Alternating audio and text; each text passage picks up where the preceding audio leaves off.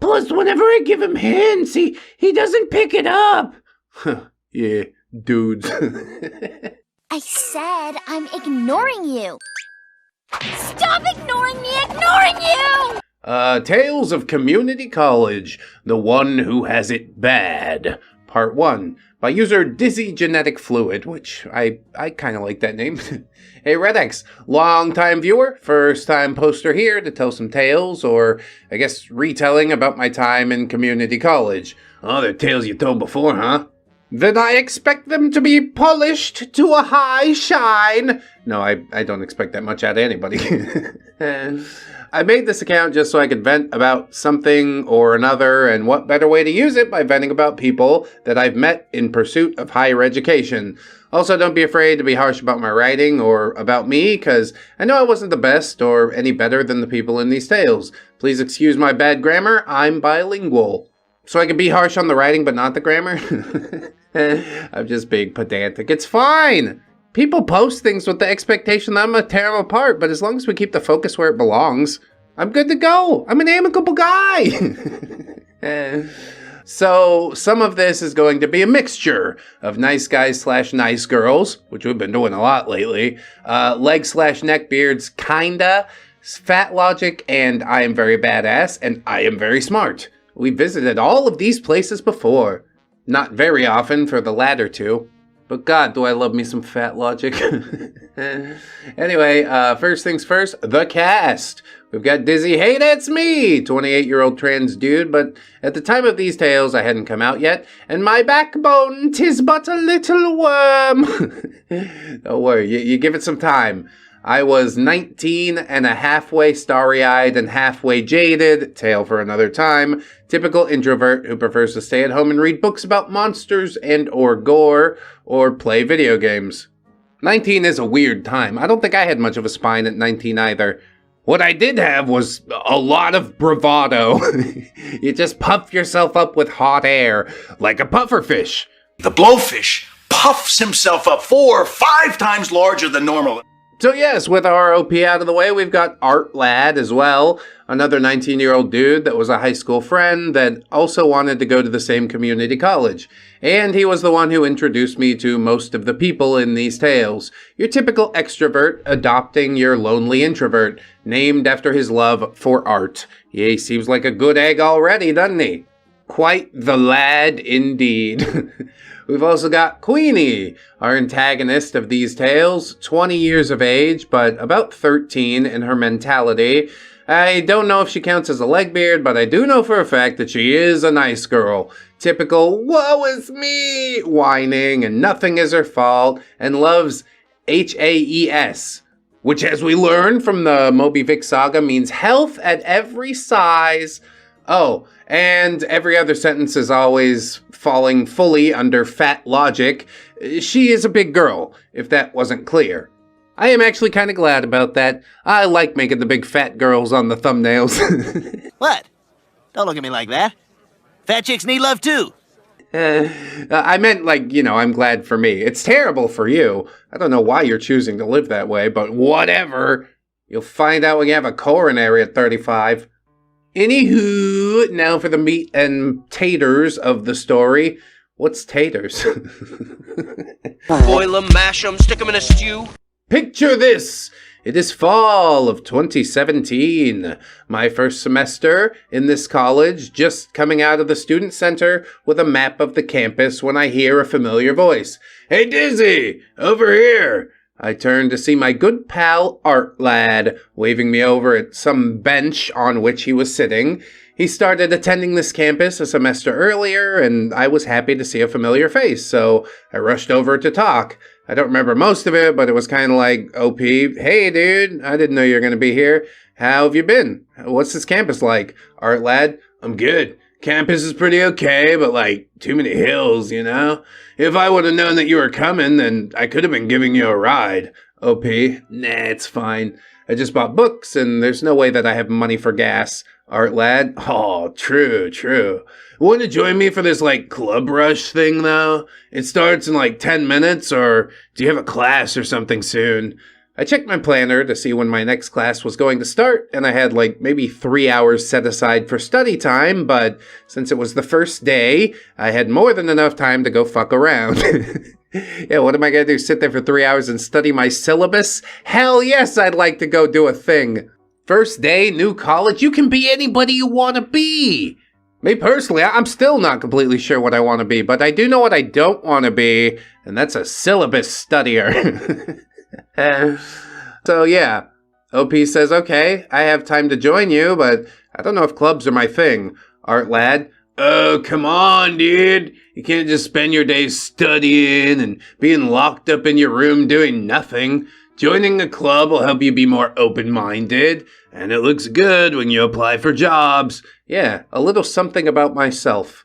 That's the true purpose of it, I think. It's just to make you seem more like a human. Which is good, but also kind of dystopian and weird. Anyway, whatever. From what I can remember from this conversation, it was a lot of back and forth of me saying, I don't know, and him trying to convince me to join, or at least view some options, when he hit me with, Artlad, plus I'm pretty sure there's a gaming club, and a book club, and maybe there are clubs that people are trying to get off the ground, so come on, dude, please. OP, you had me at gaming and book club. I always like a good story, and I thought maybe I could get some good books and video games to check out. There's no such thing as good video games these days. Actually, UFO 50 has been kind of fun. It's like 50 different mini games. If you can get over the retro art style, then there's absolutely something in there for you. Maybe tens of somethings. There's also Moonstone Island. It's like a kind of Stardew plus Pokemon plus Slay the Spire. And despite how that sounds, it's actually not a complete mess. So yeah, those are a couple good gaming recommendations. For books, just pick anything that isn't by Dean Koontz. You guys forgot I hated Dean Koontz, right?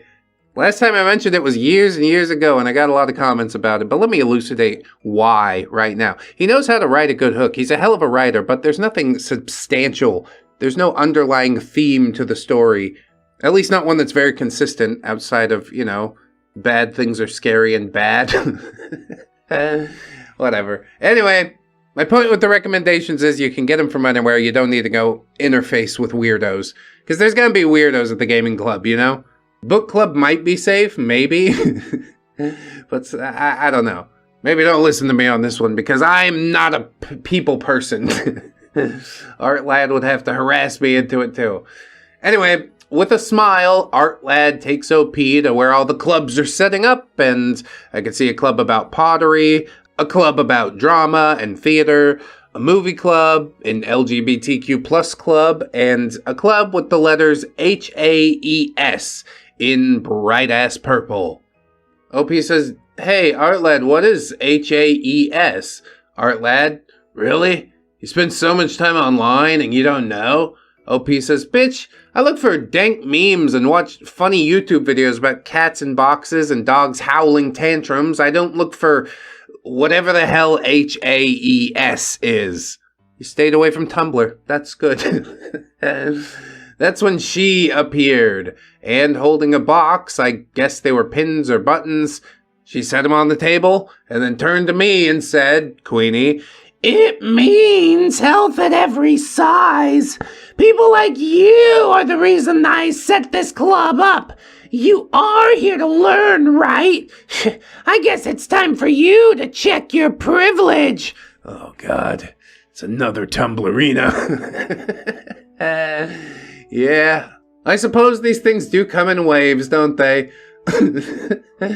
She said it in a tone that was like she's already mad, and she was eyeing me down. Again, I hadn't come out as trans yet, and I still look somewhat female, but that's when Artlad stepped up and said, hey, Queenie, nice to see ya. You really did start a club after all. Haven't seen you since Art 1 class. Queenie, Artlad, I thought you had good friends, and yet I see you with her.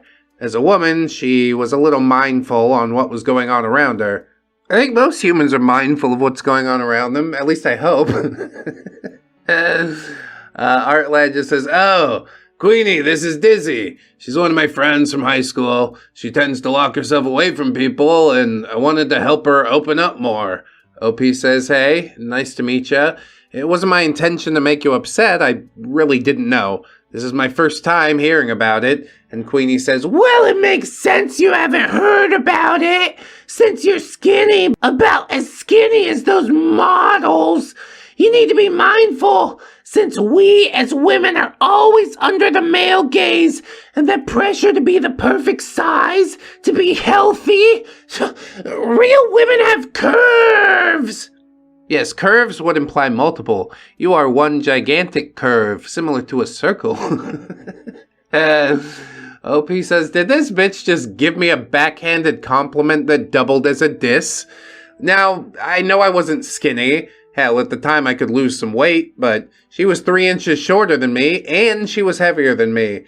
I spoke, but as I said before, my backbone 'tis but a worm, and I couldn't really put my foot down, and I hated confrontation, so to keep the peace, OP says, I'm sorry, I'm not really good when it comes to these things. I tend to go with the flow or keep it to myself. Artlad says, yeah, she doesn't watch the news a lot. Anyway, how you been? Good topic shift. Have her talk about herself. She'll love that. Queenie says, Horrible! I got a room with a lot of space, an arm room, but this man who handles all the club rules said I can't have snacks in the room because of needing to keep the room clean, like I'm dirty or something. Also, the campus has janitors, yet like he's saying I should be a maid or whatever. you do realize those janitors have a whole school to clean, and they don't want to have to, spray for ants and clean up your sticky little caramel hands. She loves caramel, don't you? I mean, everybody likes it, but she loves it. Anyway. Opie says, wait, snacks? There's a rule about food? Aren't we adults who should know how to clean up after ourselves? But I see a lot of other clubs with snacks and crap, handing them out to would-be members. Queenie. Yeah, they're allowing it for today, but I need my freaking snack to hold me off until I can get a proper meal. It's called intuitive eating for a reason. And I need to listen to my body. What if someone has diabetes and their blood sugar gets too low? Yeah, not me, but someone. It might happen, therefore everyone should get to. It's called intuitive eating. It's one of those passive processes that she does basically all the time, like intuitive breathing, intuitive, digesting, intuitive blood circulation. Artlad says, I think we can't have food because of crumbs or something. Also, I think a diabetic knows what to do when their sugars are low. Indeed. Have you met my good friend Lavender Beard? He has an insulin pump strapped to his leg. He's going to have to take his pants off to show you the pump, but do you want to see the pump? It doesn't matter if you say yes or no. He's already taking his pants off. Dude, put your pants on! Shut up! Lavender Beard's like, I missed that one, dude. What a throwback. You guys should go watch that, Anyway, Queenie says, of course a man like you wouldn't understand, but I'll let it slide since you're friends and you're just a man. Artlad, thanks, Queenie. I think. No, not thanks. Go fuck yourself. Why do you not want to rock the boat, Artlad? Do you really value Queenie's friendship? She doesn't value yours. Then Queenie goes off and says, you two really need to join my club. I need 2 more people to make it official, and one of them needs to be another man because of gender quotas, even though the whole goal is for women to break the glass ceiling. So, are you in or are you out? I'm out, and I'm just gonna say it's a good thing it's a glass ceiling and not a glass floor.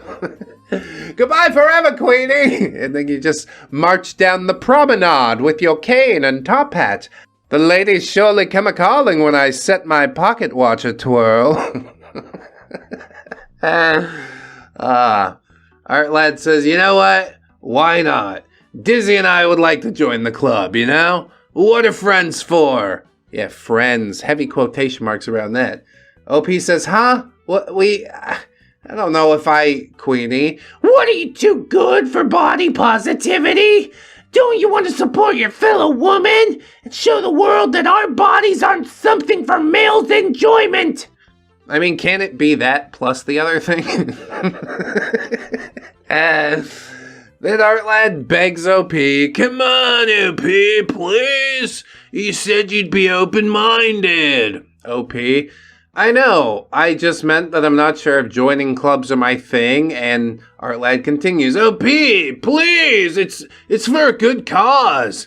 Help a friend out." This is the person that just talked down to you a minute ago for being a man. Are you indebted to her in some way? Is there something I need to know about here? I'm not going to start making suppositions about an alleged abortion, but I don't know. Maybe Artlad and Queenie were closer than we thought. You can't just spend all your time studying, doing nothing. We're in college and we're 19. It's time to have a little fun and get crazy. This could be our hippie moment, time to shine. Yeah, that's something that I never wanted. I don't appreciate you twisting my arm to get into it. I said I'd come and I would look, and I've done looking, but I'm not ready to commit to anything, okay? You said it's time to have a little fun and get crazy. It's not going to be fun, and she is not the type of crazy that I'm into. OP says, "During high school, I retold stories about my dad being a hippie and fighting for free love in his home country and how crazy his time both in school and in college were. I've also expressed how cool it would be to be a part of that, but I didn't express how I felt that maybe I wouldn't be up to the task, and I always wished deep down that I could stand up for myself. Do it, right now. This is the universe testing you, is what it is. Are you going to fight for your right and break the mold?" Probably not. That's why it's a series. Artlad always supported me on that idea, and he said if there's a moment like that, he'll help me jump on that chance. At the time, he did convince me by him saying, "Your dad would totally be proud of you if you did it." You do not... Oh, man. That's low. That's real fucking low, isn't it? If I was hippie dad, I wouldn't be proud. When the counterculture becomes mainstream, when, body positivity is the message being pushed by media and such, you're not being a revolutionary, you're being a useful idiot. But okay, people find meaning in different ways, as I've said. Your dad totally would have said yes. Yeah, fuck you, bro. No longer Artlad, he's Art Nerd. Get out of my face. I don't need either of you. But I don't think OP's as bristly as I am. OP says, "I really looked up to my dad, and I still do. So when he said that, I said, okay, fine. I'll join since it's a good cause. I mean, if I'm not too much trouble." Queenie, Not if you don't check your skinny privilege and don't let others have bad speak, then we'll be fine. That includes you, Artlad." What the hell is bad speak? It's like a grug post, but in real life. "OP come, make bad speak to Queenie Grug. Art Grug twist OP's arm on Queenie behalf. Queenie Grug is puppet master." Artlad says, "No problemo, Queenie. We'll be good. No bad speak. Right, OP?" And OP nods in agreement. Queenie, "Good. As club president, my word is law, and you must follow the club rules. Understood?" Oh boy, this is gonna get nasty, isn't it? OP and Artlad say, "Yes, ma'am," and that's where the first part ends. Thanks for reading this tale, and I hope it's good, because I'm not a great storyteller, but I hope you drink lots of fluids, not Mountain Dew, and I'll see you again in my next tale. With peace and love, Dizzy out. Yeah, I like how you crossed out Mountain Dew. You can drink Mountain Dew if you want. I don't think the story was terrible. It was written strangely in parts, but my brain was able to easily translate it in a way that made it come out of my mouth easily, so I didn't get super frustrated. So yeah, there was a coherent narrative. I'm interested to see what the club rules are going to be. Probably everybody come feed Queenie. Queenie hungry. So yeah, we'll dive into part 2 today, and I don't know if it's just 2 parts or what, but I'm looking forward to part 3 if it exists at some point in the future. Don't beat yourself up too much, OP. You're doing a great job. Let's continue on. Tales of Community College, the one who has it bad, part number 2. I don't quite understand the title yet. Who is the one that has it bad? Is it Queenie? Is it OP? Maybe it's everybody. Maybe this title's way deeper than I thought. Anyway, hey, ReddX and the people of ReddX Industries. I'm here, back, continuing the tale of Queenie. I found some old journals that I kept, i.e. suck at cleaning. And I usually only write when I feel either overwhelmed or sad or angry or just really stressed. I still journal as a form of therapy, and these journals, yeah, oof. I wrote a lot, and I didn't realize that I missed out on a lot in the last story, so I'll add more clarity in this one. Also, my last story was kind of short, so I'll try to explain things better. Again, please excuse my poor grammar. I am bilingual. The journal thing is like far too relatable, you know? First, let's remember who's in this tale. Dizzy, Artlad, and Queenie. Hey! It looks like the descriptions are different, so I guess I'll read them. Dizzy is 19 and ROP. Just became Queenie's BI and... I became a member of a club. A geeky introvert who's a trans egg not ready to come out just yet. Artlad, also 19. Dense MF, a good friend from high school. Yeah, I liked him at first, and then all of a sudden, why do you behave this way? Anyway, he loves art, and he's the one who introduced me to the club president, Party Hardy Extrovert. More on that in future tales, who adopted the introvert. Yeah, and then dragged the introvert into a shit pile. This is not the type of extrovert you want. You need to find yourself a party demon, whoa! Queenie is our club president. Her club is the Healthy at Every Size Club and just wants to spread body positivity. 20 years of age, but mentally about 13. Story's antagonist. She's not really that bad in this tale, but she will be soon. There are also some minor characters. Best Bro, 19 as well. Artlad's best friend since first grade. He's only mentioned in passing, but he'll appear in future stories. And Sourface, 21 years old and a big boy. One of the members of the club, and named like that because he's literally the only guy that I know to have resting bitch face. His appearance is brief, but he does come up at times for a reason, but spoiler there. Maybe a neckbeard, but he doesn't smell bad and actually hates facial hair. He's another person that I got stories about, though.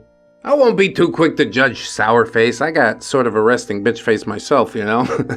He's sitting around the dinner table just thinking, and wifey's like, what's wrong? Are you upset? No, I'm just thinking about the two-sum problem in Python, and she's like, oh, okay, well, great.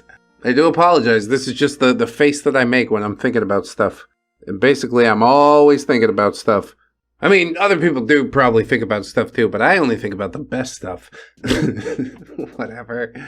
Now for the meat and taters of this story. What are taters again? Boil 'em, mash 'em, stick 'em in a stew. Where we last left off is when Artlad convinced me to join a type of club that's run by a person that he met in the classroom over a semester before. Since I'm new to the campus and he's the only one I knew at the time, I let myself be bish-mated. Yeah, a little bit. But to be perfectly fair, Artlad also seemed pretty bitch-made right now. And OP wants to clarify that she is censoring, so ReddX can have YouTube loot. I do appreciate that. We can sprinkle in the curse words, that's fine. It's also not that hard to just say something slightly different, which you did. Okay, anyways. So I agreed with the power of using my need to make my father proud and wanting to recreate something that my father did in his youth, and I agreed to Queenie's My Word is Law. And that is where we will start our tale. OP, so where's the rest of the group? Do you got like a vice president and a treasurer? Aren't they here to help you out? Queenie? No, they said they had to go to class right now. I'm all alone here with no one to help. Artlad? Well, we could help you. Now, since we're part of the club and got some free time, we could totally help you. Yeah, totally, both of us together. Actually, I do have a class, I forgot. I'm gonna go read my syllabus. I'm backing out of this one. OP says, yeah, okay. I mean, I literally do have a few hours before my next class, so just tell me what I have to do here. Queenie, well, I still need to bring some pins, pamphlets, and stickers here. But just one person come with me, and the other one stay here and watch over the booth. Why does it take two people to go get the stuff? Can I ask? Oh, she wants to smush Artlad in the closet in multiple senses of that word. Artlad says, "Oh, OP could help you with the pamphlets and stuff. I could stay here and man the booth." I remember Queenie's face dropping from hearing Artlad's idea, like she wanted me to stay and for him to come with her. In my journal, I noted that Queenie's expression was so noticeable, and yet Artlad did not pick up on her reaction. Yeah, there's dudes for you. Men, we don't know what we did. So since I still thought of myself as a girl, I thought I should go with the girl code of me trying to fix the situation or wingman her. You are feeding your supposed high school friend to a ham beast from the depths just because you're purportedly the same gender at this time. Girl code's not a thing. Bro code's not a thing. It's just something that people bring up when they want to manipulate you into doing the thing that they want to do. Like if you legitimately wanted the wingman her, go ahead, you know? Maybe they could be real happy together, but to do it in the name of girl code, I'm not going to buy that one. OP says, are you sure, Artlad? I just met Queenie, and I feel like she's more comfortable having a familiar face coming along. Don't you agree? And Artlad said, what? Nah, I'm sure you and Queenie will be fine. Plus, you hate meeting people alone, and no offense, but you suck at small talk. Well, I love talking to people, and I love creating new groups to hang out with. That's right, he's the only one actually reasoning this out, divvying up the jobs by stats and whatnot. His charisma, obviously, 6 or 7. That's the guy you want at the booth, trust me. OP says, so much for me trying to wingman Queenie. Speaking of, she was just not okay with me going with her and really did want Artlad to come. That's when I picked up that Queenie possibly maybe might have a little bit of a crush on Artlad. No, you don't say. To give an idea, Artlad was quite tall. He's like 6'3" to my 5'8" height, and he's not bad looking either. At the time, Artlad was an art student, and he was getting a degree in art. His best art pieces are his paintings that he does during his nature hikes. He's very active and has a runner's body. Combine that with him being an extrovert, and yeah, he tends to get dates pretty easy. But they don't last very long. And at the time, I didn't know why. So I looked at Queenie and asked, well, is that okay with you, Queenie? Are you good with his idea? Queenie rolls her eyes. I guess. Just don't ruin the display, okay? I want it to look nice. Well, it'll look a lot better with me standing behind it than you. Now get to scooching. Artlad says, what? OP ruining a display? Nah, she's studying graphic design. That's like a Catholic eating meat on a Friday. I don't know if I'm fully picking up what you're putting down, but okay, now we know OP does graphic design. Queenie says, whatever, let's just go. We only have a couple of hours for this club rush. So Queenie and I start heading out to get the rest of the stuff when I hear Artlad say, you better not talk crap about me. You may not like hanging out with people, but that doesn't mean you can gossip about them. OP smiles sickly and says, no promises. It's just girl talk anyway. As soon as we're out of sight, that's when I look at a very salty Queenie. Oh, she totally does like Artlad. I may be an introvert, but I'm Mexican and I love chisme. And I was feeling like a bit chismosa. Ang babae ng chismes ulit. Yeah, that's one of the words that the Spanish left behind here in the Philippines. So OP says, I may not really know you all that well, but I do know when someone has a crush on one of my friends. Come on, you can tell me. I know he's single. I'll even put in a good word for you. Queenie said, so, it's not like he likes big girls, women with curves. Plus, whenever I give him hints, he doesn't pick it up. Yeah, dudes. I said I'm ignoring you. Stop ignoring me, ignoring you! He might be into big girl. Do you ever ask him? She probably notices the people he goes on dates with. But you never know. You try and shoot your shot. He might roll you in flour and try to find the wet spot.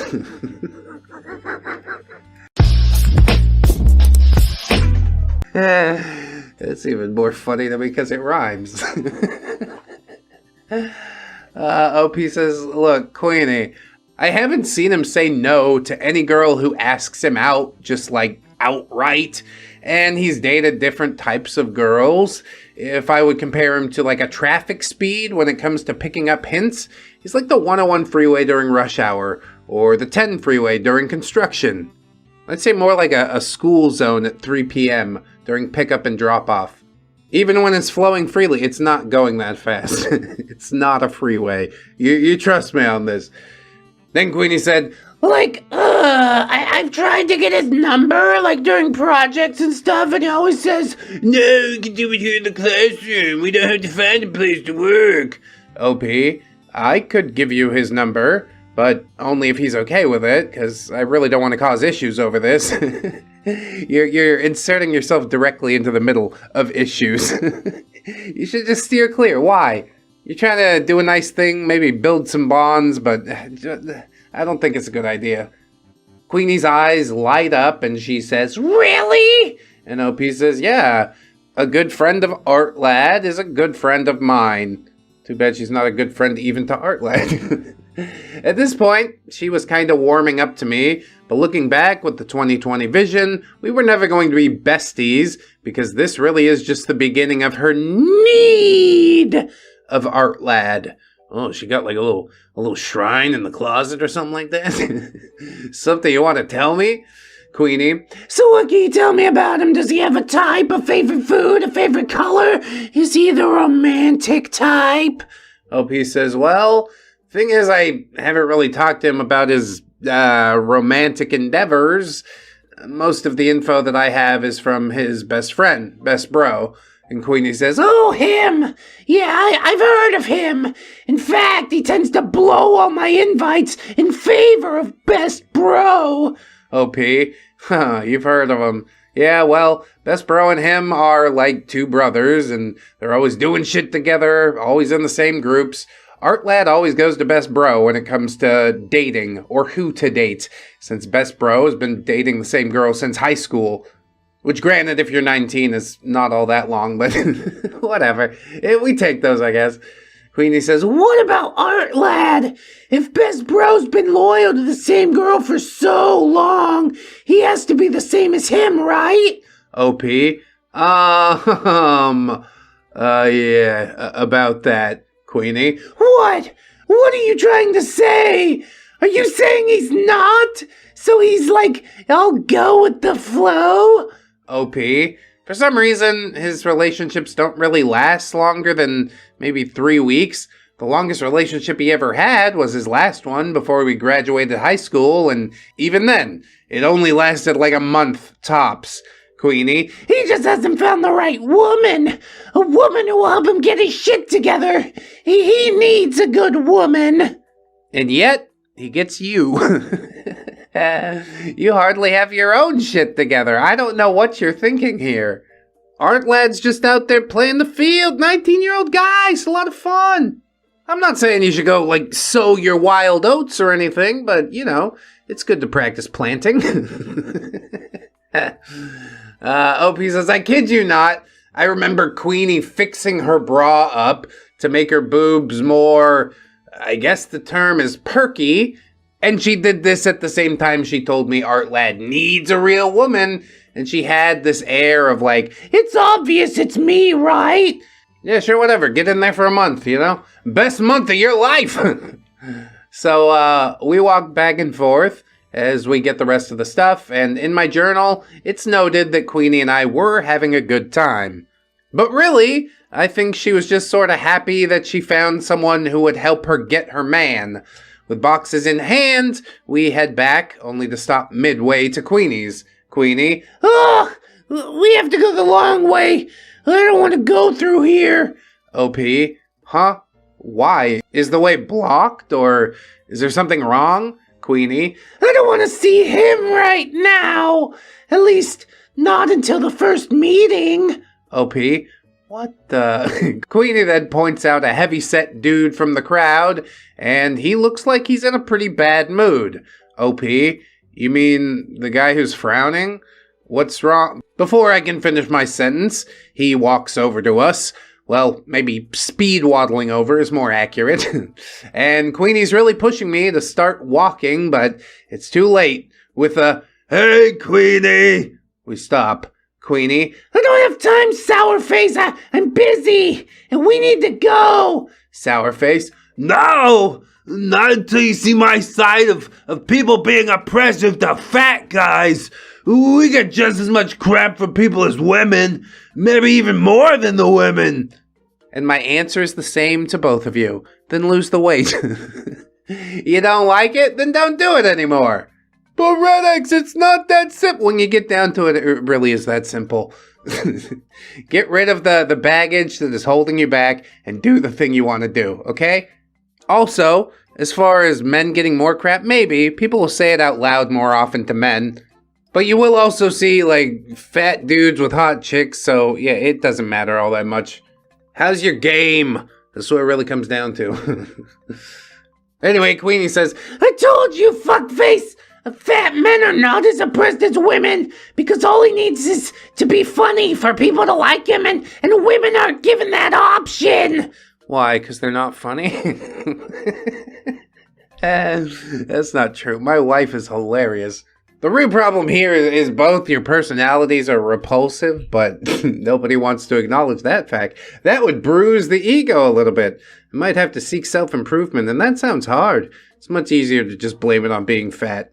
If I never change being fat, then I can always blame it on being fat.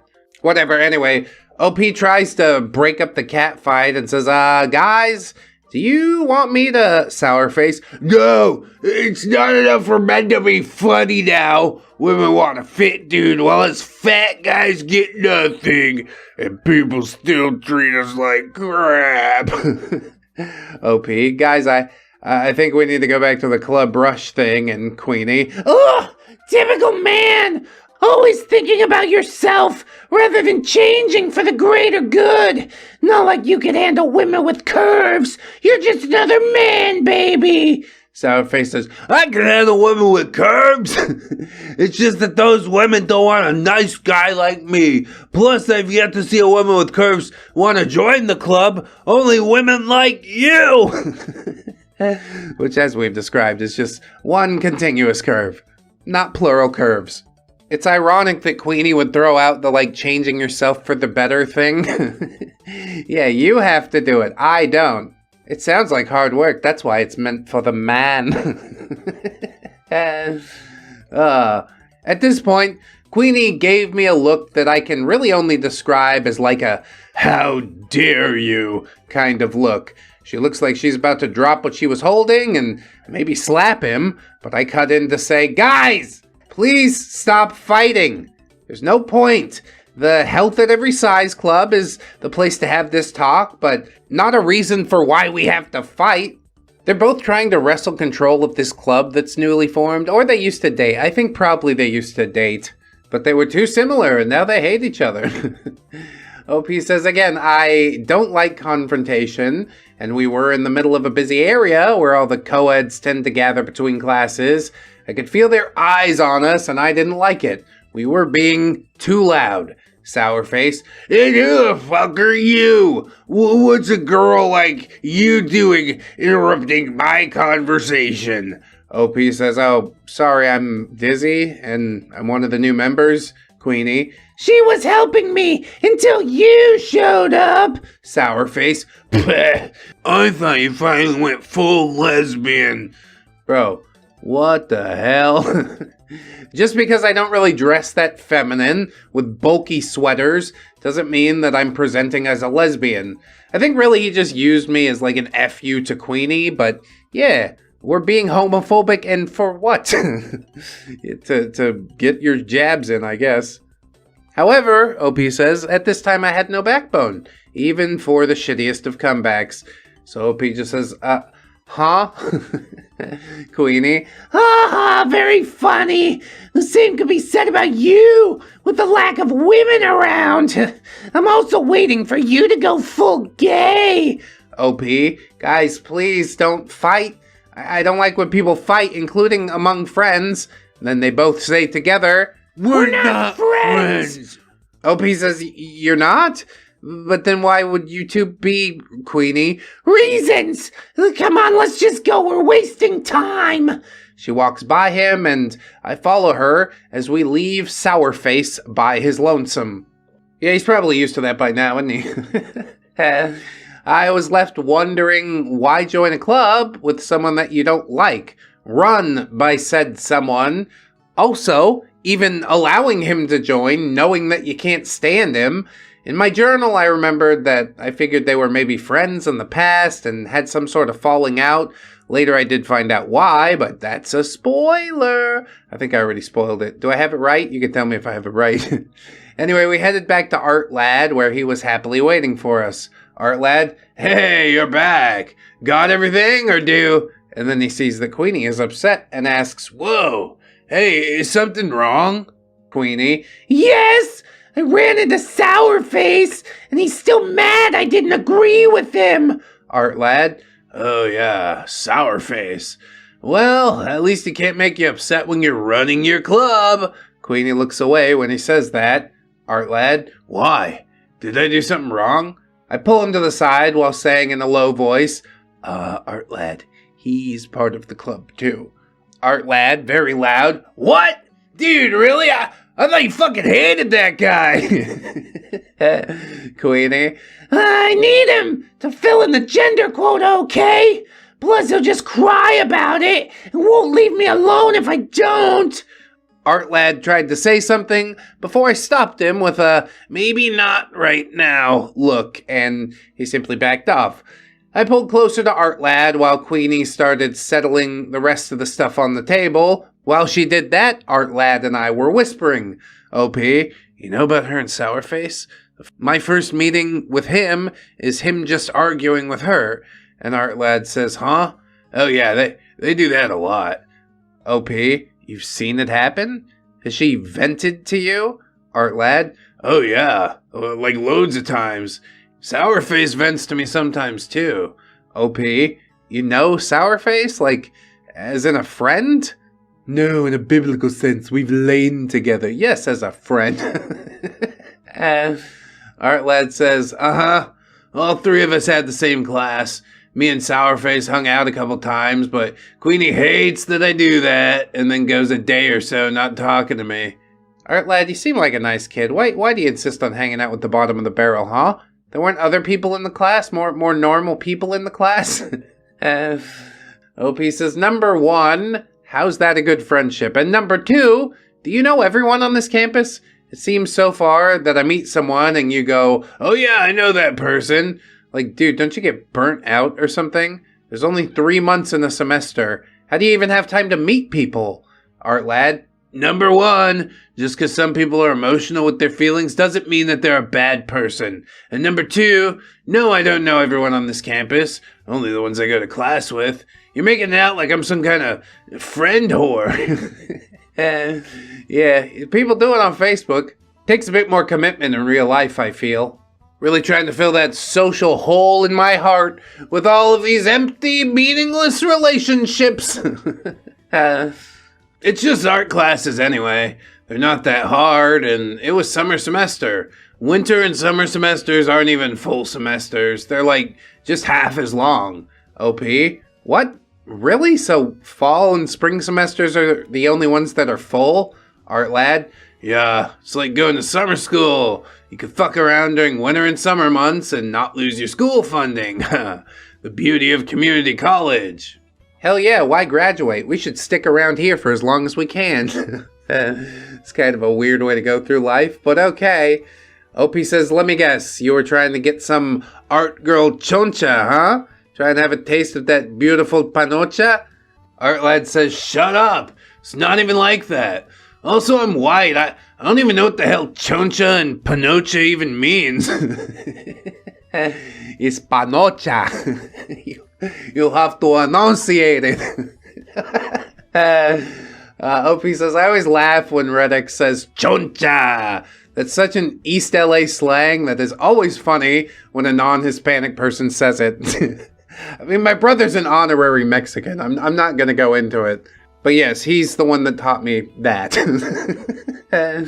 I'm sure y'all know what choncha is, but panocha in Mexico is actually a cone-shaped block of brown sugar, but it also is slang for, choncha. As I try not to laugh my ass off, that's when I hear Queenie. Hey guys, are you going to help me or just stand there and talk? I actually did want to talk for a few more minutes, but I'm going to put that panocha in my pocket for later. And OP says, oh, sorry. And Artlad says, we'll be right there, Queenie. By the way, did anyone want to join while I was gone? Artlad, maybe one. I tried to explain what the goal of this club was by explaining what HAES means. Queenie. And how did you explain it? Artlad. Oh, easy. I said that sometimes we don't like how our bodies look and wish we could look like the people in the movies. Then I said, just look at me. I wish I could look like Bruce Lee, but I made peace with my body, and you should too. He ended with the biggest smile on his face, while Queenie says, ugh, typical man.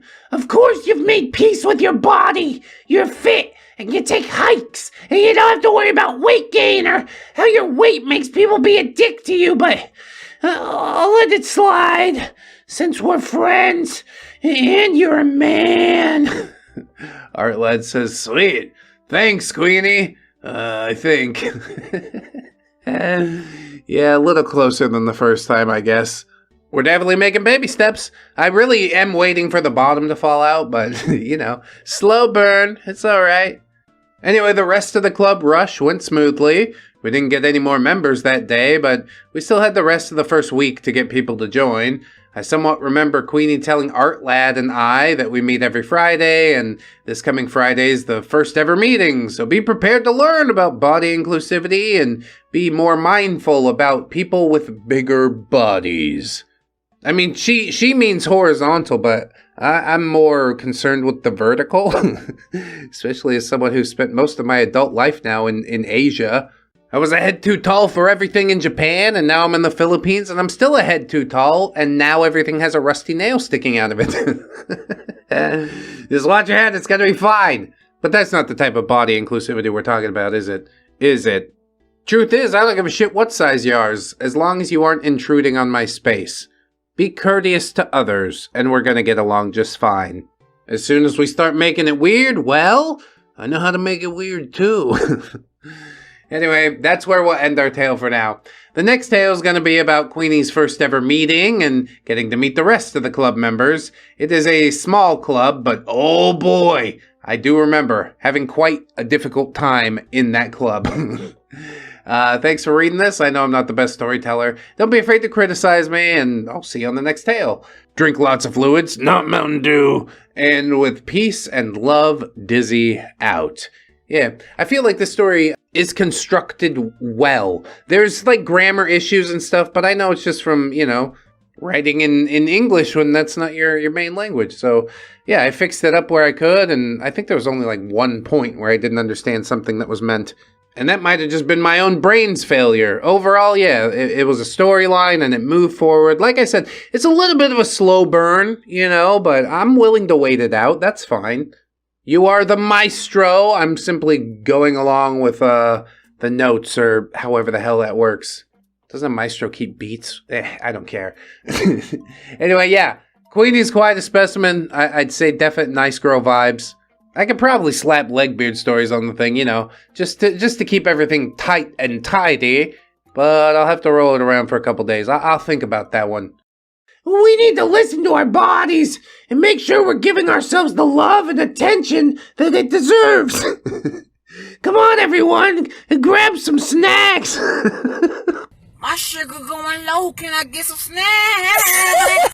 Tales of Community College, the one who has it bad, part 3. Hey, ReddX and readers, I'm back for another tale about Queenie and her little club. I finally have time to give you guys the third part of me being pushed around. I haven't razzed you too much for it, though. It's mostly friggin' Artlad that's pulling OP and all this crap. Anyway, before I can continue, I would like to clarify some things that my poor grammar made it seem like one thing, but it's not that thing. First, my father is not dead. I don't know if I presume that. I guess I did, because he brought up, like, the memory of your father. In fact, he's the one who helped me get into college, and he's still very much alive and well. Sorry if I made it seem that way. My father has helped me with a lot of bullshit, and he's the type to give up the shirt off his back if you ever needed a shirt. And sometimes people do need a shirt.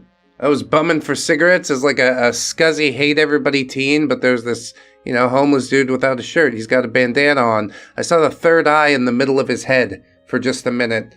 So I did everything I could for him. I gave him the shirt right off my back, walked home shirtless, grabbed a tent out of the garage, and brought it back with like a sandwich. I don't know what happened to him after that, but best of luck out there. It's tough times, even back then. Truth is, I don't despise the entire planet deep down. Sometimes you can see when somebody truly needs help. And I'm glad to put a hand out and help you, but, don't come back asking for more every time, then I regret it a little bit. Sorry, what were we talking about? Well, there I go rambling again. Glad to hear your dad's alive. One of many reasons my mother married him, she says. Yeah, women want a manly man, but he also has to know how to be giving sometimes, right? Better to give than to receive, right? It's almost Halloween, and that means it's basically Christmas in the Philippines.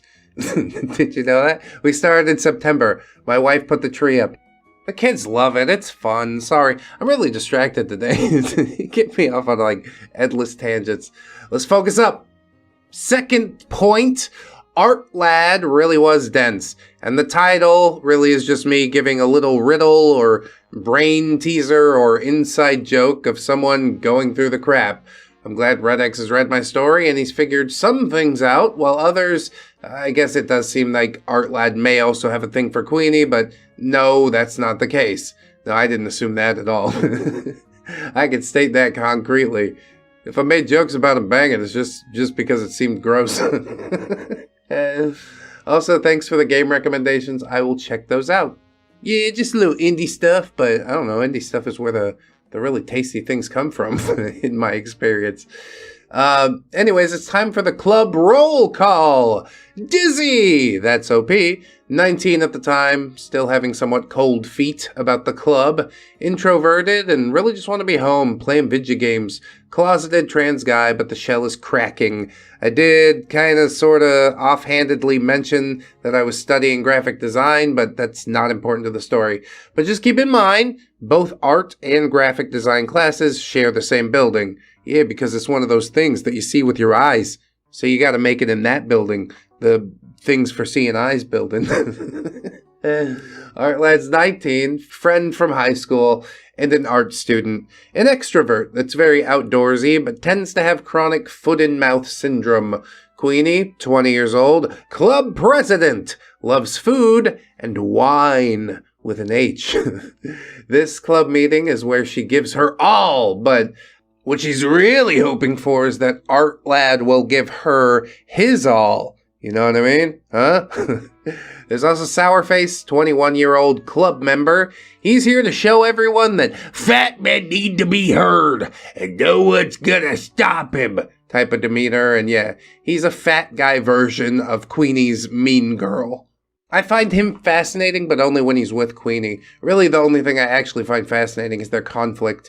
There's Miss Mall Doll, 20 years old, and the club vice president, one of Queenie's yes men, and named Mall because she really didn't like me, and Doll for the fact that she was really shaped like one of those Russian nesting dolls. Pear-shaped, I believe it's called. And yes, Muy Mal, okay. I thought this was somewhere in Spain, but I couldn't be sure, so I didn't say it, because Mal is it's still not completely locked down, but I'll venture a guess now. OP might tell me at some point. Just don't, be too specific with it. There's also Cherry, 22 years old, the club's treasurer, and the only sane one. And one of the most normal when it comes to talking to people. She's named for the fact that she always wears red lipstick and dresses like she's from the 50s. Oh, kind of rockabilly chick. I'm into that. Her body type is that of a plus-sized hourglass. See, them rockabilly chicks, they know how to get it, right? They put their biscuits and gravy where it belongs, goddamn! It's amazing to me how far, style and sophistication can take you. Good for Cherry, There's also Bon Bon, 21 years old, a club member, and the other yes man for Queenie. She's the same height and body type as Queenie, and the reason Bon Bon is the name that she was given is because without fail, she always has some kind of sugary drink or snack. Wait, I thought that's not allowed in the club rooms. You're gonna get us in trouble, Bon Bon. There's also Best Bro, 19, and Artlad's best friend. He doesn't go to the community college. Instead, he's going to the university that's on the other side of town. He's not in the club, but he is in the story. Oh, he's gonna look down on the community college kids, huh? I almost completed one semester and I'm proud. Okay, so everybody is accounted for now, and the meeting is in session. So it's Friday, and the whole week has been very busy.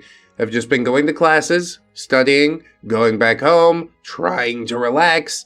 Queenie hasn't come by to talk to me, to tell me about getting all the pamphlets and giving them to people, but Artlad was more than willing to play messenger boy for her since we are in the same building. I think it would be a lot easier for all of us to share our phone numbers, but Queenie doesn't like that idea, and Artlad always says, "No, it's fine. She always stops by my classes either before or after the lesson and tells me what she needs from you. Yes, like handing down a royal decree. Go, my flying monkey. Bring my orders forthwith." OP says there's really no point in arguing with him since, dense as a brick wall. In between me studying till late at night for some projects and developing a coffee edition, preach, I would say that college life has been pretty easy at this point. I've also been texting some friends during my downtime, and one of those friends was Best Bro. Our conversation was years ago, but this is like the gist of what we said to each other. Best Bro, "Hey dude, are you alive? You haven't crossed to the other side from studying too hard, right?" OP, still breathing. Though I do kind of wish I crossed to the other side, and then maybe I wouldn't have to worry about student loans. But anyway, how's you and your girl? Best Bro, "Awesome. Me and my girl doing really well. Actually, I was wondering if you want to, hang out with me and Artlad after your whole fatty club thing." Fatty club thing? Love it. Best Bro is a vibe. OP says, only if it's somewhere that I can recharge mentally. Being with people just drains me, and meeting new people takes a lot out of me. Honestly, same. Best Bro, how about that old coffee place near your guys' campus? Artlad wanted to check it out. He told me that he thinks it's a good place to take my girlfriend there, if she wants. Are you in or out? OP, a quiet place where you can drink coffee and read a nice book. Sounds good. I'm in. Do you actually bring a book? I bring a Kindle everywhere. It's basically the backup for when the Steam Deck runs out of batteries. It gave me no warning at all that the battery was about to die. It just died. OP says, "Cool. I'm surprised you joined the club since, you hate being outside your room." OP, I don't hate being outside. It's just that outside doesn't have my video games. Yeah, I think we understand each other well. Best Bro, I thought you were going to be open-minded. OP, about me going outside or me meeting people? Best Bro, both. OP, yeah, maybe. But probably not, though. The club was at the other side of campus, where they held all the lecture halls, and I was starting to chicken out from going to that first club meeting and then officially becoming a club member, but Artlad was right there, waiting for me. Artlad, Sup, OP?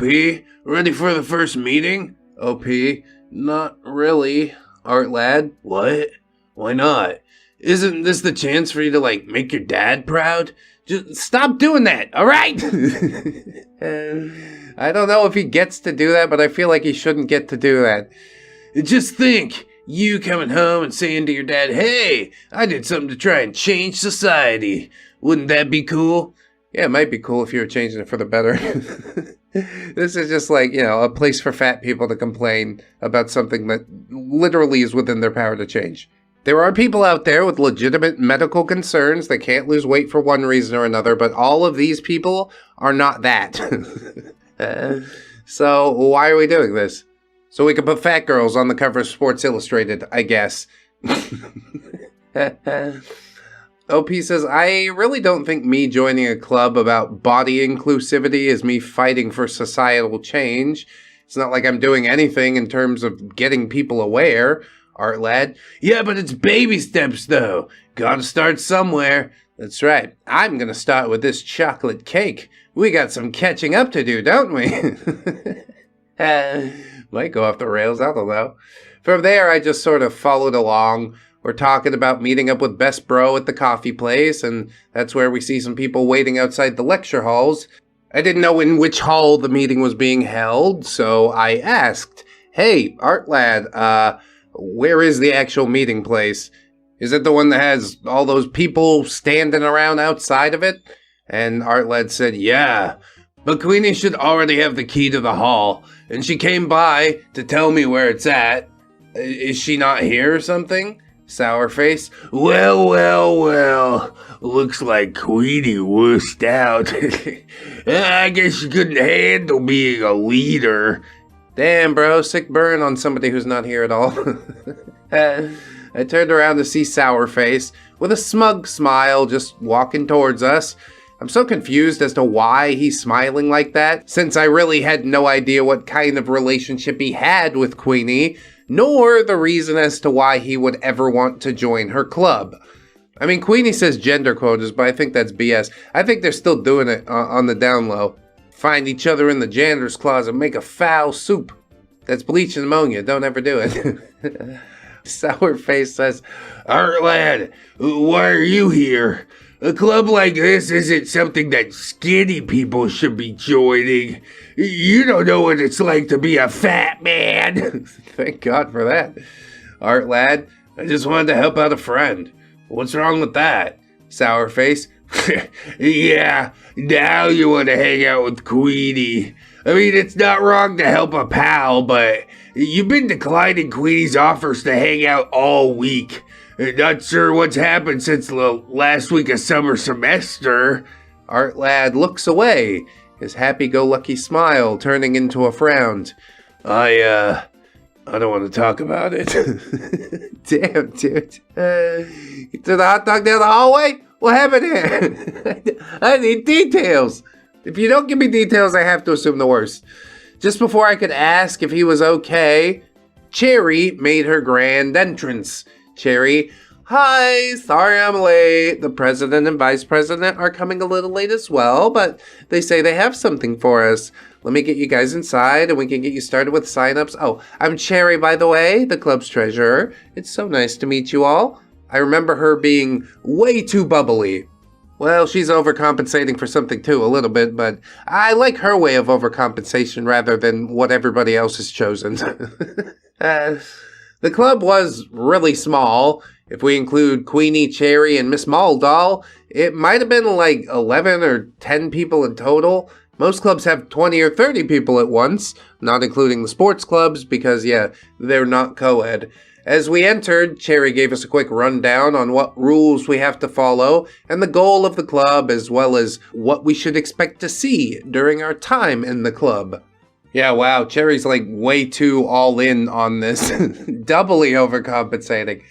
Cherry says, the one problem we have is we don't get funding from the office due to the size of our club, and we're considered more of a social club than an awareness club, so we might either do fundraising or pay up front events. Yeah, we might, maybe, if we get around to it. It is a social club. Sourface says, what? Pay up front?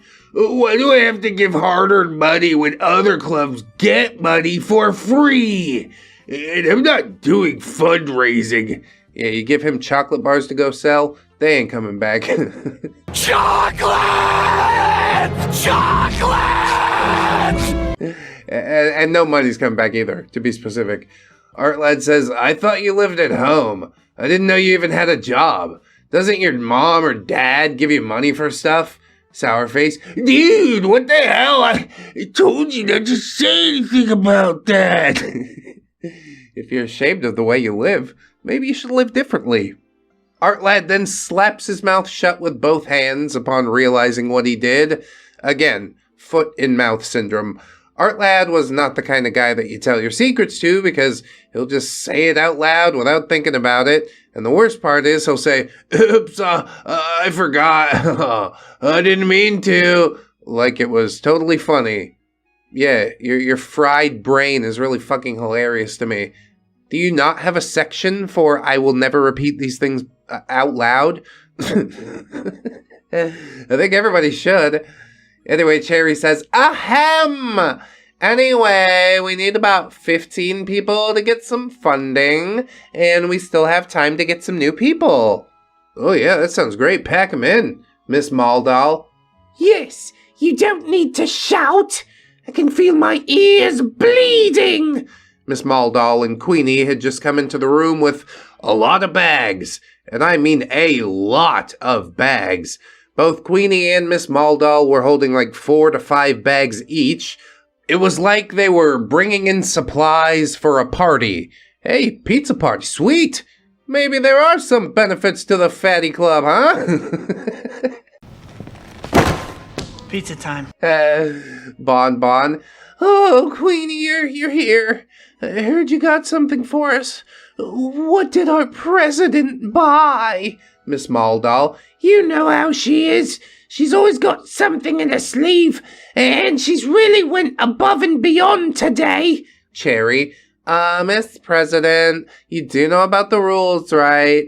I hope it's what I think it is. Is it? Queenie. Come on, Cherry. There's nothing wrong about breaking the rules once in a while. Plus, it's part of our meeting. Cherry. We only get 2 hours of club time. How is having bags of something being a part of HAES, Miss Maldal? Everything! Come, Queenie, and let's show them what we have! It's just like endless little Debbies, I know it. With that, they dump everything out of those bags, and all I saw was just this big-ass pile of snacks. There were snack cakes, Oreos, cookies, chips, bags of candy, fruit snacks, just so much. For a party of like maybe 50 people sitting on top of the teacher's desk. I know I could be a real fat ass, but even I know that is just overkill. Yeah, a little bit. I was just sitting there with mouth agape from seeing the snack food mountain. Yes, it pales in comparison to the butter tendy mountains. But everybody likes an oatmeal cream pie now and again, don't they? Artlad says, damn, Queenie, you brought enough food for the rest of the semester. That is like a whole lot of food, Queenie. Of course you think it's a lot. Always starving yourself just to be skinny. And then again, you are a guy. You just burn it off just from breathing. Yeah, that's because of all this robust musculature and also my big manly brain. Sourface, that's not true. I don't eat much and I'm still overweight. I have a glandular problem and people don't believe me. I mean, I guess all that remains to be seen. I'll believe you like surface level until I see you dive into that snack cake pile just like everybody else. Cherry says, if both of you are going to start fighting, I'm going to have to ask you to take it outside, while the rest of us who know how to use our indoor voices can actually talk about the club. Oh, see, overcompensating again, Cherry, because she's the treasurer, not the president. But she still wants to, take charge, whereas Queenie, the actual club president, wants to let everything spin out of control. There's many good conflicts going on in this story. I'm liking it. Bon says, yeah, Queenie, you're the president, and you shouldn't take crap from anyone. Miss Maldal, yeah, Queenie, he's just trying to get on your nerves. Woman up, girl. Queenie, you're right. She relaxes a bit. Today's our first ever meeting, and what we're supposed to be doing is introducing ourselves and telling the club why you wanted to join. So one by one, everybody introduces themselves and gives their reasons, and then comes Sourface. Sourface, yeah, I'm Sourface, I'm 21 years old, and I wanted to join because I wanted to tell a real story about fat oppression. A story that our club president could never understand. Not like she cares at all. And I'm the best shoulder to cry on if you need to vent. Queenie just rolls her eyes at this and says, okay, thank you. Who's next? Before pointing to Artlad. Queenie, how about you? Tell us about yourself and your reason.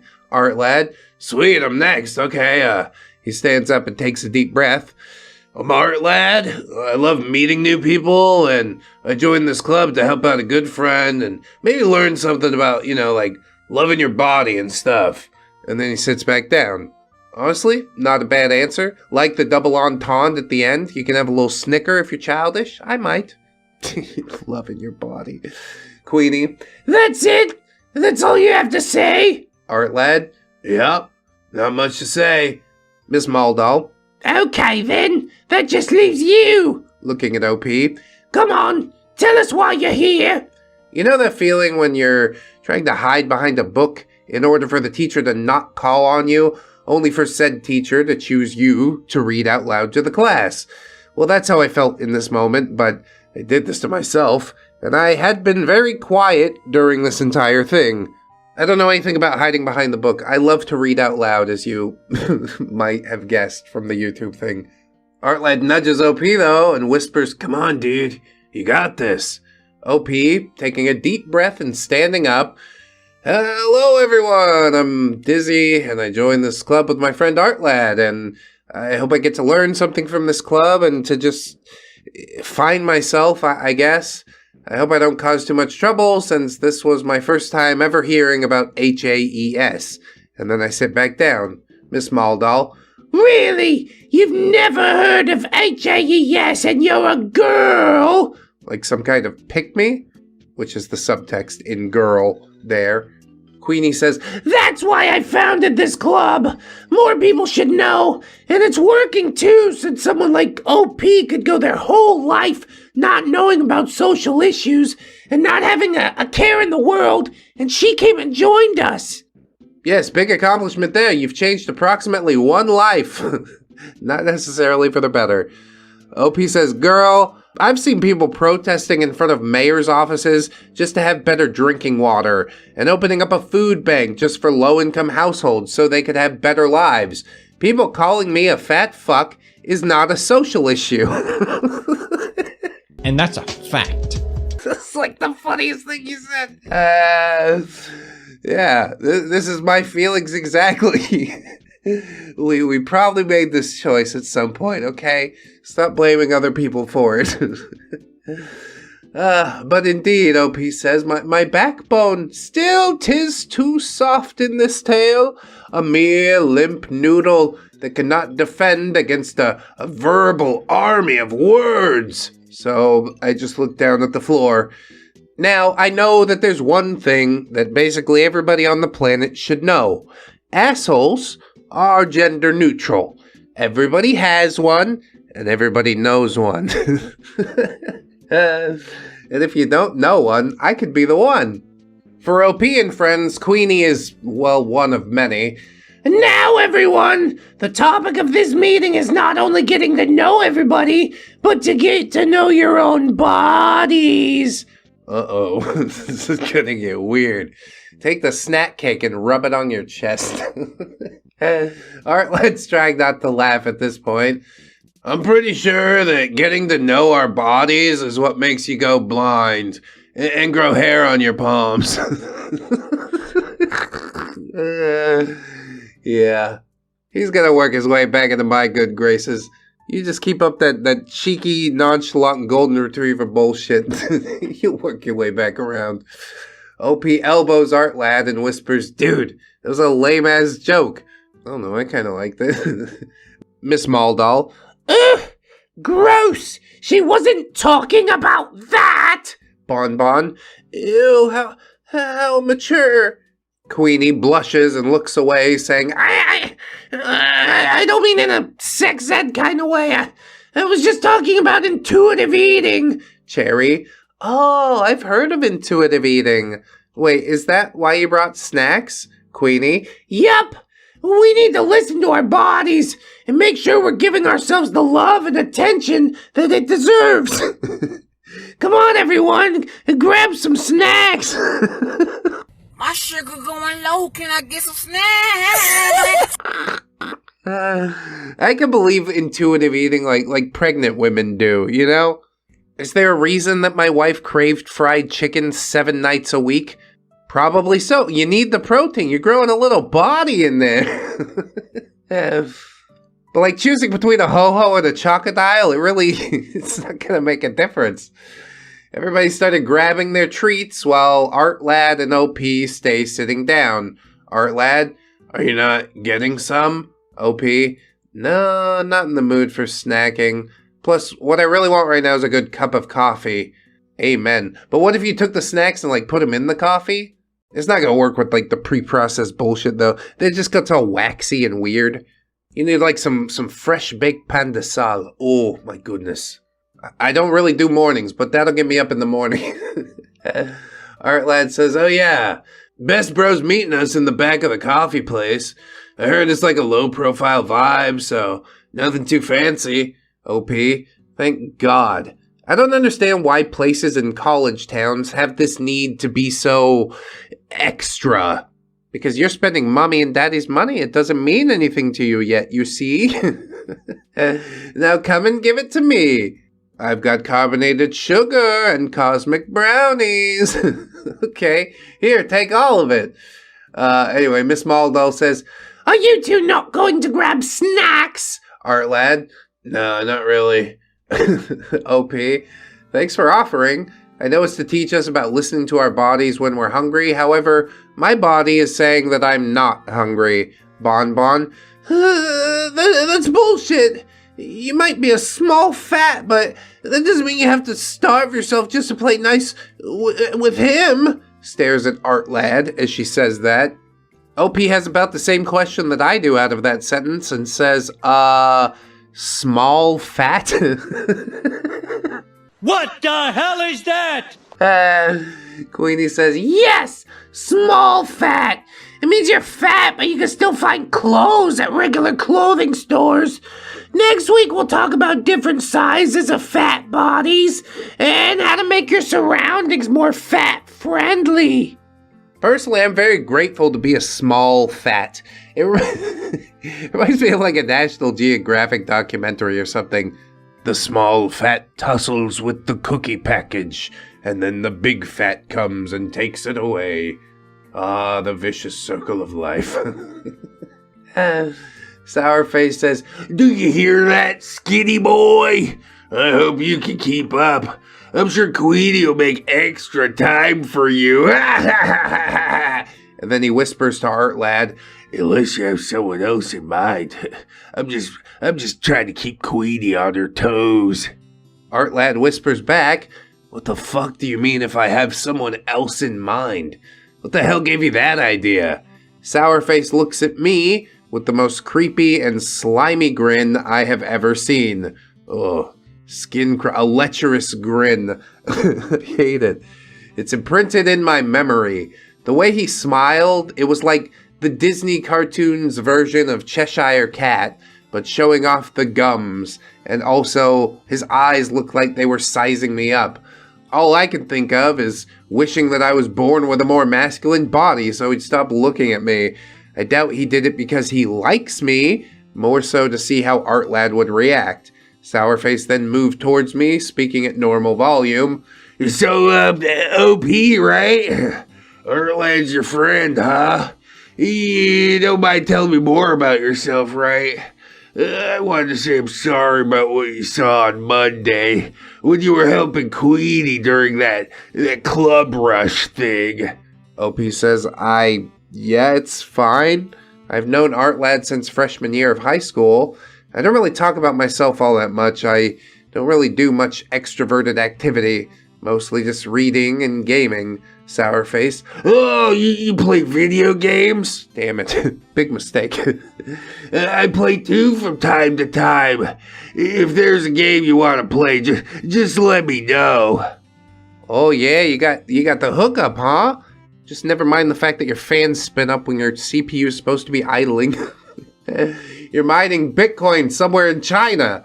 Yeah, whatever. Free games is free games. You get what you pay for. So it's around this point that Sourface gets really close to OP. Like he's 3 inches away from me, and I could feel his hot breath on my forehead. Did he have halitosis? I'm just looking down, not wanting to make eye contact anymore. I am frozen. This is the most fear I've ever felt, and I've been in situations where people made me feel off. Artlad says, dude, what are you doing? Can't you see you're making OP uncomfortable? OP, could you please give me some elbow room? You're kind of in my personal space here. Good, little bit of backup. See, Artlad, he's gonna turn it around. It's fine. We're all about forgiveness and redemption on the ReddX YouTube channel. That's a fact. Sourface then moves away from OP and stands next to Artlad. What? I was just talking to my fellow club member. Or maybe you want to be in her personal space. Artlad, no. Me and Dizzy are just friends, more like siblings, really. OP, I think it's more like cousins twice removed. Artlad, yeah, that exactly. Sourface, looking confused and raising an eyebrow. Aha. So, nothing more? OP and Artlad. Yeah, dude, nothing more. Then Queenie interrupts and says, Sourface, stop being mean to Artlad. He was just sitting there. Dizzy, you shouldn't just sit there and not have a snack. Live once in a while. Or maybe you're just too brainwashed from fat phobia bad speak to be woman enough to get a man with your personality. Again, with the backhandedness. I don't think that's backhandedness, OP. That is front-handedness. Also, my personality doesn't land me in the ongoing turf war with a guy who's basically a male version of me, but my spine is not shining through, and like a good little bitch, all I said was, I'm not hungry. Also, I never wanted a guy at all. That didn't cross my mind. Cherry, yeah, girl, who needs relationships when you can be happy with numero uno? Self-love is important, you know? With that, I do agree, with the stipulation within limits, okay? You can't just do whatever you want all the time. That's not self-love. Self-love is ensuring that you make it to retirement age. Respecting the body and the gift of life that you've been given. Whatever. It's another video, I guess. Sourface says, whatever, and lowers down to Artlad's eye level and says in a low voice, I don't know what your deal is, but I know you're up to something.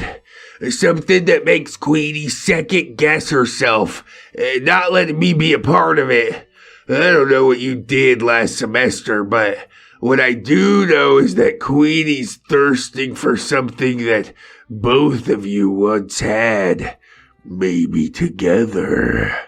Yes, maybe, but he'll never admit to that. Artlad just sat there, stone cold, and Sourface walked away. While I'm sitting here just as confused as Bugs Bunny after taking a wrong turn in Albuquerque, how much damage can you do in just 1 month and 2 weeks? I mean, it was probably low, but I was just close enough to hear what they were talking about, and it seems that Artlad did something, but Artlad wouldn't hurt someone like that, right?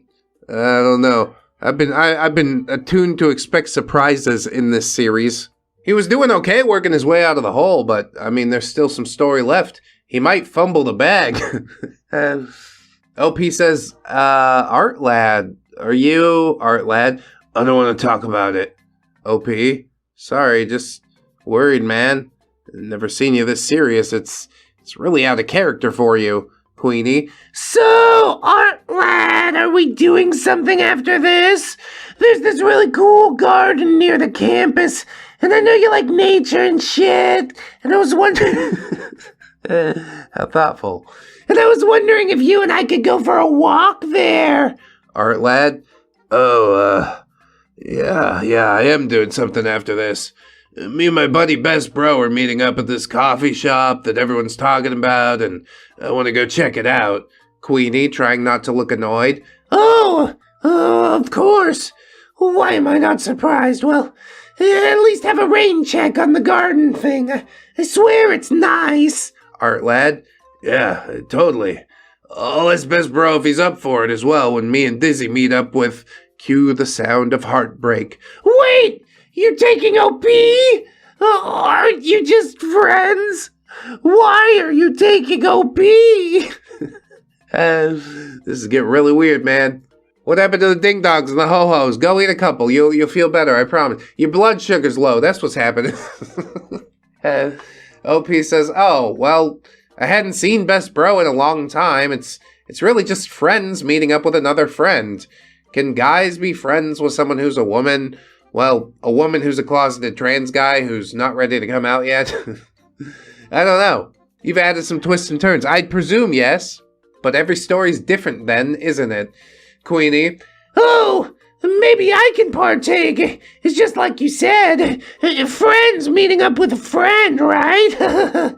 Artlad? Sorry, Queenie. Just old high school friends meeting up. It's a little catch-up thing since leaving high school. You're not, like, sad or mad about it or something, right, Queenie? Oh, totally not. I like being left hanging when it comes to not getting in on RSVP plans I made. Just no biggie. Well, cool. I'm glad you're not going to be passive-aggressive and dramatic about it. Artlad says, awesome. I knew you'd understand. You're a good friend, Queenie. Artlad really does put the oopid in stupid. He sure does. But it comes in handy in a case like this, you know? I can't say I wouldn't play it just as stupid. Easy get out of jail free card. The rest of the club meeting went smoothly, and that's when Artlad and I headed out to meet up with Best Bro. Best Bro, dude, how's it going? College hasn't been kicking your asses the next Tuesday, huh? Artlad says, no, it's just art classes. I'm not studying anything that needs me to use math or something. Best Bro, oh yeah, you're probably one of those 2 + 2 = 5 type of dumbass. Then Artlad and Best Bro play fight for a little bit. Artlad puts him in a chokehold and gives him a noogie, and then he lets him go. Yeah, just a couple bros doing bro stuff. What do you want? Best Bro? What about you, OP? College hasn't melted your brain yet? OP? No, it's just graphic design. I'm literally learning about how to make a pamphlet and make posters look nice. Not everybody's meant to be a doctor, you know? Best Bro? I'm studying history. OP? Point proven. Please tell me you're getting a full ride scholarship studying history. My God. Don't do this to yourself, I'm telling you. It's super interesting, mega fascinating, but do it in your own free time. Just save thousands of dollars. After a swat on the head with a menu flyer and some laughs, we ordered our drinks and found a place to sit. We talked about what we'd been up to, what I did during the summer, how Best Bro's girlfriend had been doing, you know, just normal stuff. In my journal, I wrote down I'm still hit or miss when it comes to the club, but at least today I talked to my friends about life and stuff, and I just hope that I can learn to be more honest with myself. After some time, it was time for Best Bro to head home. Nice little meeting, cozy vibe. I like that. I thought, they were going to follow you there or something, but I'm glad you got to enjoy it. Probably you'll see him walking out. I'll put my foot right in my mouth, too. Anyway, Artlad says, see you Monday, OP. Don't let that homework kill you. OP, not if I get to me first. Yeah, that homework doesn't stand a chance. I'm right here. Best Bro, hey, OP, you need a ride home? I could give you one. OP, thanks, but I don't have money for gas, so next time, maybe. Best Bro, actually, I wanted to talk to you alone. Do you mind? OP, something going on with you and girlfriend? Is this one of those need a friend who's a girl so I can better understand my girlfriends? Because if it is, it all starts with putting the seat back down. It's always putting the seat back down. That's right. And when you use my toilet, you sit down. I don't want to see you standing and peeing in here. Best Bro says, no, dumbass. It's not about me or my girl. It's about Artlad. OP, what about him? Best Bro, it's best if we head to my car. I tend to think clearly when I'm driving. So I get in his car and we start heading towards my home. OP, what's on your mind regarding Artlad? Best Bro, I've known Artlad since we were kids. I know when something's not right. Something's bothering him and he's not opening up about it. Have you noticed anything off? OP, only when the people that he met in art class are around. They keep reminding him of the time that he did something during the time that he was taking summer classes, but I have no idea what that something is. Best Bro, Artlad has a bad habit of not thinking before he acts. Sometimes I wonder if he cares or knows that what he does affects people. Very self-absorbed. Just typical extrovert things.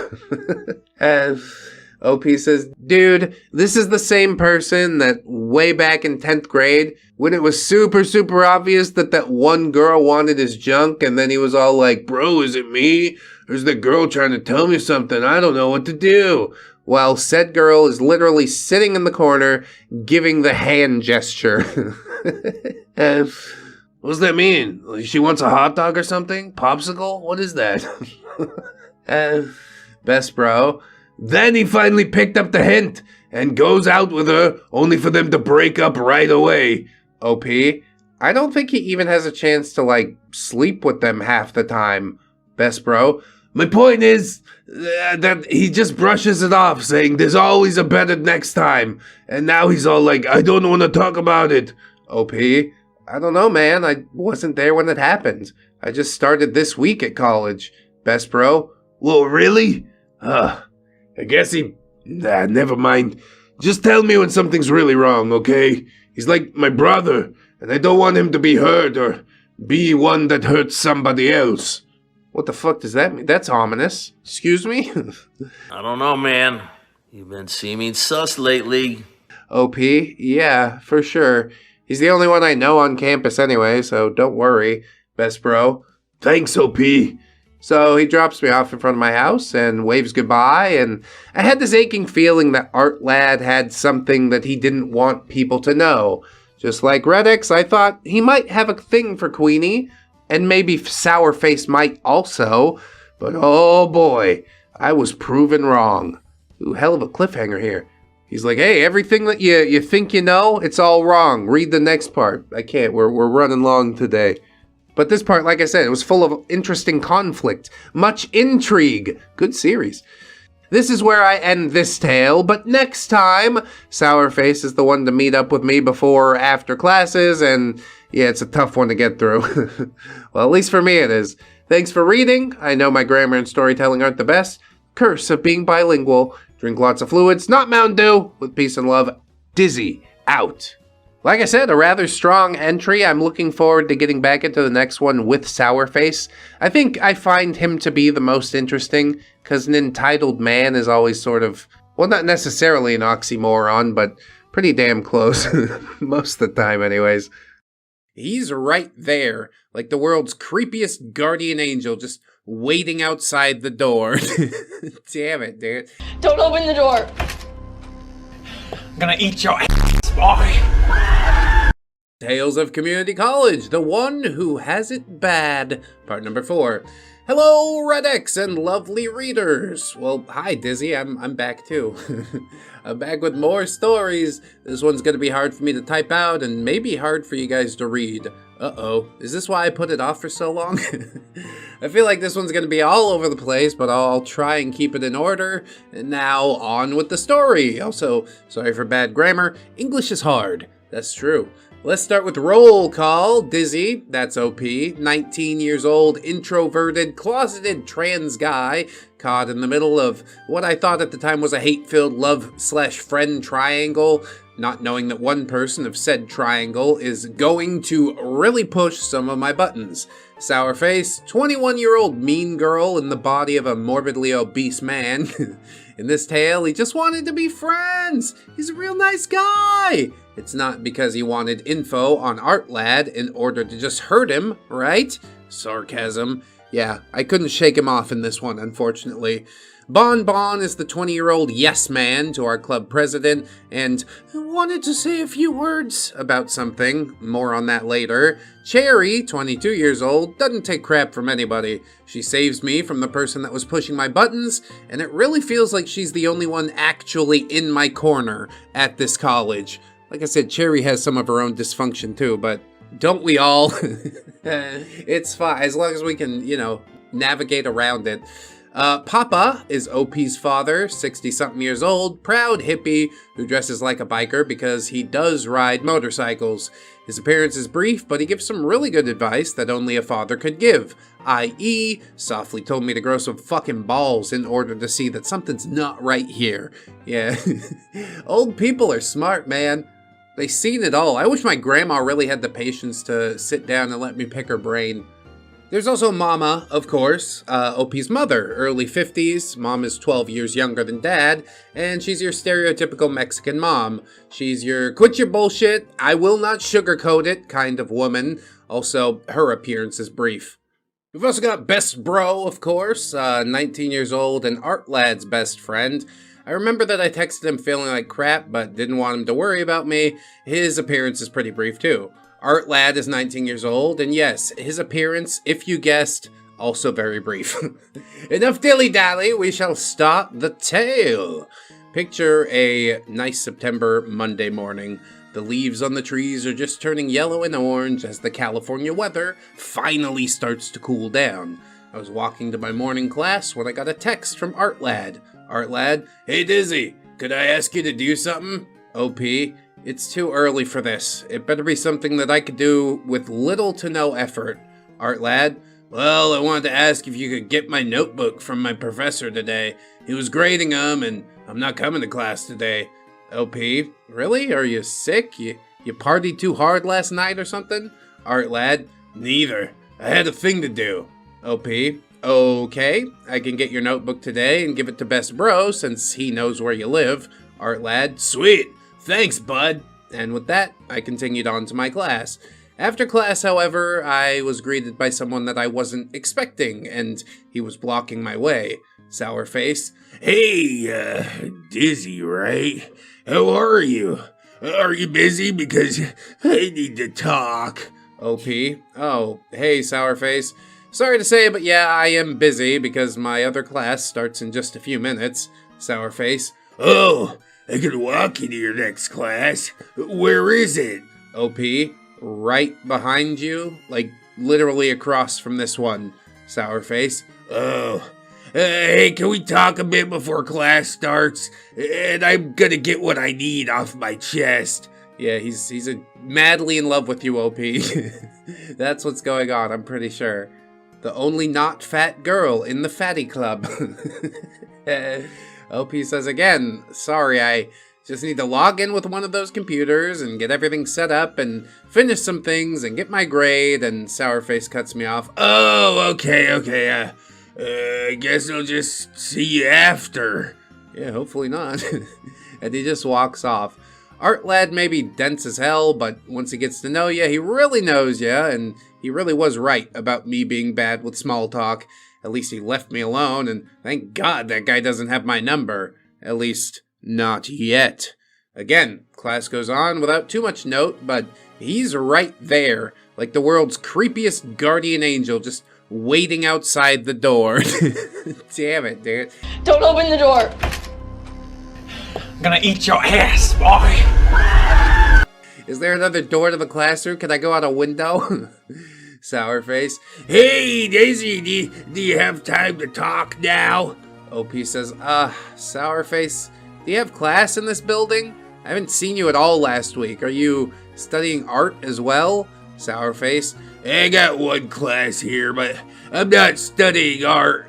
Real men study that which tickles the mind. Yeah, including art? No?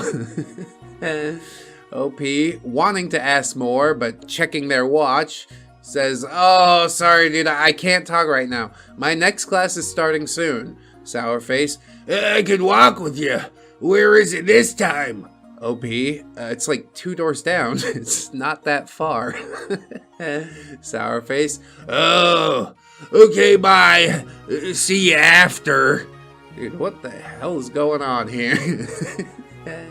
He really needs to get something off his chest, but he doesn't have the nuts to get it off his chest, you know? I know what I think it is. OP probably knows what it is as well. The only one holding on to the secret is Sourface. It's an open secret, okay? I know your secret! We all know. For the next 2 classes, it was literally just this. Him waiting outside the door and me going, I can't talk, I have class soon, and then him saying, I can walk with you, and walking away when I have class in the same area of the building. The most awkward song and dance of my life. Does it end at some point? Does he finally come out and say it? When I thought he left for his class, I made a run for it and headed down to the library when I heard something that caused a chill to crawl down my spine. Sourface from afar, but not that far. Hey, Daisy! Wait for me! He was speed waddling towards me. Yeah, that boy, when he's got some motivation, let me tell you, uses his God-given inertia. OP says, oh, Sourface, I thought you had gone off to your next class. Sourface, while huffing and puffing, nah, I'm done for the rest of the day. So, where are you heading? OP, to the library? Sourface, do you need to take a couple minutes to catch your breath? You didn't need to run. Sourface, no, I'm fine. I just wanted to talk is all. OP, I'm so sorry, Sourface. I have work to do, and I gotta finish it before my next class. Sourface, don't fool me, OP. I know you have a few hours to spare before your next class. I know that half the time you scroll through YouTube for funny cat and dog videos. Sometimes even watch a cooking video. I know you have time right now. Well, first of all, weird. How do you know these things? And secondly, even if I did have time, I don't owe it to you. I owe it to these cats and dogs. Their owners have monetized them, don't you see? OP says, how the hell do you even know all that? We don't hang out outside of the club, and we haven't even talked all that much. Sourface, Artlad told me. He told me that you two sometimes go study together, too. OP, I see. But I really do need to study. Sourface, I'll be quick, really quick, I swear, I really need to talk, and I feel like you're the only one that can. Why do you feel like that? There's people with mouths all around us. Go talk to one of them. I really did not want him to come. Yes, Artlad did come with me during my study time because he knows when I'm studying. He knows when to shut up. People with ADHD know what I'm talking about, but my backbone is useless at this time, so yeah, my foot didn't get put down. I let him come with, and I headed to the area of the library where you can rent out a small meeting, like the rooms for study groups to use. Yeah, unfortunately you can't party in there. The windows aren't soundproof. Whoa. So yeah, OP gets in the room with him and says, okay, what is it that you need to talk about? Sourface, I need to talk about Queenie and Artlad. And about us. The way he said us implied so many things, and it was a tone that sounded like he wanted more from me. My skin is crawling just remembering it and typing all this out, but it gets even worse. OP, what? Us? What do you mean us? Sourface sitting across from me. I've been thinking about since the last meeting of the club and how close you and Artlad are, and it seems like you two always have each other's backs. And since both of you confirmed that you're more than friends, I wanted to be more friendly with you. OP panicking internally, trying not to show it. Dude, I don't think Artlad and I are that close. I've known him a lot less than his other friends, and I'm not really sure what you mean by wanting to be more friendly, Sourface. You're a good kid. Weird. I can tell you have a good heart and tend to look out for your friends. I just wanted to know if Artlad is doing fine. OP, why? Didn't you antagonize him at that meeting? Sourface. Women. You don't understand male friendships. It's just playful banter is all. Men sometimes like to give each other a bad time, and it's a funny ha-ha kind of thing, you know? Same as slapping each other on the ass when we win a football match, and yeah, that's totally not gay. Uh-huh, your logic is unparalleled. OP says, then what do you want to talk about? I'm confused. Sourface. You see, I think you know about Artlad's dating life, or at least somewhat. And as a girl, you also know that Queenie has a crush on him and wants to date him. OP, yeah, I mean, kinda, but what does that have to do with Sourface? I want to know if Artlad has a type. I want to know why he's single if he's a fit and tall guy who's so extroverted that he goes on, hikes and shit. OP, I don't know, really. I've seen him with different types of girls, different types of personalities and body types, but just because Artlad is outgoing doesn't mean he's a partner that girls tend to like all that much. Yeah, Sourface has never considered the fact that a relationship is a two-way street. He's just like, I like you, you belong to me now. You are mine! Yeah, what if she's not into it? Sourface says, like you expect me to believe that. I know what girls want, and they don't want a nice guy who'll treat them right. Otherwise, I wouldn't be single. There's just some disconnect in all of them. Opie says, yeah, that's not true. Lots of girls want a guy who's nice. Girls also want a guy that they can rely on. Sourface. What a naive woman you are. You're lying to me and to yourself. Nice guys don't turn you on. I know it. I bet you date the bad boys who are smooth talkers. OP, about that, I've never been on a date. In fact, I've never thought about boys at all. Sourface. What about girls? Are you a lesbian? OP, no, never thought about girls either. I've always said to people that maybe I'll start dating after college when I'm ready, but I've never really considered romance and any of that other stuff. I later found out that I'm aromantic. As a hopeless romantic, I do find that kind of sad, but also, it simplifies things a lot.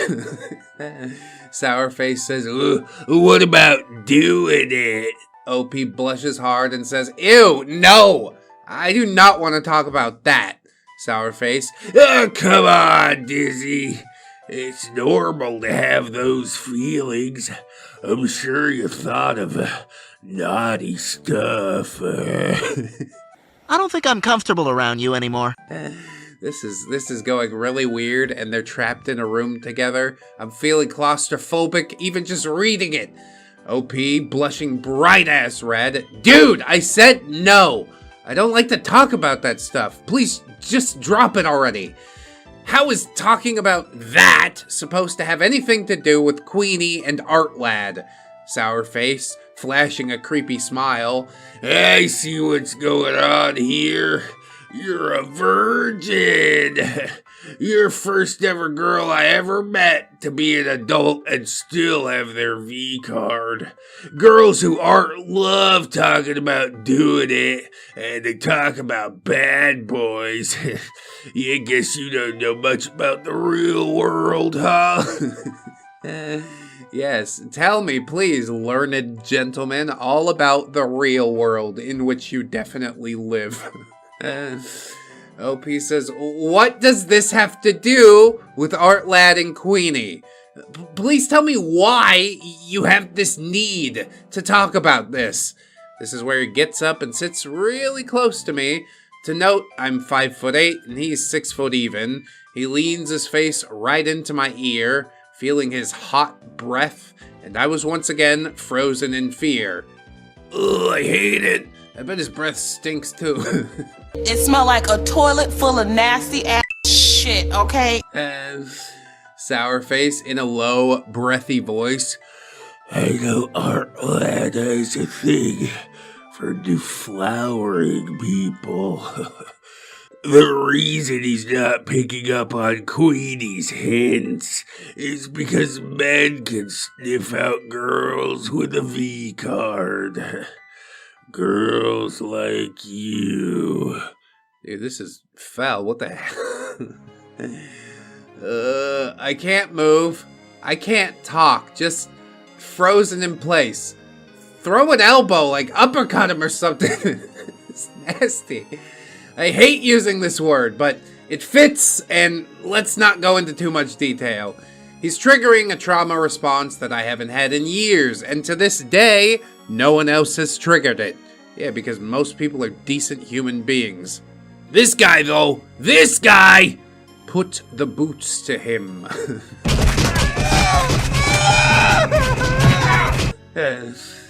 Sourface, I can see you're speechless. Am I on the money? And he gets even closer.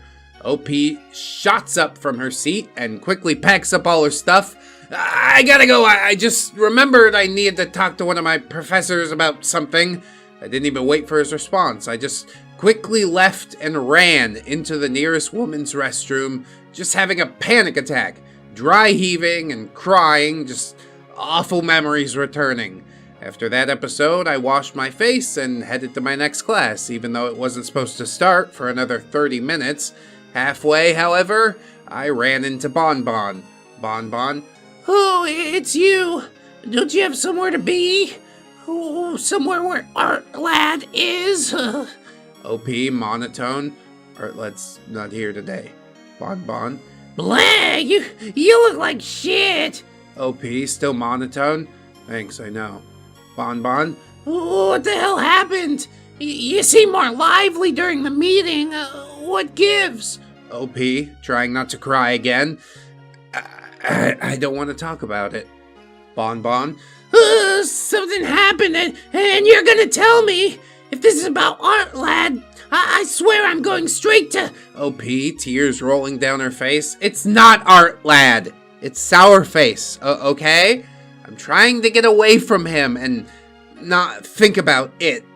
Bonbon gives me a worried look and asks, what happened? It's okay. You can tell me.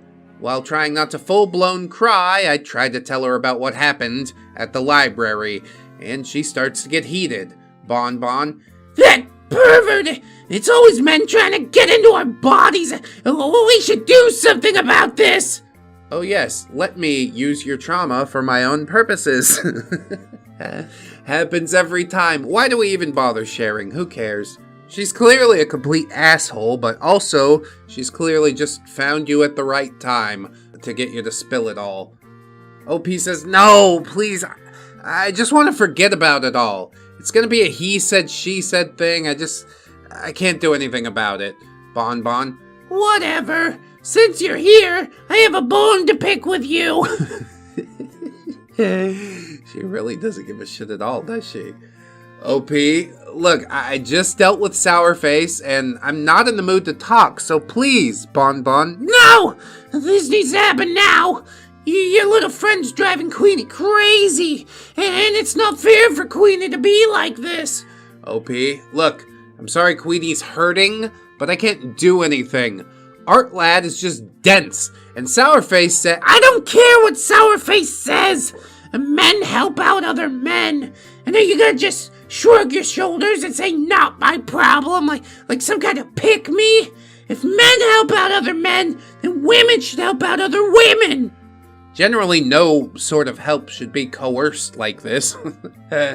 OP says, I'm sorry. I'm so sorry. I don't have any idea what happened with Artlad and Queenie. I said this in a low voice, looking to the ground with tears just falling. I've never felt so beaten up and so pathetic. I hated feeling so weak, and my fucking spine! It just wasn't there. Check out this ReddX brand spine powder. I don't know if it'll fix all of your problems, but it feels good walking around with diamonds on your neck, even if they're just in a jar, and even if they're cubic zirconias. On sale soon! And while it might seem uncouth to plug the spine powder at the most pathetic and lowest point of your life, this is simply the way that I deflect, so it seems to work. I'm sorry you're feeling bad. I think we've all been there before, kicked around, feeling like shit, tossed about by stormy seas, but at a certain point you put up your own sail. You know what I mean? And you're like, I'm going my way. I don't care what the rest of you guys are doing. And OP's coming to that realization in the next sentence, saying, yeah, I'm pretty sure that this is the turning point for me at this time. That's right, spine fragments into spine slivers. Onward and upwards, Bon Bon. Wait, you don't? But I thought you did. Or are you just lying? OP, no, I'm not lying. I don't know why people think I am when I ask, and he says he doesn't want to talk about it. This is the first time I'm hearing about it. I'm out of the loop here. Bon Bon grabs my face, so I have to look her in the eye, and she looks pissed. Bon Bon, listen to me and listen good. Tell your buddy to stay away from Queenie, or fix it. He knows what that means. She lets go of me and says, we're done here. Now, if you'll excuse me, Mama needs a Starbucks. That's right, go get some of that high fructose corn syrup into you, fatty. Go drink all your calories and then wonder why every pair of yoga pants you buy is completely blown out in a week. That's for OP. You shouldn't grab OP's face like that. To me, that's like, now we're fighting. But the whole Starbucks thing does fit. Overpriced beverages for psychopaths? What is that, Elijah?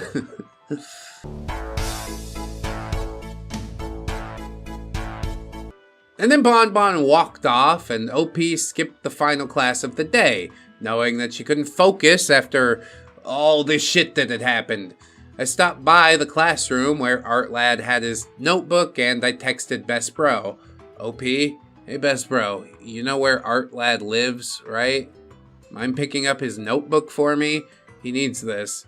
Best Bro, yeah, sure. Be there in a few. I went out to the campus parking lot to wait for Best Bro, only to hear him again. Oh, jeez. I really hope that you flip it around on him, you know? Don't let no bad happen, Sourface. Well, hello again, OP. You finished for the day? OP, Sourface, please. I just want to be alone. I don't want to talk to anyone. Sourface. Why not? I'm your friend, right? I was looking out for you. I couldn't make eye contact with him. I was also making myself small, like a small animal trying to hide in a corner. Yeah, my hamsters do that sometime. Never works. I just pick you up. OP, sorry, Sourface. Just please leave me alone, okay? It's been a long day. He gets closer and I freeze once more, but this time I was 100% sure that I was going to scream my head off. Not because I wanted to make a scene, but because I was so close to having a meltdown, full-blown panic episode. OP, please leave me alone. Best Bro is coming soon. To my shock, He backs off so quickly, and then he just goes off. Sourface, screw you, you lesbo! I was just wanting to see if you liked Artlad, and that's why you joined the club with him. All I wanted was to get info to use against Queenie. You really think I like you? Artlad told me about your past, and I wanted to use it against you so I could screw with both of you. You call Best Bro to fight me? Cause I could take that skinny bitch right down. Yeah, talk is cheap. I'm gonna make you eat those words. I was crying when I heard something that was music to my ears. I never thought just hearing a person's voice could make me feel like I had some sort of helpline. Cherry, Sourface, what the fuck? Sourface and I turned to see a very angry Cherry, and she's heading straight towards me. She holds me in a big hug. Sourface, stay out of this, Cherry. Cherry, no! Don't you see she's crying? I don't know what you did, but I'm ending this. I can't kick you both out of the club, but once Queenie hears about this, Sourface, what? I didn't break any rules, and I didn't do anything. Cherry, you did something to her. That's hurting a club member. Sourface, no, I did not. Even if I was breaking the rules, I didn't do it during a club meeting. Plus, you have no proof that I did it. And how do you know that she wasn't already like this? Cherry wanted to argue, but he's right. Even if he did break a rule, our campus needs eyewitnesses or at least proof of wrongdoing.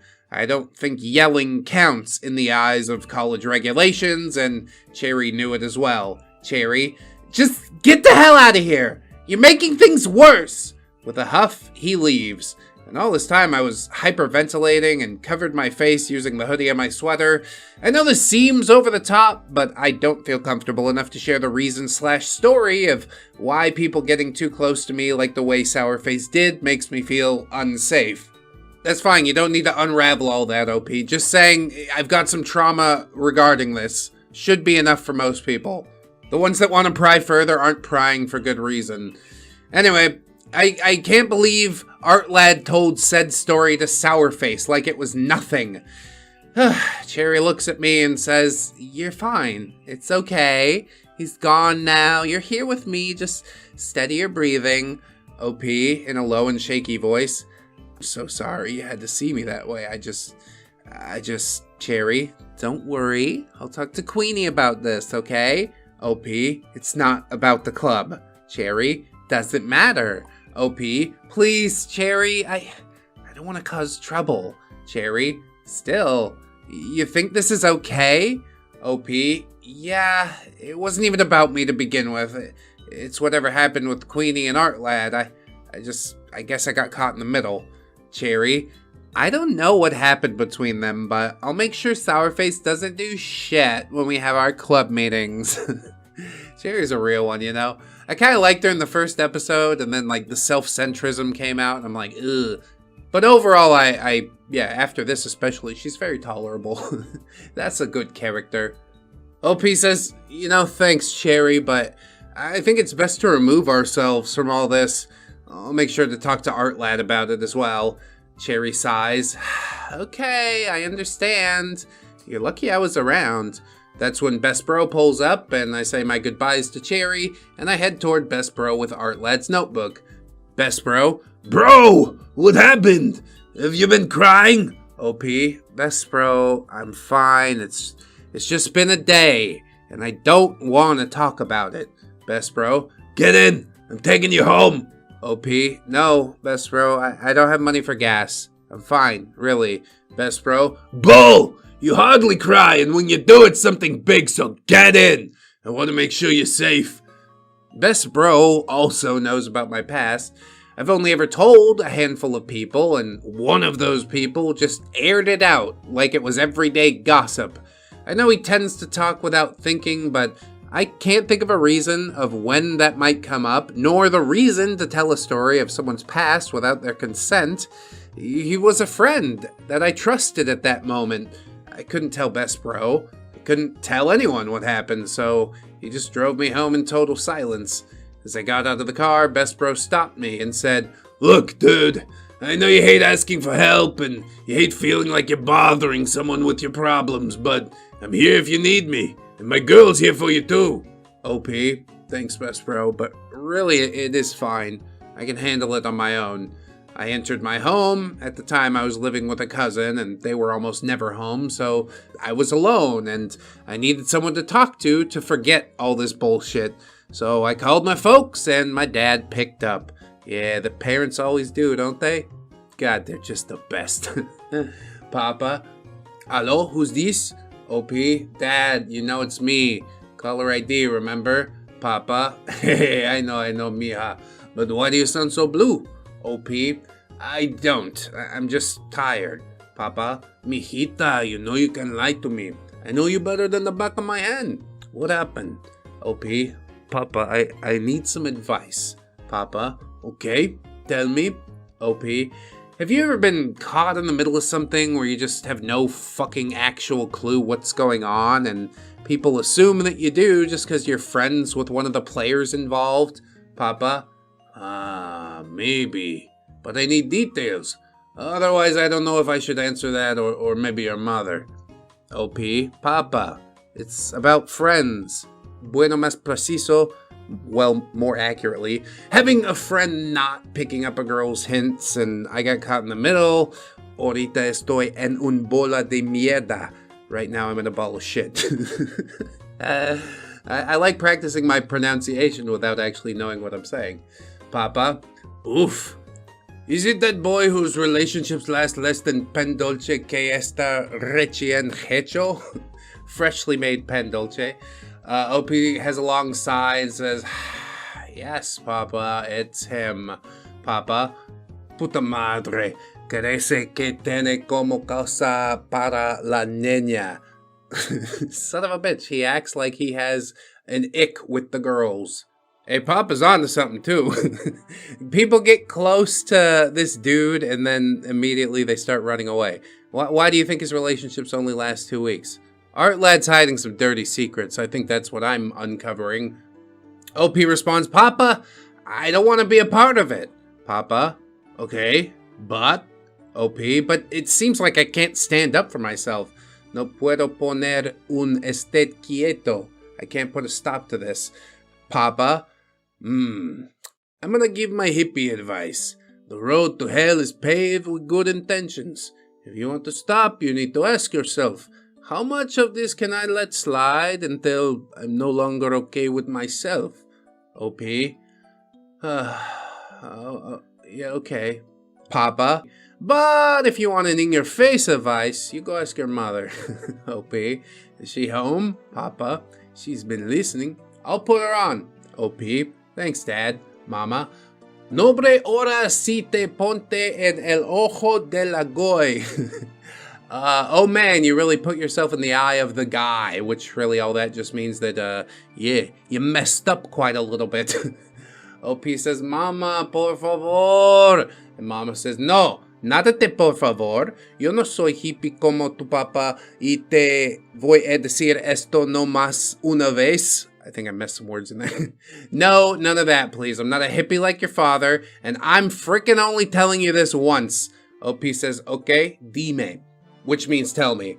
Mama says, ¿te vas a permitir que te ven con la cara de güey o quieres que tú ven como si eres una mitiche? Más bien, Bean Boys Gang was here. Con la cara de pareja. I think that last one means penis. There's our learning for the day. Now we all know what peneja means. But the actual translation of all of that is Mom saying, are you going to allow them to see you as stupid, or do you want them to see you as a nosy person? They might as well see a dumbass. It sounds more harsh in Spanish, but I did need it, even if I didn't realize that at the time. Oh, nosy person, and then they're comparing the nose to the peneja. I get it. I see what's going on. They're so nosy that it looks like, it's clever. It's nice. OP says, what the hell, Ma? Mama? No, nada te what the hell. Neta, mija, neta!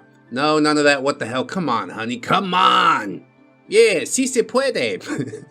I know some Spanish. I grew up in Southern California. probably butchered it, but it's more than most people will give you. From there, I just talked about my day, not really telling her what happened, because my father might be a hippie at heart, but he's still a father first and foremost. He's going to be hunting all over campus for that big fat fuck. Now, however, since coming out as a guy, I don't know, I guess he'd just be my backup. I'll end it here. Thank you for reading. Next time will be where Miss Maldall starts giving me a hard time and Cherry basically becomes a babysitter to the hate-filled triangle. Also, there's some of me looking for hints as to what the hell happened and why I happen to be the closest dumbass that they could find. Drink lots of fluids, not Mountain Dew. With peace and love, Dizzy out. I'm trying to drink less Red Bull these days thanks to you, Dizzy, and thanks to Enrique as well, who always telling me to drink water. This story was, quite a bit heavier than I expected. I kind of shit over the climax of it, which, looking back, I sort of regret, but also it's kind of funny. So, that's just what it is. All I wanted to do was start college and be happy that someone I knew was going to the same one, and yet, here I am wanting the exact opposite. What do you do when you can't do nothing, but there's nothing you can do? You do what you can. Tales of Community College, the one who has it bad, part number 5. Hello, ReddX and the beardy scientists. Hello, Dizzy. I'm back to tell you part 5. Yes, me too. I'll be adding subsections because I'm basically just compiling together all of the moments that happened all week after what had gone down with Sourface. And all of that just adds up to me having enough of this crap and realizing that I should stop being a goddamn doormat. There you go. That's the magic. That's the juice. This collection is also where I almost came out and started to realize that I wasn't meant to be a girl, and that, in and of itself, causes some issues down the road. Not in a transphobic way, but more on that in the next tale. And also, the truth is revealed, but, I'm getting ahead of myself. The cast isn't gonna be listed because it's overall in place, so try to follow along, and I do apologize for both the writing and the grammar. To recap, we last left off on me having one of the worst Mondays that I've ever had, ever. And I ended up calling my folks for some advice that was harsh, however, it was much needed. At the time, though, I didn't really see it that way. Anyway, on with the tales. Miss Maldall versus Dizzy? Well, you just make friends everywhere you go, OP. Look at that. This tale starts us off the Tuesday after the whole Sourface and Bonbon interaction. I went in that morning feeling like dog crap, didn't sleep a wink, didn't want to talk to Artlad, just generally did not want to be there. I just wanted to take at least a couple of days off to reflect on why the fuck I was involved in something that I had no idea about, and I didn't even want to be a part of it in the first place. Also, I was upset that Artlad just talked about my past like it was nothing, but Mama didn't raise a quitter, and I wanted to save face. I didn't stir the pot, because said pot was filled with a foul soup, and you don't want to get that on the floor. But just my luck, of course. Faith had other plans, and I ran into Miss Maldall. Miss Maldall. Well, if it isn't one of Artlad's friends. You look like crap, by the way. OP. Yeah, thanks. Feel like it, too. Is there something wrong, Miss Maldall? I don't need your emo attitude right now. What I need is for you to tell me, where is Artlad this morning? OP. I don't generally see him after my first class, and I don't understand why people think I'm always with him, Miss Maldall. That's bullcrap! OP, I'm not lying. I swear, Miss Maldall. Whatever! The reason I'm looking for him is because I couldn't find him at all yesterday. OP, he wasn't here yesterday. The reason that I know that is because he texted me asking if I could pick something up from one of his classes and send it to him. He didn't tell me the reason that he was out, though, Miss Maldall. Well, did he tell you if he's here today? OP, no clue. I haven't heard from him since, Miss Maldall. Really? He didn't tell you? I find that hard to believe. OP, how? I'm not his girlfriend, not his mom, not his sitter. I'm just his friend. When I said that, Miss Maldall gave me a weird look, like she was questioning what I'd said and wondering whether or not I was lying. I knew from there I had to talk to Artlad, or at least try to find out why I was in this entire mess. I really had no clue, and I'm pretty sure you guys reading this are just as clueless as I was. Miss Maldall, Sure. I have my eye on you. And if you do see him, tell him that he has to meet up with Queenie. Lie if you have to. He can't hide from her forever. OP, huh? Why would he be hiding from her, Miss Maldall? Like you don't know. Just tell him. Before I could ask anything else, she turned around and left. I didn't have the energy nor the time to follow her, so I just went to class. Class goes by, and then I see Artlad standing alone in the hallway. OP, hey Artlad. Artlad, oh hey Dizzy. Whoa, you look tired. Our class is getting too hard. OP, Artlad, I have some things I want to talk about.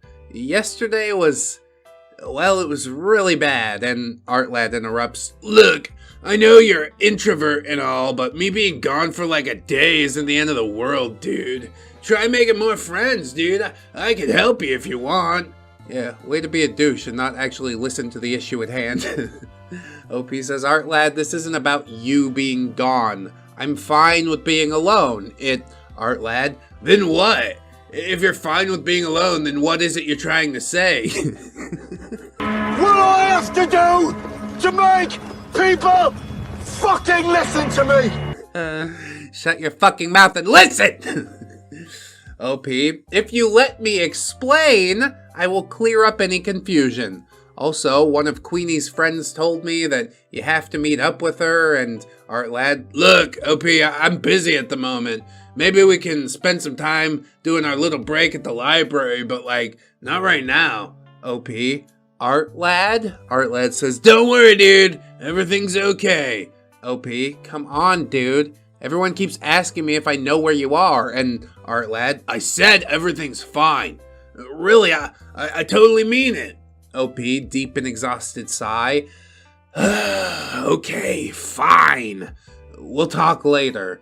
Artlad, thanks, dude. See you then. Nah, you should have pressed them harder, but I understand. Mentally exhausted already. So indeed, Artlad walks off, and I am just left there. All I did was just, go to my next class like I'm supposed to. The only really good thing is that I didn't see anyone else, including Sourface, Bonbon, Miss Maldall, or Queenie. Later on, I did meet up with Artlad. Artlad, hey, OP, ready to study? OP, Artlad, I really want to talk to you about something. Artlad, what is it? OP, yesterday, Sourface, he didn't leave me alone, like at all. Artlad, what do you mean? I explained what happened that day to Artlad, and he was shocked, but what he said next was really something else. Artlad, what the hell? OP, I know, and I wanna, Artlad, he doesn't even have class on Mondays. OP, huh? Artlad, well duh. He said he only has one art class that he needs to take. He's studying psychology. Why do they always study psychology? I already figured out that he didn't have class due to the fact that he was just waiting for me right outside, or at least left early to meet me. I was upset that the one thing that I was thinking about was Sourface's class schedule, not him being a creep and learning about my past.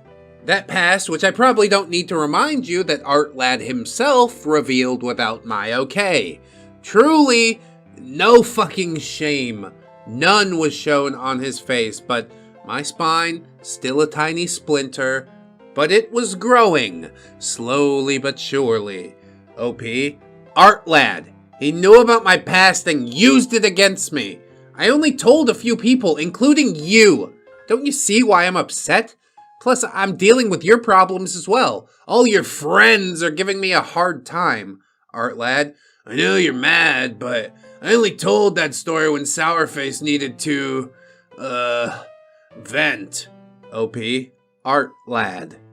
Artlad continues, look, I don't want to talk about his vent, because I don't want you to be dragged into this. OP, Artlad, I'm already in it, so tell me, is there something, Artlad? I don't want to talk about it. OP, come on, Artlad. Artlad, maybe next time. Dude, what a fucking douche.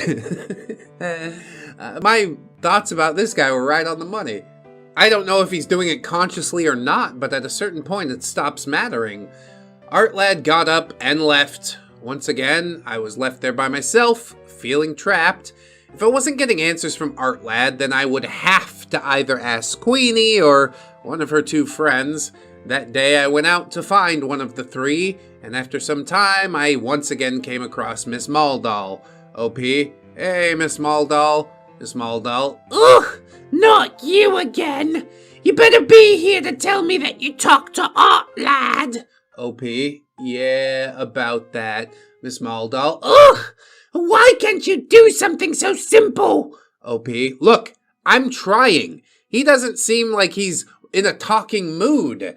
Miss Maldall. Make him talk. Queenie's losing sleep, and she's not herself because of him.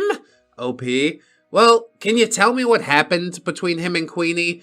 Maybe knowing what's going on could help me help you a little bit better. Miss Maldall. Ask him yourself! And she walked away.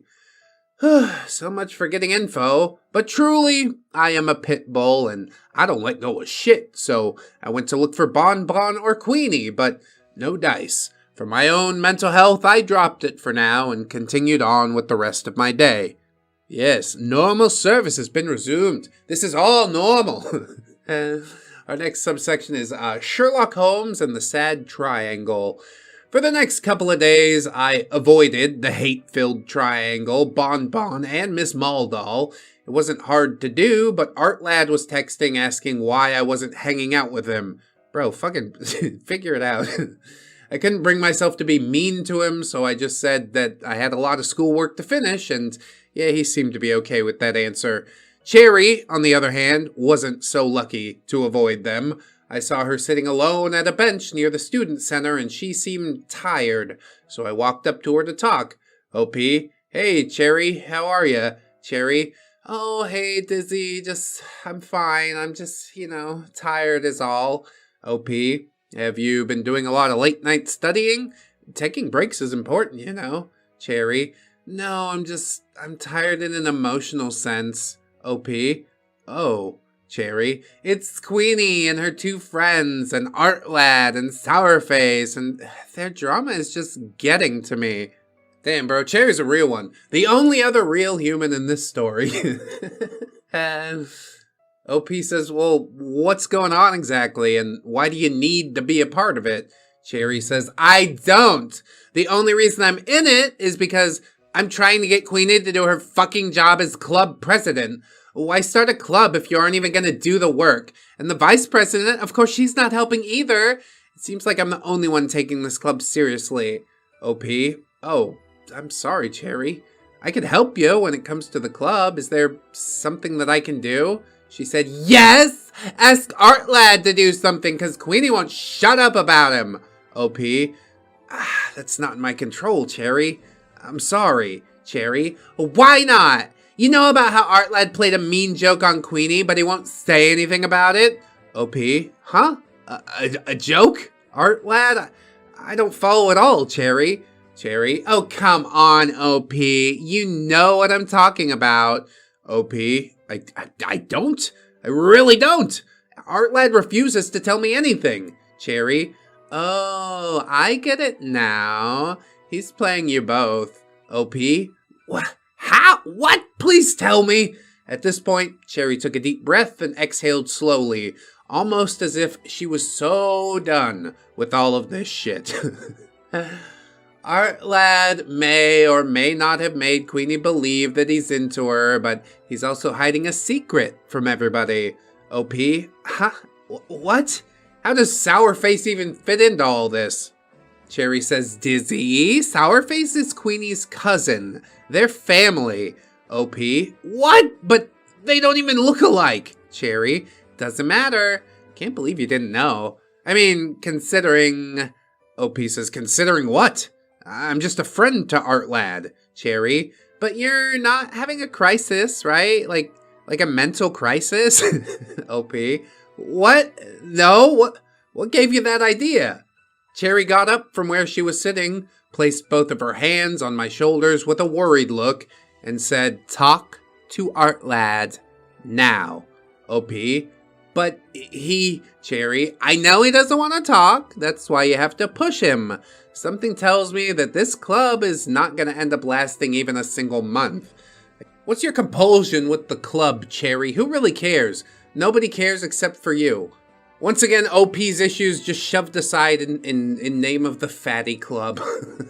OP says, I couldn't talk because I didn't know what to say, but now I do know something at least. I finally got a little smidge of info. Just like Sherlock, it came to me like it was nothing. I mean, okay, for Sherlock, he did the work. Well, for me, basically somebody just told me, but there's definitely something still off here. Off, like there's something about Sour Faces and Queenie's interactions with each other, and what the hell did Artlad do to Queenie? Why start or join a club with people that hurt you? At this time, I'm trying my best to just get on with my day and do some work because, of course, all this stress was really affecting my schoolwork. So I headed home and texted Best Bro. If anything, I knew if Artlad did something, he probably would have taken it right to Best Bro. OP, hey, Best Bro, I need to ask you something. Best Bro, hey, Dizzy, sure, go ahead. OP, did Artlad pull a prank or a bad joke on Queenie? Best Bro, kinda. I mean, maybe. It's sorta hard to say. OP, what the hell does that mean? After some pushback, which was actually just more maybe I should tell and just tell me kind of talk, Best Bro decided to meet up with me at a nearby cafe. Best Bro knew what was going on and he finally was going to clue me in. OP, hey, Best Bro, so you knew all this time? Best Bro, yes, and I'm sorry, Dizzy. I didn't know that he didn't tell you. OP, just please tell me. I never thought college would start off like this. Best Bro takes a deep breath. Okay, you know he started college in the summer, right? OP, yeah, and? Best Bro, Artlad could only get 3 classes that semester, and in one of those classes he met both Queenie and Sourface. At first they were okay and seemed to be making friends like he always does. At the same time, he also met a girl he was interested in dating, and he thought maybe he would be the one to ask instead of her. OP, alright, so where's this going? Best Bro, you know how some art rooms have like little cubbies for people to store their stuff, right? OP, yeah. Best Bro, well, he wanted to leave a love letter in one of the cubbies she was using, but didn't realize that Queenie and this girl had the same bag, so he put the love letter in Queenie's cubby and not the other girl's. OP, oh god. Wait, when I met Queenie, they didn't seem to be in a bad place. Didn't seem like they disliked each other. Best Bro says, well, and pulls out his phone. Artlad sent me some screenshots of their conversation. He showed me the screenshots and oh my god, he really did lie to this girl. This was years ago, so I don't remember word for word, but it was similar to Queenie going, oh, Artlad, I didn't know you felt the same way. And Artlad says, huh? What are you talking about? Queenie, the sweet note you left in the art room on my backpack. Artlad, oh yeah, about that. Queenie, what? Artlad, I just wrote that for an art piece. Queenie, huh? What do you mean? Artlad, yeah, see, I left that on your cubby for you to help me to see if I wrote it good, but I totally forgot to tell you because I had other things on my mind. Queenie, oh, you weren't asking me out? Artlad, oh yeah, sorry about that, Queenie. Was it good though? Queenie, yeah, it's good, I guess. Why can't you just be straight up? He just wants to have a big girl on the back burner or something? From there, Best Bro goes on to explain their friendship after, but Artlad being Artlad, He wrote the same letter and actually gave it to the girl that semester, and Queenie somehow found out and went off on him. Queenie, how could you do this to me? I thought you liked me. Artlad, I do like you. You're my friend. My buddy. Hard friend-zoned. Queenie, you said that letter was an art piece. Artlad, it was an art piece. An art piece of love. And you said it was good, so like, why are you mad? If you can't figure that one out, I'm not gonna bother explaining it to you. Queenie, you knew how I felt! And way better than that bitch! I got curves, and she's just a skinny little skeleton, nothing but skin and bones! Artlad, what do you mean by I knew how you felt? Queenie? Really? You don't know? Are you messing with me? Artlad, no, Queenie. It doesn't matter anyway. She said no to going out with me. Queenie, really? Well, I'm here if you need me.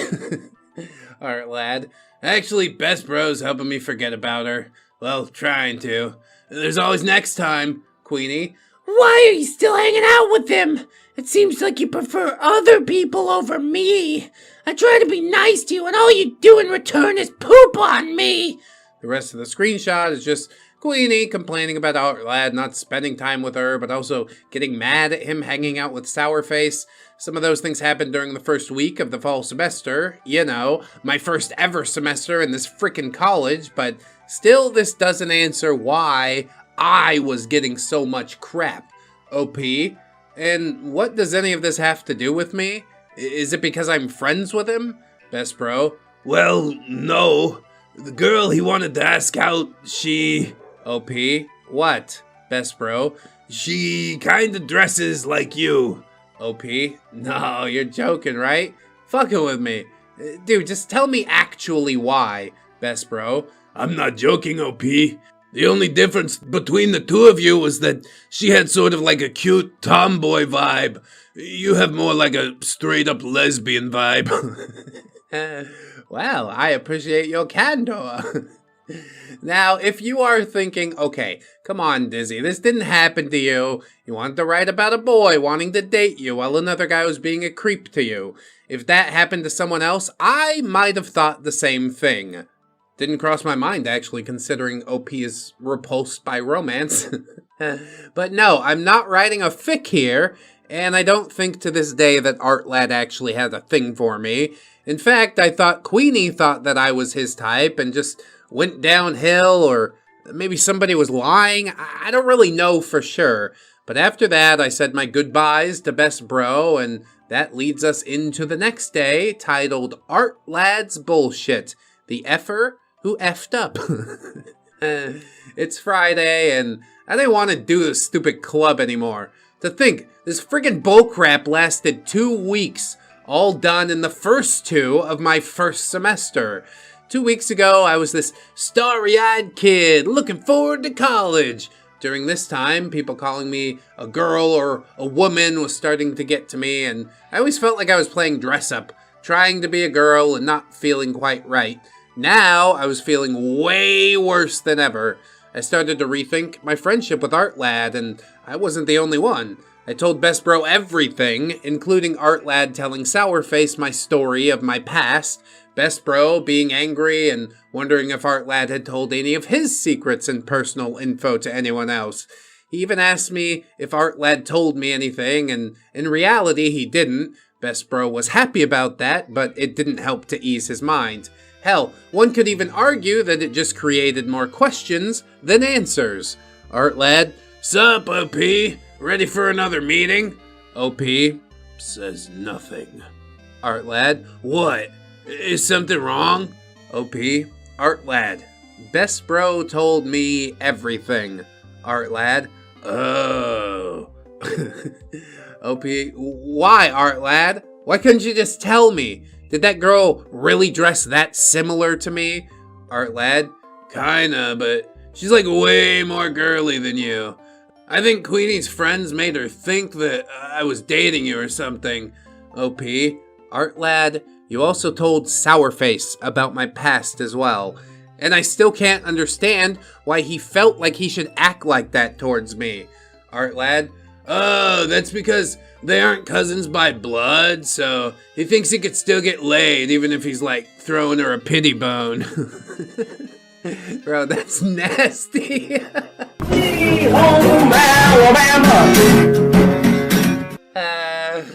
Okay, well, we're not hanging out with those two anymore. OP says, bro, what the fuck did you just say? Artlad, oh, I did the thing again, huh? Oops. Yes, quite an oops. Oh my god. OP just says, you know what? I'm not going to today's meeting. I just can't today. Artlad, but OP, I need you there. OP, why? I don't want to know more about Queenie or Sourface or really anything to do with all this drama. First, I thought Queenie had a falling out with Sourface, and I also thought she had a crush on you and you're just not picking up hints like always, and now you're telling me that there's familial relations?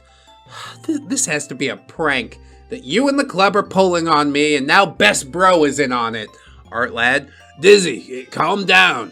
Remember your breathing. OP, why? Why do I care? We've been friends since freshman year of high school, and I've never seen you act this way. Artlad, it's not what you think. OP, Best Bro showed me the fucking screenshots, but it didn't tell me why everyone had such a weird idea about me. Artlad, he showed you? What the hell? OP, oh, now you're upset. Doesn't feel good, huh? Knowing somebody that you trusted would do that to you? Artlad, look, OP, just come to the club today, please. I'll tell you all about it later. OP, no, Artlad. I need some time to think. It's only been 2 weeks since I started in this college, and I'm already dealing with bullshit that should have been left behind back in high school. At this point, it wasn't crying, it was just angry word vomit, which is nicer, I guess. All I wanted to do was start college and be happy that someone I knew was going to the same one, and yet, here I am wanting the exact opposite. What do you do when you can't do nothing, but there's nothing you can do? You do what you can. Artlad, look, I haven't told everything to Best Bro. OP, I don't care. I'm sorry, but I'm not going today. Bon and Miss Maldall give me a hard time, so just please give me some space.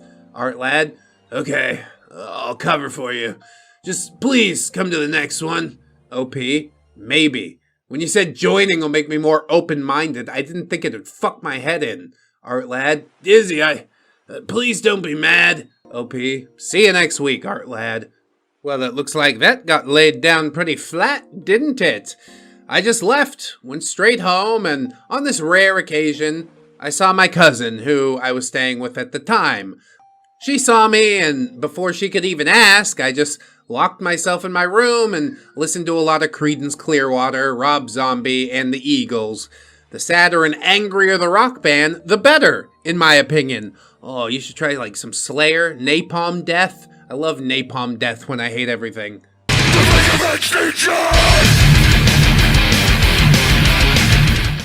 Why do rock bands sound so much better when you're pissed off?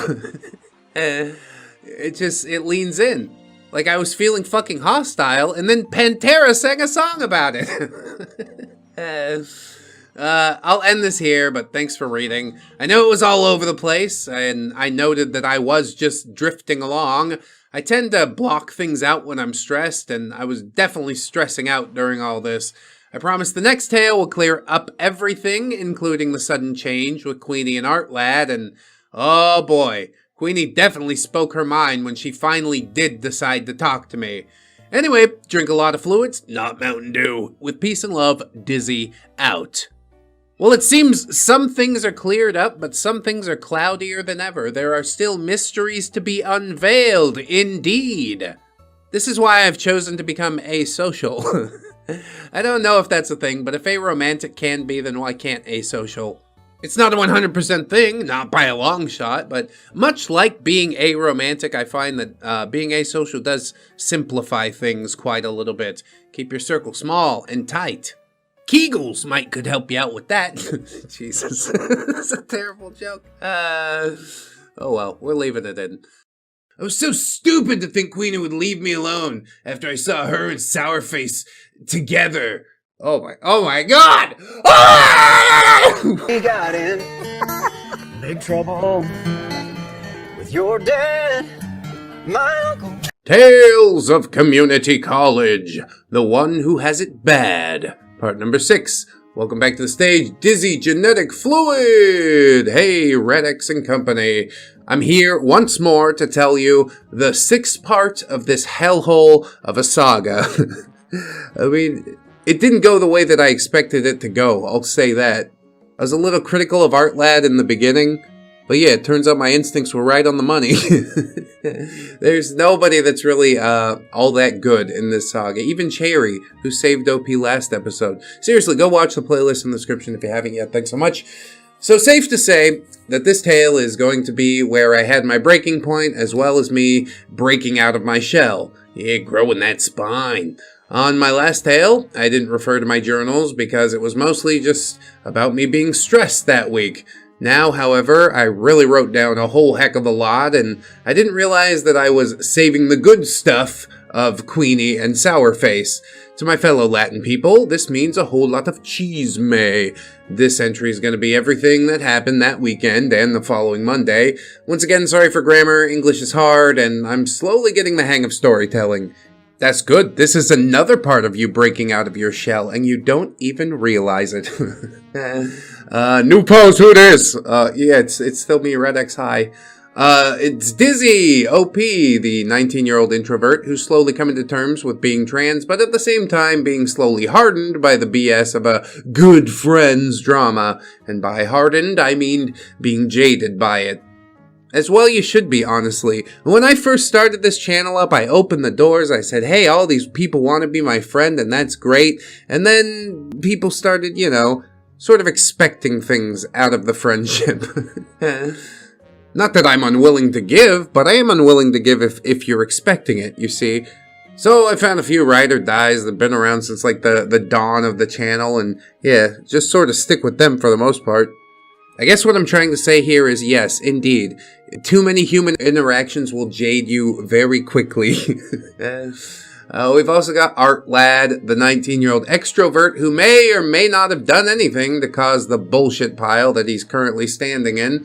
Will he confess what he did? Or is there more that he might not be willing to show? Ooh, the mystery. It continues. The plot. It thickens. We've also got Queenie, the 20-year-old nice girl, TM, may not 100% be in the right here. She wants Artlad regardless of his feelings in the matter. Her reasoning around that makes me want to upchuck my breakfast. No, please don't. It's the most important meal of the day. Breakfast! But Queenie, I'm sure is gross. We just haven't really gotten that into it with her. We also got Chicky, my 37-year-old cousin, who let me live with her while I went to college. She's married and has 2 kids. Chicky's your typical East LA chica, along with that Chicano speak that you hear both in LA and in the movies. Yeah, and out of my very own brother, consequently.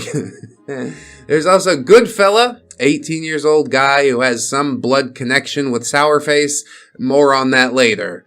Oh, you got like a good cousin and an evil cousin? So it's time to dive headfirst into the poo pile. Last time, where we left off, I came home after classes with my cousin Chicky being home for the first time in weeks. This starts us off at Saturday morning of that Friday night.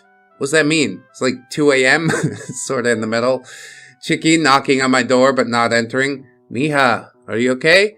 You been in your room since last night? You didn't even eat dinner with us? Not even a cup of cafe. Te hace una taza. Can you please come out? I made you a cup. OP talking from the other side. Not in the mood. Not now, Chicky. I'm not in the mood to talk. Not even for coffee. Chicky. Prima. I've taken a few weeks off to hang out with you only to find you crying over some essay. OP. Prima, por favor. I'm not crying. I'm just... Chicky. Just what? OP. I don't want to talk about this in front of your niños, okay? Kids. And okay is spelled with an E in Latin America. Yeah, my stepdad that lives in Guatemala types ja ja ja ja ja all the time. I know it's ha ha ha. There are times that I do it just to be silly. Go ahead, leave a comment that says ja ja ja right now and just see how it feels. Anyway, Chicky says, "Oh, they're not home. They're with their abuelita, Granny. You know, tu tío, your aunt. Please come out. I want to talk." I noted that I'd taken a very deep breath, and I stepped outside to see my cousin holding a tray with 2 cups of coffee and some pan dulce. That means that she's worried. Which part of that specifically means she's worried? The pan dulce? Or just the whole It's probably a pan dulce, you know? If she came with just the coffee, everything would be fine. This is normal. OP says, "Okay, what do you want to talk about?" And Chicky says, "I saw you yesterday looking like you were wanting to cry, and I want to know if my prima's alright." OP, Chicky, I'm not okay. I'm so pissed off and betrayed, and I was just dragged into something, like a perro yisuguete, dog and his toy. Oh, I love butchering the pronunciations of all the Spanish. Chicky, do you want to have a talk with him? OP says, "No, Chicky. You barely missed the cops that one time. Plus, I don't want you to lose your job at the factory." Oh, that's why talk is in quotation marks. I see. Chicky says, "I'm just kidding." Kinda. "Come on, prima, let's sit at the coffee table and we'll talk it out." So I followed her to the living room and told her everything that I've told you guys in these posts. She knows about my past trauma, and she's one of the first ones that I've told, and to say that my cousin was pissed off would be an understatement.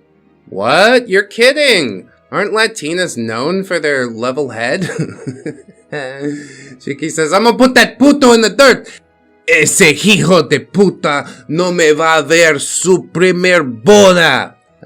I lost in the last part. I understood some things though, like that puto means butthole, and that other part was, that son of a bitch will not see his first wedding. First wedding, that's interesting. Opie says, "Prima, stop. There's no point." Chicky, "Pero ese puta just revealed something horrible. Homies don't mess with homies." And the first part of that sentence was, "But that bitch just revealed something horrible," because OP wants to clarify that puto has different meanings when you translate it to English. Yeah, usually it's always bad though. It's a naughty word. You can take the chica out from East LA, but you can't take East LA out from a chica. You might be able to take it out of a white dude though. My brother renounced all his gang ties and ended up moved to a prison that's like pretty near my grandma's house, so I'm thinking maybe we could go and see him. Meet the family and make day introduction. I think that'd be pretty dang nice.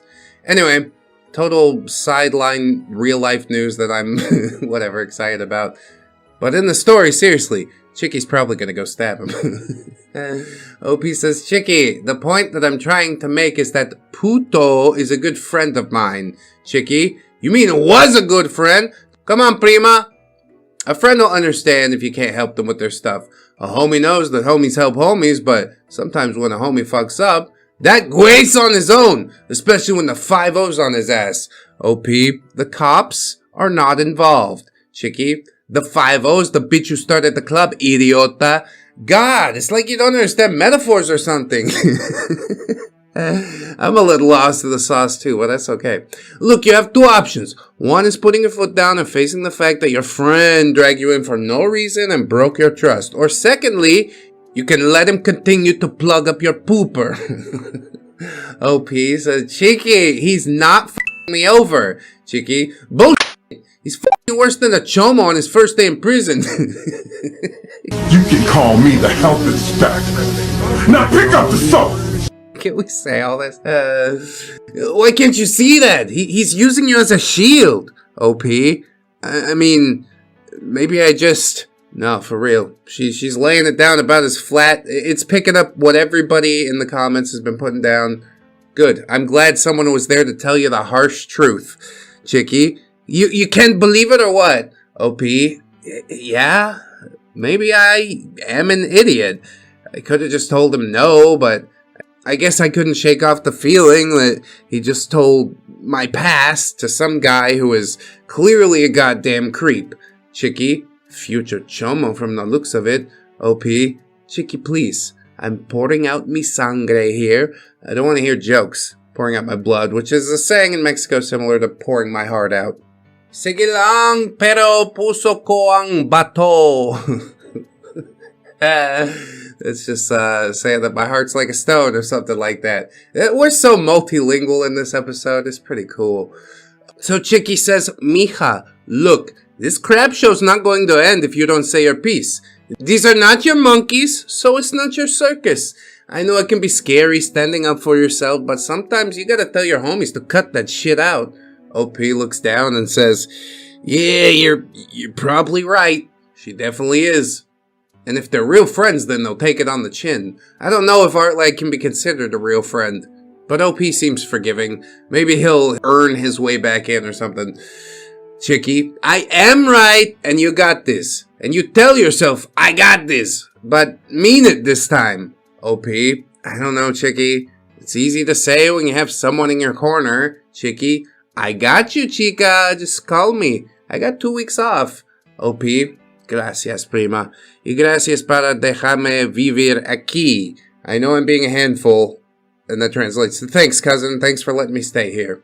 Yeah, gracias and a key is all I caught from that. Chicky says, the only reason I'm letting you stay here is so I can have a babysitter for my kids. OP, shut up, prima. And then a giggle. That's nice. A bit of the warm fuzzy before we go ahead and slop the whole thing up. After play fighting and giggling, I got dressed for the day and tried to finish any homework, but I got a text from Best Bro asking if Artlad was with me or if I'd at least heard from him at all. I texted back a no and asked why. Artlad and Best Bro always spend weekends together, always going to parties or some group hangout, but now it does seem like I'm knowing Artlad less and less, so I wanted to give Artlad another chance. So I texted him asking what the hell was going on. OP, hey Artlad, are you gonna see Best Bro today? He texted me all worried. Artlad, oh hey Dizzy, sorry, forgot to text him that I was busy today. I'll just text him right now. OP, okay, good. Glad nothing's wrong. Artlad, actually there is something wrong. Oh good, he's gonna lay it all out on the table, isn't he? OP says, like? Artlad, I wanted to talk to you on Friday, but you left home, so I couldn't. I got time later if you want to meet up. OP, like where? I don't have the money nor the energy for a bar or club. Artlad, no, I just want to meet up at the park. The one we used to hang out at back in high school, just you and me. OP, I don't know, dude. I'm still thinking about what you did. Artlad, that's why I want to meet up. I want to tell you the truth. OP, fine. Artlad, thanks, Dizzy. That's so dramatic, bro. Just tell me over the phone, like. But okay, I guess we'll go through the whole thing. We set up a time that we could meet, and I started to mentally prepare for whatever the hell the truth might be. But I didn't tell him that I had also told Best Bro and Chicky about this meetup, just in case I do need some backup. This park is near the high school that we both went to, and the park is known for teens buying some devil's lettuce, and of course it was my old high school's makeout point as well. Sure, yeah, dude. Good times. Good times. A party demon, whoa. The park is also near a shopping center, so yeah, I could run there if need be. However, the meetup was past 4 p.m., so I couldn't really make a scene since nobody was actually around. I texted Artlad to tell him what part of the park I was in, and I waited. Artlad, hey Dizzy, how have you been? OP, yeah, I've been better. Artlad, you're not mad at me.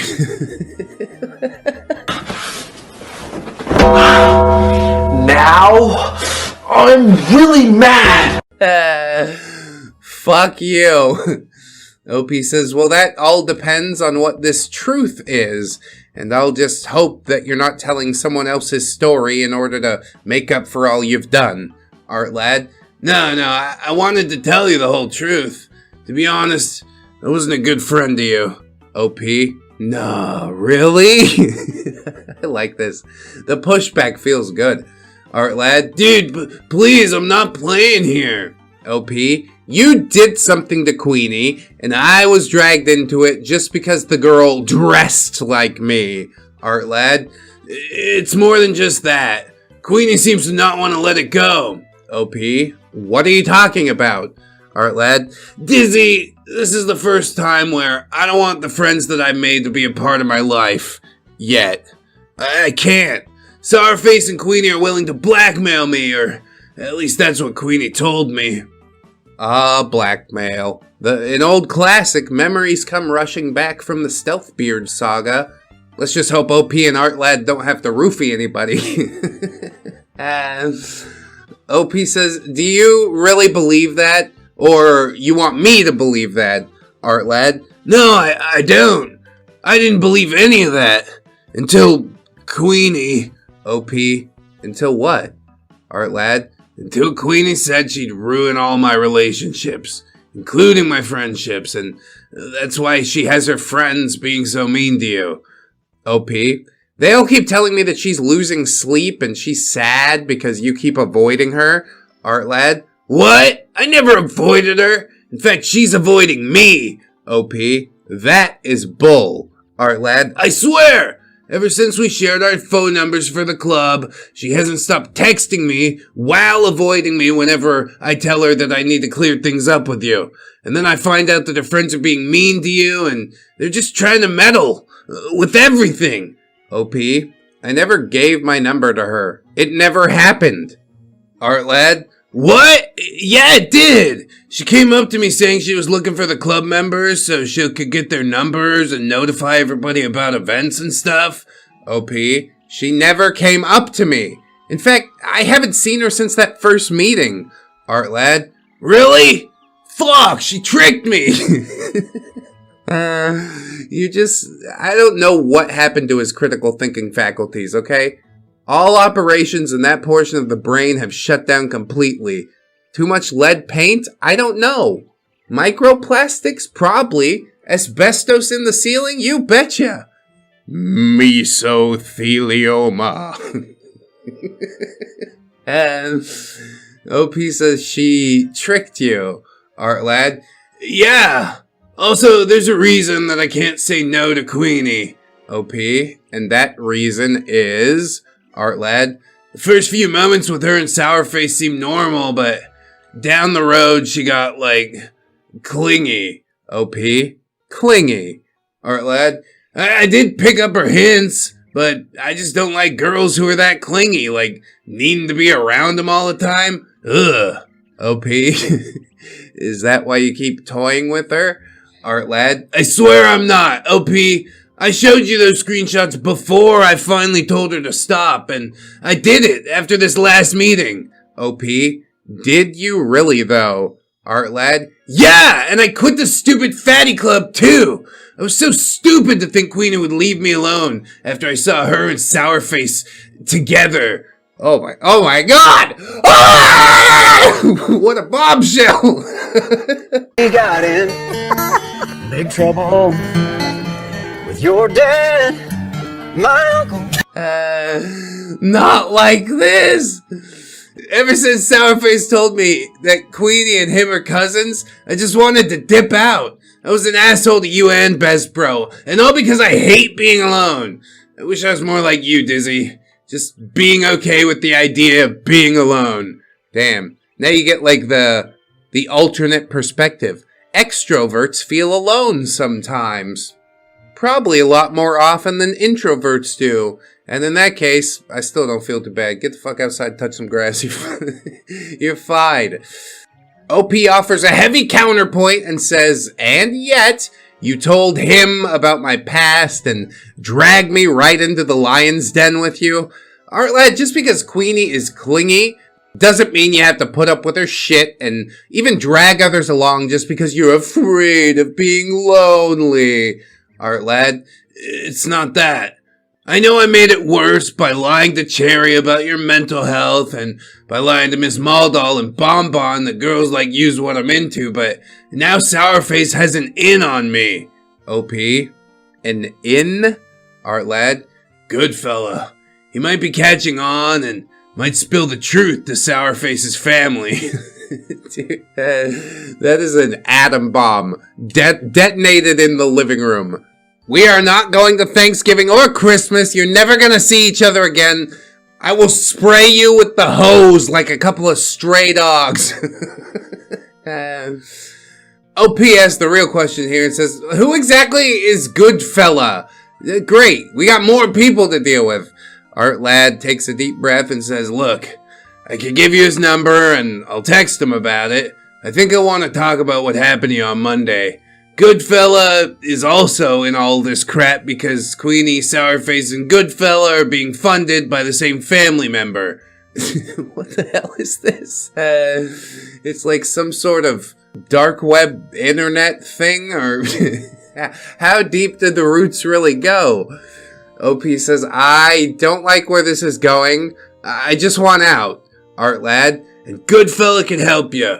From what he told me, this isn't his first rodeo dealing with that crap. He thinks it's like a game that they play. OP, Artlad, are you fucking with me? Just say you messed up and don't make up this BS story. I mean, I guess I don't believe his story either, really. The drama of the whole situation, it doesn't lend credence to it. It's like you're trying to bullshit me into something. Again, OP says, I am not making this up. If I read this from someone else, I'd think the same thing. But I really did live through this nightmare. It's a nightmare because I went to college with a couple of, I guess, family-interested individuals. But later on, I did find out that these said individuals just tend to drag people into their crap pile because, well, you know, toxic people tend to like to dump on others. In my journal, however, I wrote that I think Artlad was just lying to me with the most ridiculous lie that I have ever heard.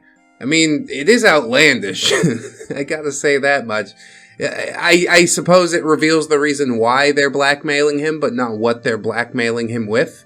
He's still being evasive. Not all the cards are on the table. I mean, come on, says OP. Would you believe someone if they were telling you that they have someone being crazy clingy and oh yeah, also they're banging their cousin too? Maybe in Alabama, but not in California.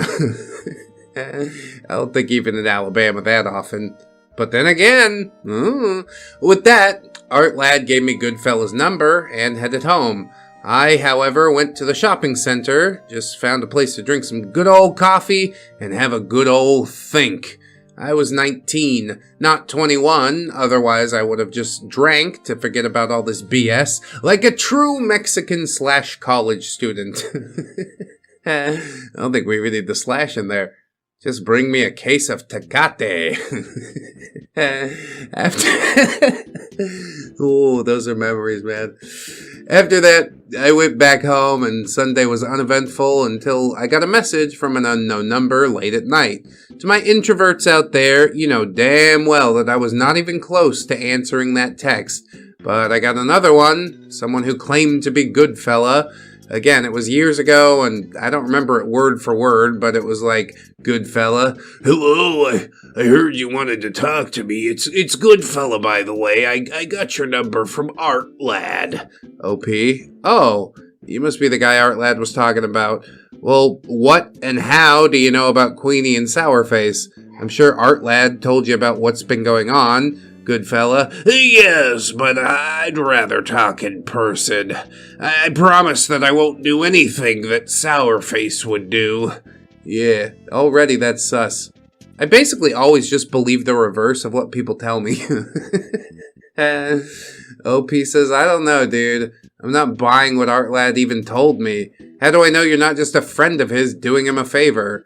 Goodfella. Trust me, after this I'm out of your life. I don't want to be a part of this just as much as you don't, but I kinda have to because reasons. Oh yes, reasons. Who hasn't been there before?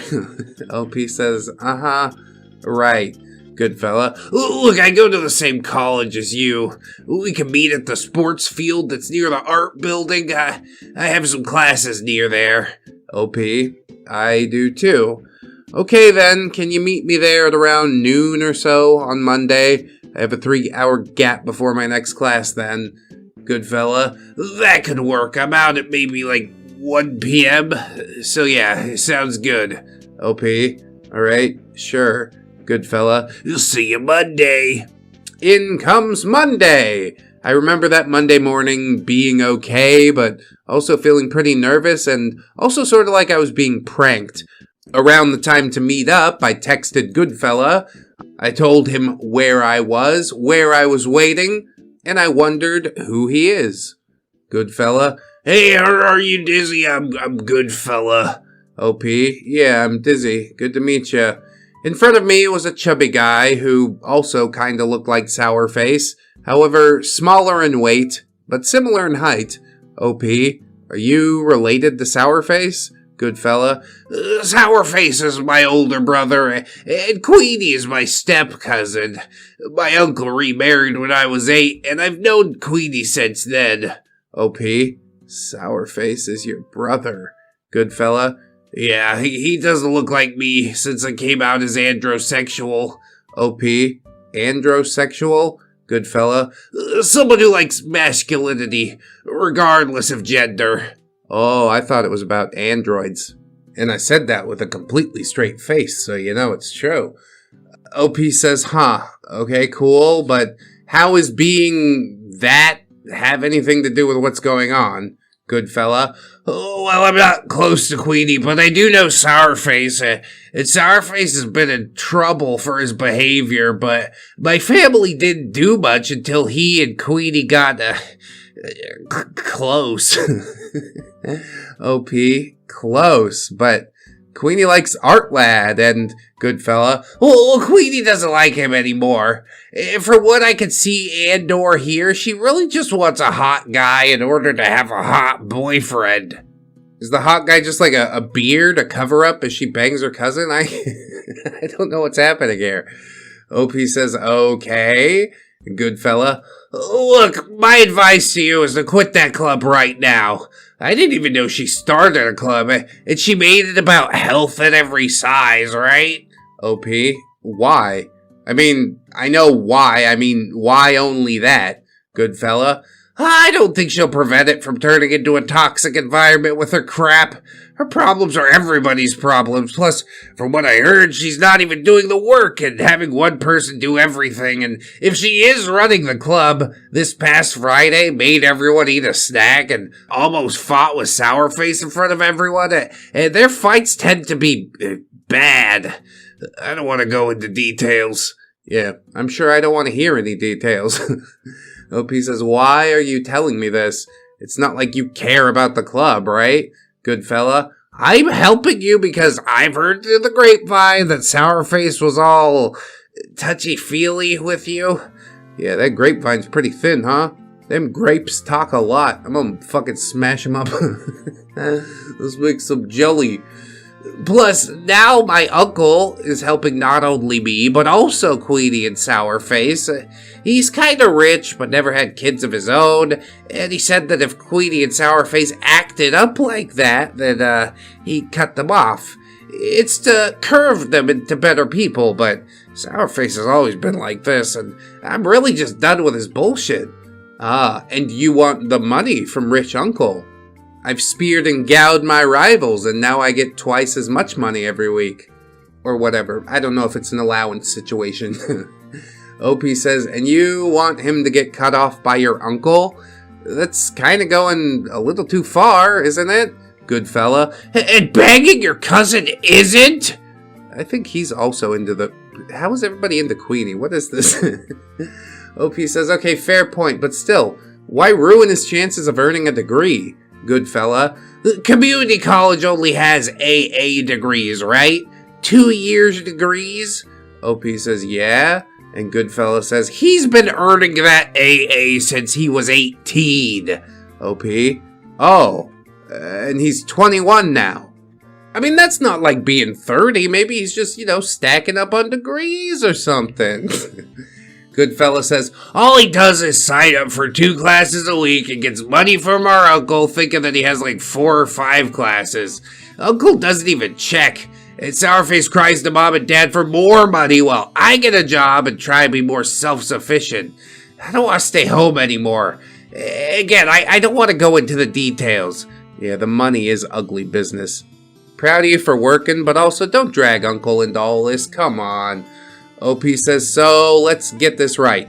You want me to tell you how he acted last time so you can get some petty points from seeing him get cut off? Goodfella? Yup. OP, I don't know, dude. I just want to continue my college experience drama-free, Goodfella. But you'll never have to go through that again. For some reason, I did want to go through with Goodfella's whole plan, but not before clarifying whether or not this was a prank. Like I said, there's too much going on, and if it was someone else writing the story, I wouldn't believe it at all. He was 100% truthful, but I didn't like his plan. Not because it was hurting Queenie and Sourface's degree, but because the plan was fucking awful. And I told him as such. OP, dude, I will help, but your plan is god-awful. They are not gonna believe you. Goodfella. Huh? Why not? OP, if you were implying to me that your family has caught them before, then you need evidence, as well as me going and telling them outright. Goodfella. Go on. OP. Well, first, I need time to think of a better plan, but I'll text you when I've thought of something good. Goodfella. Deal! Shook hands, left the area in different directions, and all was fine until I ran into Queenie. OP. Oh, hey Queenie, how was smack? I got bitch slapped across the face hard. OP. Ow, what the hell, Queenie? Stay away from my boyfriend! OP. Huh? Boyfriend? Since when? Queenie. We're not official, at least not yet. I followed Artlad the other day and I saw you and Artlad at the park, you home-wrecking bitch! OP. What?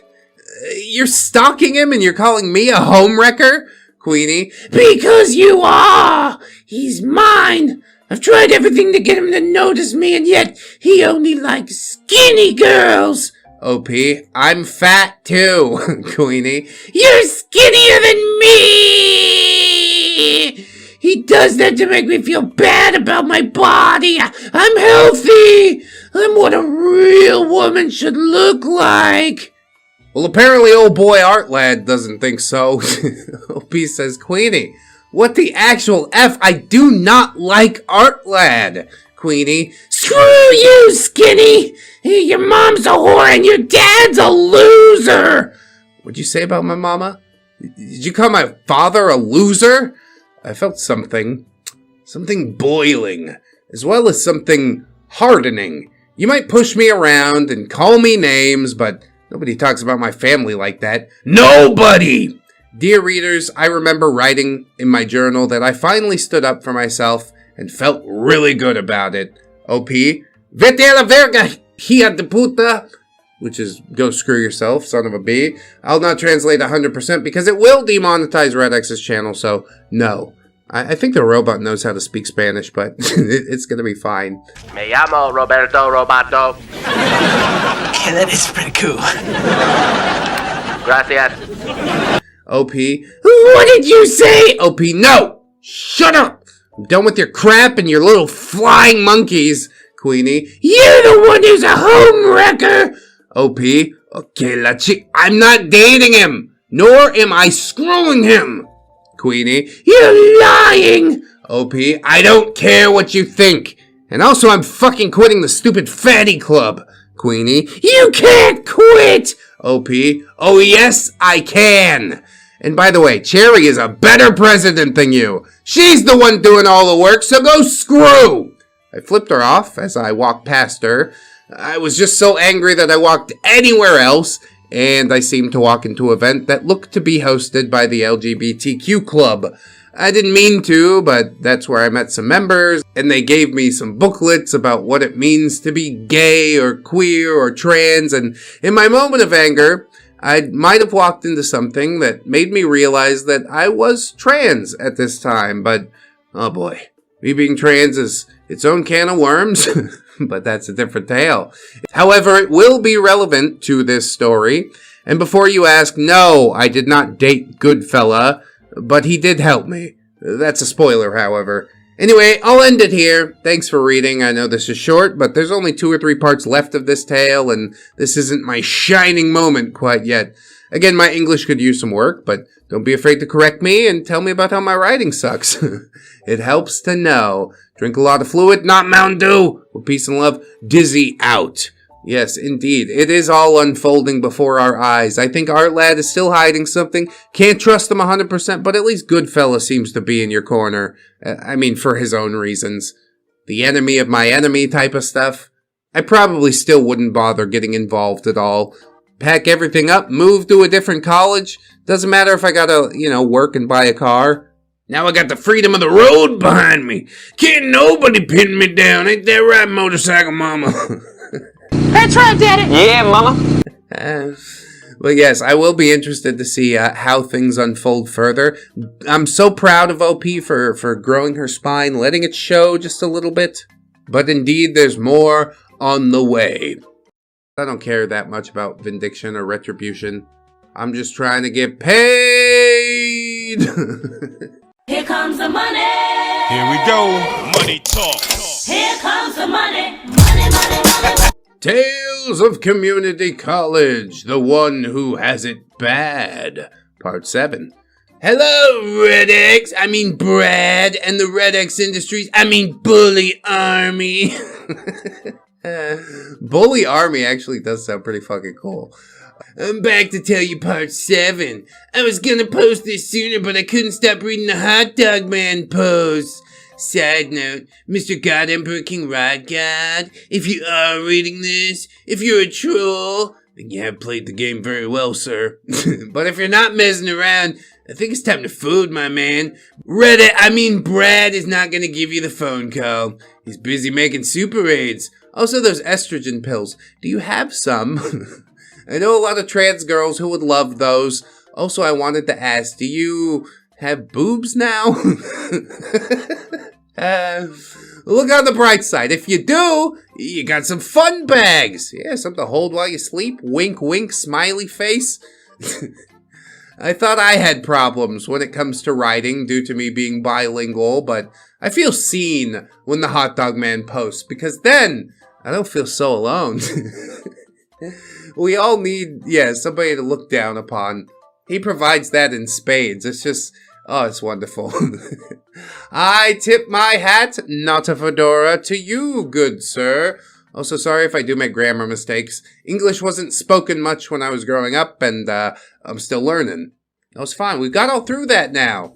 Sometimes something comes out weird, or I say it weird. It's different from how it's written, but we're making it a bit more polished, you see. At least, hopefully. Anyway, on to the actual post. This part will start right after I realized I was trans and slowly started to transition. But not before Sourface and Queenie had their downfall. Also, I did somewhat try to dress more boyish, and Goodfella and Sourface definitely noticed, but both will have different reasons. However, we'll get there when we get there. Goodfella also shows up more and more in this saga, and of course, more on that later as well. Presenting the cast for the drama storm, Dizzy, Sourface, Goodfella, Queenie. You know them! You loathe at least half of them. Let's get into it. Before we get into the more talky parts of the story, I wanted to simply explain the rest of the week after the meeting with Goodfella. In my journal, I wrote how I wasn't doing well mentally. At the time, I had untreated ADHD, but I was diagnosed at the end of high school. My family wasn't the most well-off, and any child of migrant parents will tell you that it is much harder to get well-paying jobs if you don't speak the language very well, or even not at all. My dad's job at the time was paying well, but it wasn't enough due to my older sister also needing higher education. My mom couldn't work due to her going blind. I thought I didn't need meds, even though I now realize that it would have helped me get through community college without all the unwanted stress. Yeah, and also, you never really felt like you were writing a research paper before that point. There's nothing quite like prescription amphetamines, is there? Since I live in the good old US of A, medication was simply too much money, however. And not only that, I was starting to develop an actual coffee addiction to the point where I wasn't even drinking plain water or eating proper meals, just straight black coffee. But it was a slippery slope to something stronger, I guess. I've learned that people with ADHD are at a higher risk of developing addictions due to their dopamine irregulation. Combine that with the stress of college and the bullshit Artlad put me through, and yeah, it landed me in the hands of Goodfella. Goodfella really did hate both Queenie and Sourface. He didn't want to go into too much detail, but he kinda hinted that his home life wasn't the greatest in terms of siblings with Sourface. In the last post, he said he came out as androsexual, which is liking men or people who look manly, not androids. You wouldn't like my body. It's all circuity and metallic. And later on, he told me that it was in middle school when he came out. Sourface seemed to make it his mission to be downright cruel to him, or at least that's how Goodfella described it to me. But he's kind of had me in the dark about most of this stuff, and whenever it does come up, he tends to speak with a lot of venom, and I'm guessing a lot of internal pain as well. Goodfella did really seem to be the friend that I needed. Most of my high school friends left town, or straight up left state for college, and I only had Artlad and Best Bro. Best Bro, however, was busy with Artlad and the bullshit storm he'd created, so I was basically on my own to deal with the aftermath.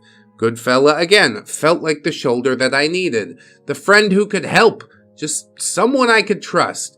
After that blow-up with Queenie and her basically chasing me all over campus along with her yes men to convince me to rejoin the club so it doesn't shut down and me constantly going fuck off, yeah, I thought I'd made a friend without the help of anybody else. Goodfella was the one that noticed that I was sad, stressed, or simply not okay the moment that he saw me. Hell, he even noticed that I'd lost weight, even under the puffy sweaters. I wasn't losing weight because I wanted to. I was losing weight from not taking care of myself.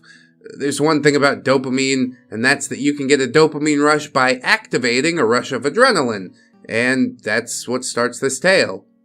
I knew that me going through what Sourface had put me through last time was the worst thing I could do to myself, but that adrenaline was what I needed to get dopamine. I was basically self-harming, so I thought of a plan to help Goodfella and, in a way, get me out of this drama. I haven't seen both Sourface and Artlad in a while, however. I knew Artlad took a week off from coming to campus due to him feeling like crap. I knew about it because I heard it through the grapevine, aka Best Bro. This whole bullshit happened within 4 weeks. I started on this campus with the most stupid drama ever. I mean, in my opinion, it is. Sorry for the wall of text, I just needed to explain. I texted Goodfella with the following. Well, before we get into that, it sounds like you definitely have a lot of other stuff that needs to get sorted out. But I guess that's the problem with life. It doesn't slow down in order for you to sort the things out. Smashmouth had it right. The years keep coming and they don't stop coming. Well, the years start coming and they don't stop coming and they don't stop coming and they don't stop coming and they don't stop coming and they... Anyway, what'd you say to Goodfella, OP? OP says, hey, Goodfella, I think I have a plan that both Queenie and Sourface will get exposed in. The one thing that we do need, though, is the evidence, Goodfella. How the hell am I supposed to get evidence? If they see me, they'll just stop what they're doing. OP, I think that's where I come into play. My question is, have you told Artlad or anybody really about your home life? Goodfella. I've only told Artlad about me not liking my brother, but not the whole money thing. Why? The only reason I told you is because I wanted you to help me and also help you get even. OP, I'm still not sure that you should be involved in this. I feel like it could backfire and you could also lose your uncle's funding. Goodfella. I got a job if that happens. Sure, it's nice, but that doesn't mean I should have to deal with him in order to get money. Plus, the money I do get is nowhere near as much as Queenie and Sourface's. I just get enough for books. Ah, there's the rub, is it? Or maybe it's just because Queenie and Sourface are lying about how much they need. That seems a little bit more likely. I think Goodfella, despite the name, is a good fella. And OP says, damn, dude. You basically said you're a black sheep in the family without actually saying it. So, What is it that actually makes your uncle go, oh hell no, in terms of cutting them both off? Goodfella. My family didn't like the idea of Queenie and Sourface being close. They tried everything, and in their eyes they stopped it, but I caught them many times, and they always said that I'm nothing, and this, that, and the other thing, just because I'm queer. OP, I still think the whole money thing that you're telling me is a lie, and really you just want to help me ruin their reputation among your family. I mean, after a certain point, the reasons don't matter, do they? Is this what you want? Then it's time to grasp the nettle. Goodfella. Both those things can be true at the same time. Look, I know what I'm asking's a lot, and you're having a hard time with your pal Artlad. If evidence is what you need, then so be it. I'm just asking for backup here. OP, what happens if they do get cut off? Goodfella. They don't return to campus. Duh. I don't know about Queenie, but sure as hell my parents aren't picking up Sourface's tuition fee. OP. Yeah, I'm still on the fence about it. Goodfella. If it helps, just because they get cut off doesn't mean I'm getting anything out of it. My uncle made that very clear. Well, damn. What's even the point? I guess just to be vindictive, but I don't care that much about vindication or retribution. I'm just trying to get paid! Here comes the money! Here we go. Money talk. Here comes the money! Money, money, money, money! And OP says, yeah, on one hand, I really shouldn't be any part of this, Goodfella, but on the other hand, OP, just talking to you about it, I feel, I don't know, I guess, whole? I feel okay, or maybe it's just an excuse to talk to you. I don't really have that many friends, and the ones I do have put me into this crap pile. Goodfella. That bad, huh? I think I know how to start the downfall. Queenie's gonna be hard, but I know exactly how to bait Sourface. OP says, bait? What exactly do you mean by bait, Goodfella? Let me worry about that. I think what you should do is figure out if Sourface has a vendetta against Artlad. I do love a good vendetta. Ruwenge, Omerta. OP says he doesn't even like Queenie. Like you said before, he's with her out of pity. Goodfella. It's an ego thing. Artlad's a good-looking dude, and Sourface always goes on and on about how women don't like men like me, and to him, he's right because of Artlad. OP, I saw Sourface being pissed off at Artlad for not letting him in on Artlad's fuckery regarding Queenie. Like he wants to hurt Queenie. That's why I'm having a hard time believing that Sourface is doing it for her honor. Goodfella says he's not doing it for that. He's doing it because he wants to believe that his own cockfight is being more manly. Sourface he sort of has a weird view on women. OP says cockfight? Like he's trying to prove his manliness to Queenie? Goodfella? No, to himself. You know what that is, right? And OP says, I'm Mexican. We invented cockfights, but I don't understand the metaphor. I know there's no actual roosters. It's just sort of like a sword fight of the ego. Goodfella. Oh, yeah, exactly. So, I'll see you tomorrow to work out the details. OP says, yeah, sounds good. Till then, I'll see you soon. After that, I remember feeling off still. I still didn't believe the whole money bit, because if he really does have a rich uncle, couldn't you just pay for a 4-year university? To this day, I'm still on the fence regarding that. However, I do think that Goodfella really did want to hurt Sourface. With what little info he did say, reading in between the lines does kind of paint the picture of Sourface being the golden child. It's giving the vibe of the parents just wanting grandkids and thinking Goodfella being queer means not having any kids. I have so many stories about this family, but that's for a different tale. In my journal, I noted that it was on a Wednesday, where I met up with Goodfella at one of my college study rooms. OP, hey, I'm here. You ready to talk about, the details? Goodfella. Hi, yeah. And I got some info that gives me really bad vibes. I mean, honestly, this whole business with the family gives me bad vibes. I don't want to be in this deep. I'm getting out. But OP says, Bad vibes how? He told me to take a seat, if I remember correctly. I noted in my journal that in this study room, the air felt both heavy and filled with unfiltered vengeance. Goodfella takes a deep breath. Remember, I told you Sourface has a vendetta against Artlad? OP, yeah. Goodfella, well, I overheard him and his pals, and he wants to fight Artlad for cucking him. He believes Queenie's infatuation with Artlad is Artlad trying to be the bigger alpha male, even if Sourface was using Queenie for that. I spend a good few seconds trying to process all this. What the hell I had just heard? Really, all of this build-up for something that insignificant and stupid. OP, I'm sorry, you had me wait a whole day just to tell me something that could have been learned in an hour. Goodfella, you dumbass, I was getting confirmation that Sourface is still going at it with our cousin.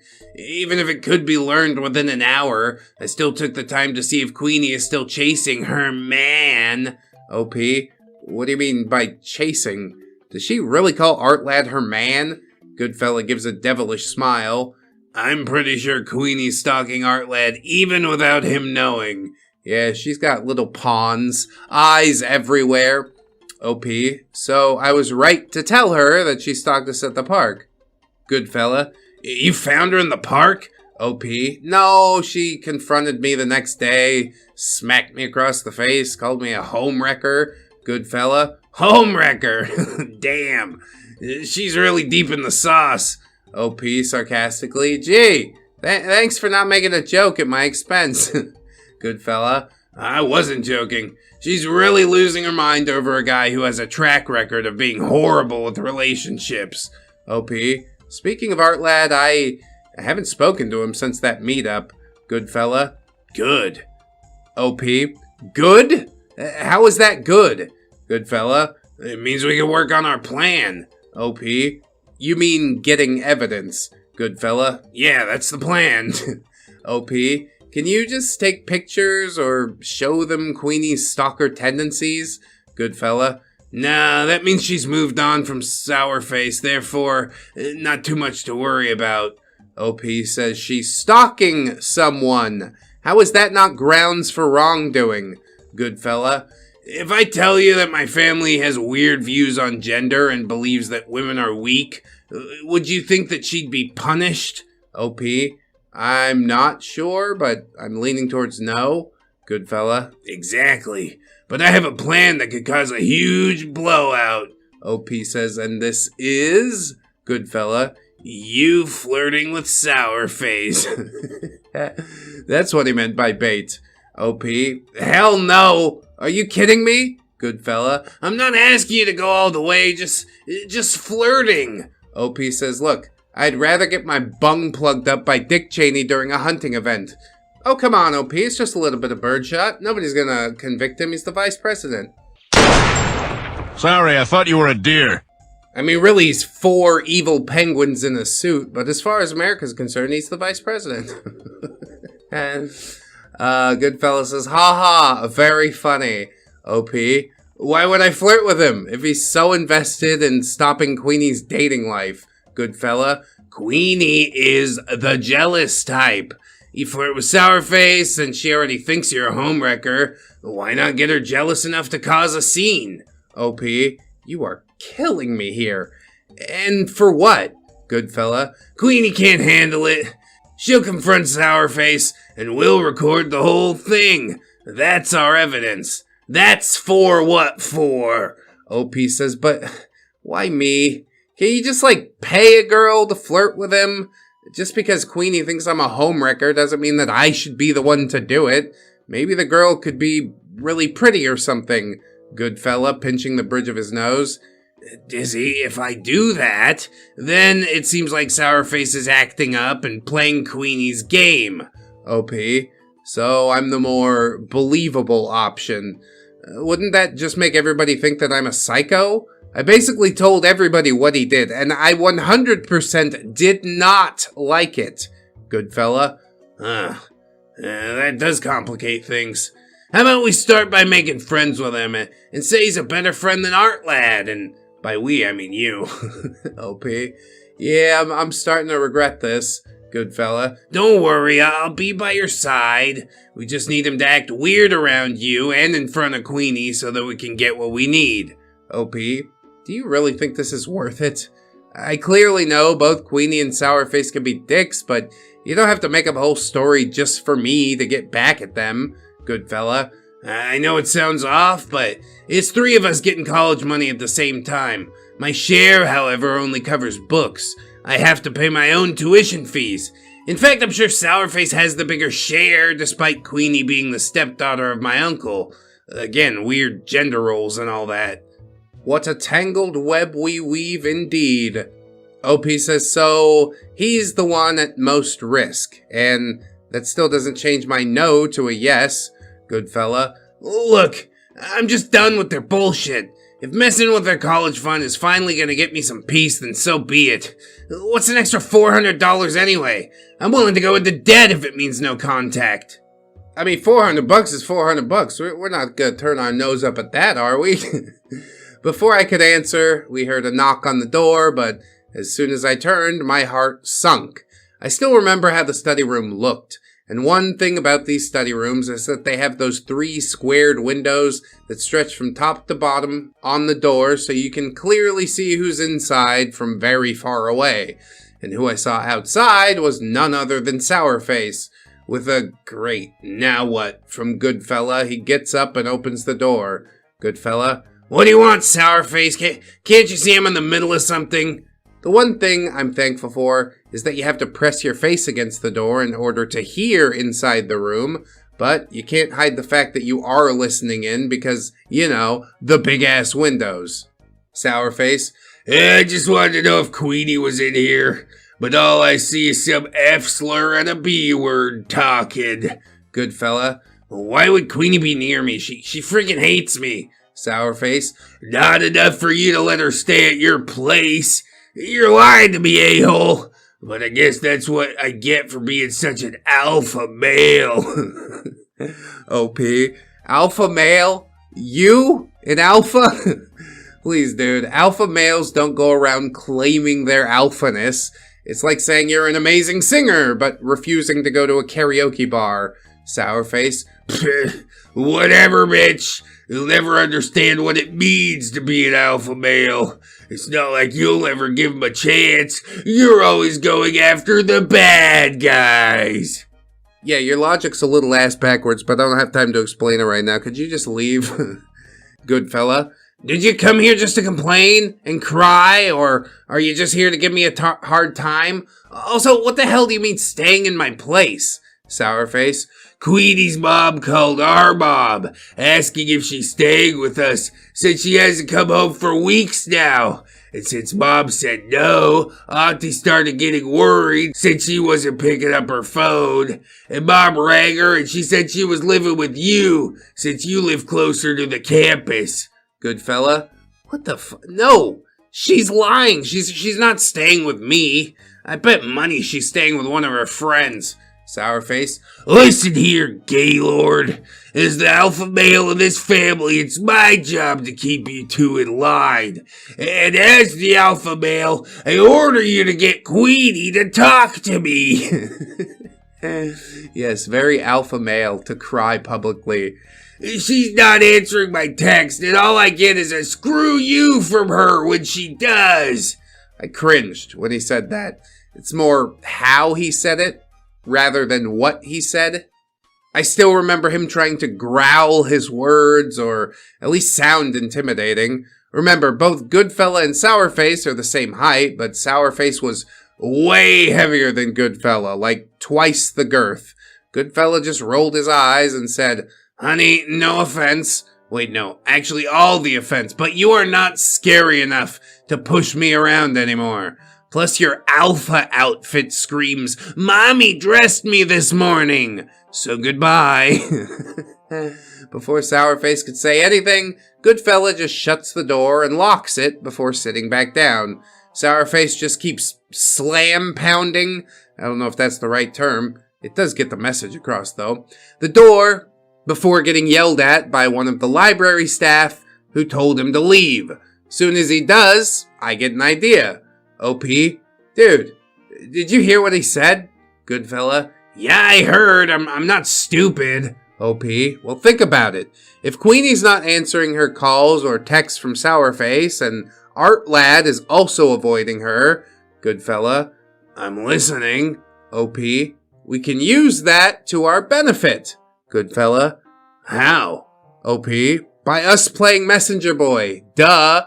But instead of actually getting them to cool down, Goodfella, we could give them false hope by acting like Artlad wants Queenie and Queenie wants to talk to Sourface. OP, we can have them all play right into our hands. Goodfella, so what you're saying is we play into their needs and have them blow out thinking they all played each other? OP, bingo.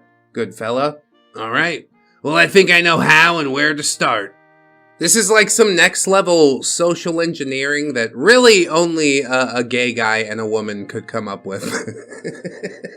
It might seem insensitive to say that, but deep down you know it's true. You know it's true. So the plan was that me, OP, the idiot whose spine did shine through but still needed to learn better boundaries, should be the one to talk to both Queenie and Sourface. Wow, how'd you get loaded up with the worst tasks? The idea was that I would talk to Queenie as if I was sorry and actually help her to get her man, while I also talked to Sourface as if I was going to help him get back with Queenie. Well, what about Artlad, you might ask? The thing is, I was never going to tell Artlad anything. My reasons for this are 1, to not ruin the plan just from him saying it out loud, and 2, unlike him, I didn't need somebody else to do my dirty work. That's right. We're getting deep into the mud on this one.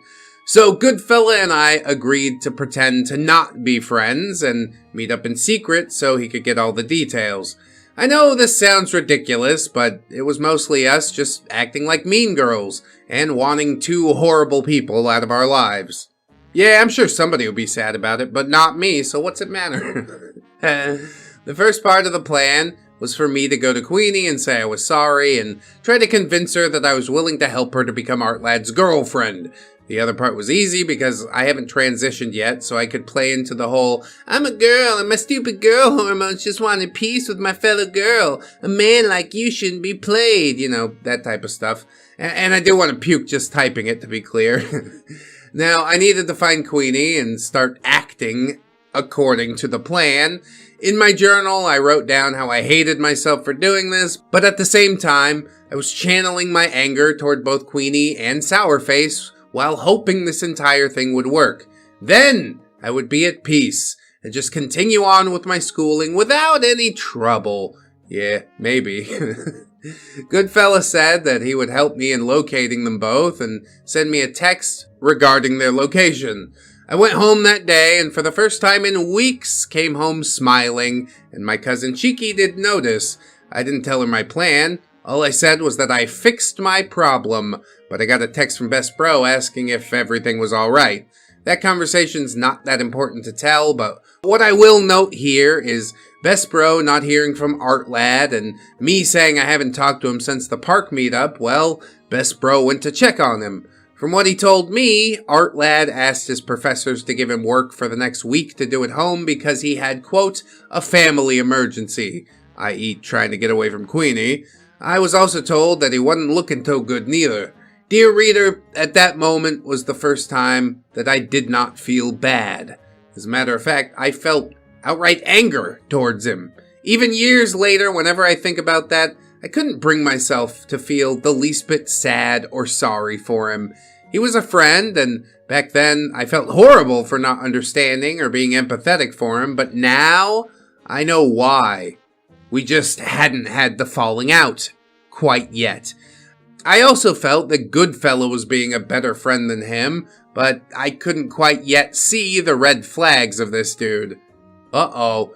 He's not a good fella after all. Well, I mean, he is using another person for his means. Anybody who's trying to use people as pawns, generally not so great.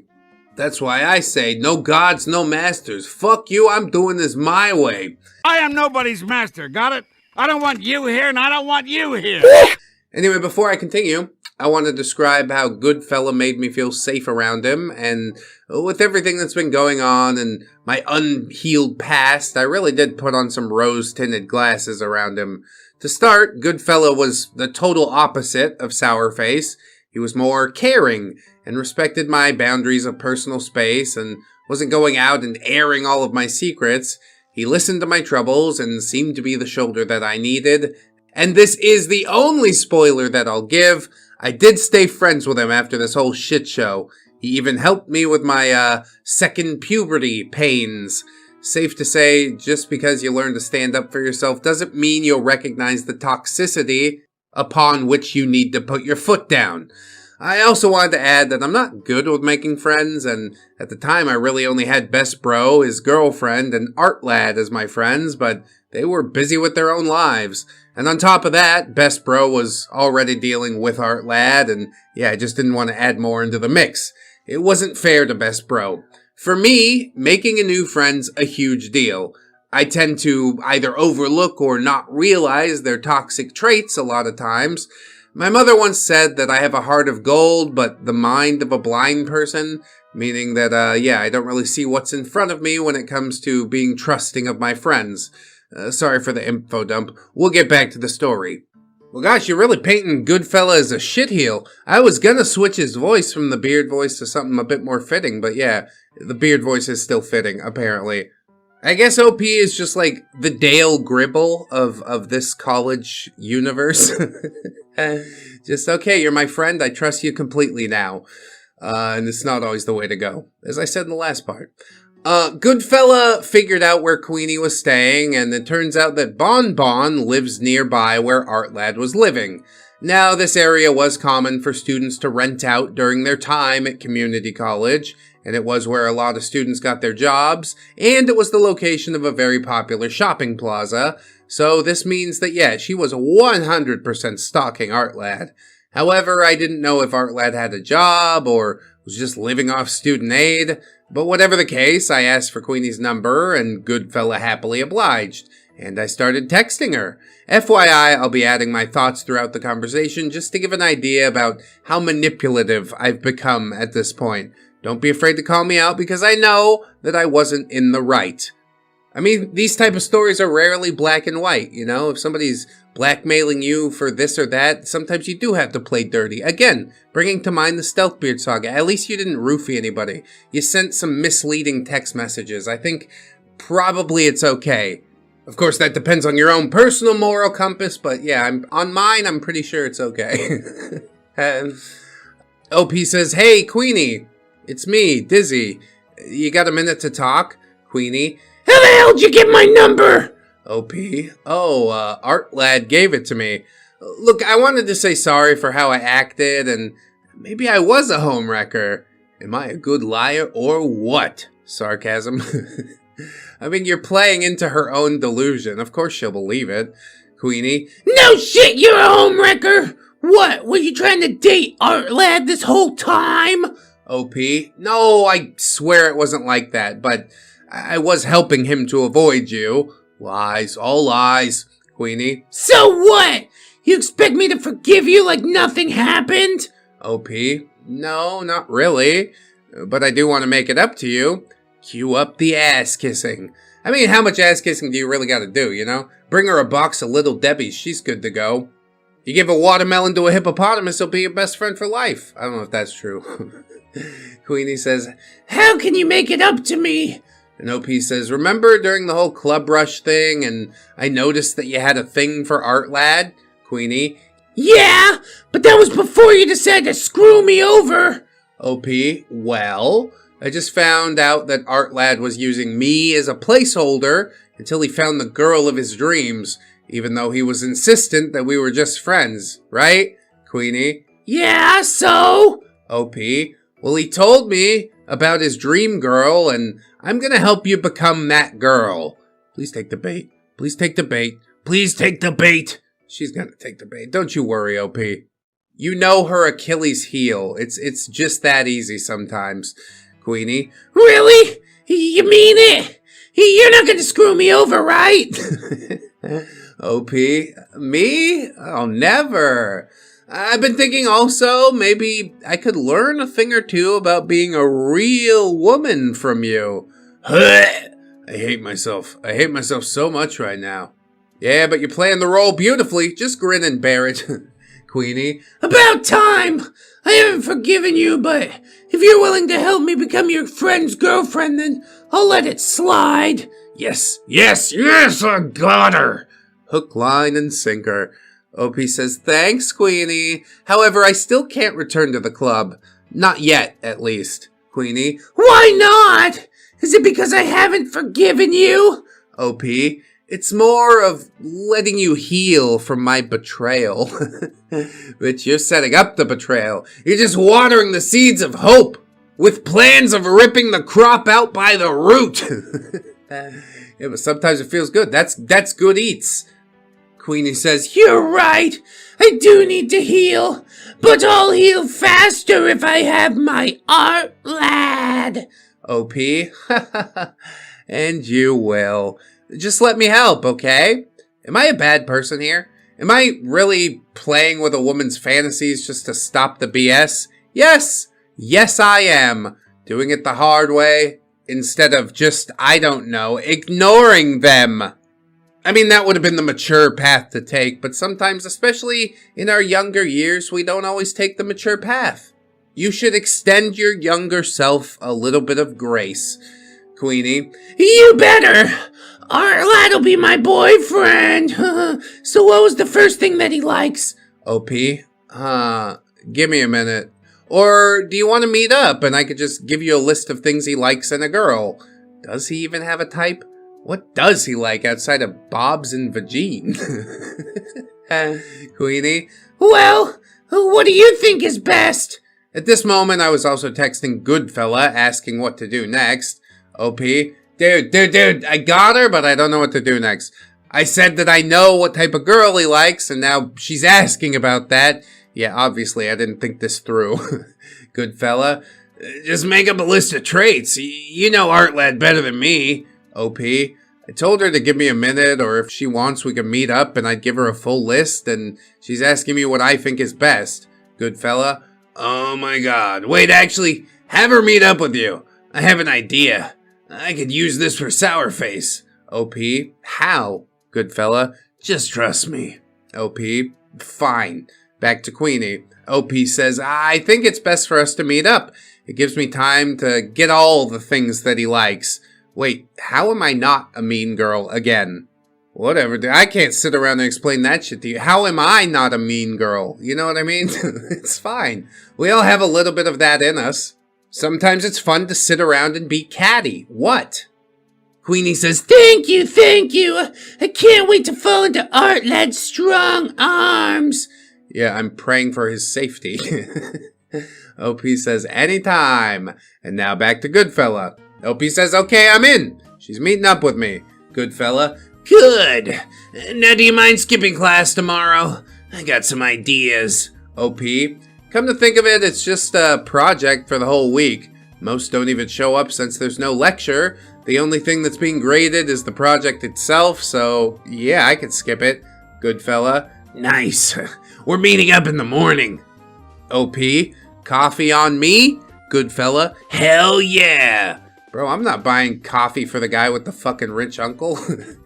Coffee on you.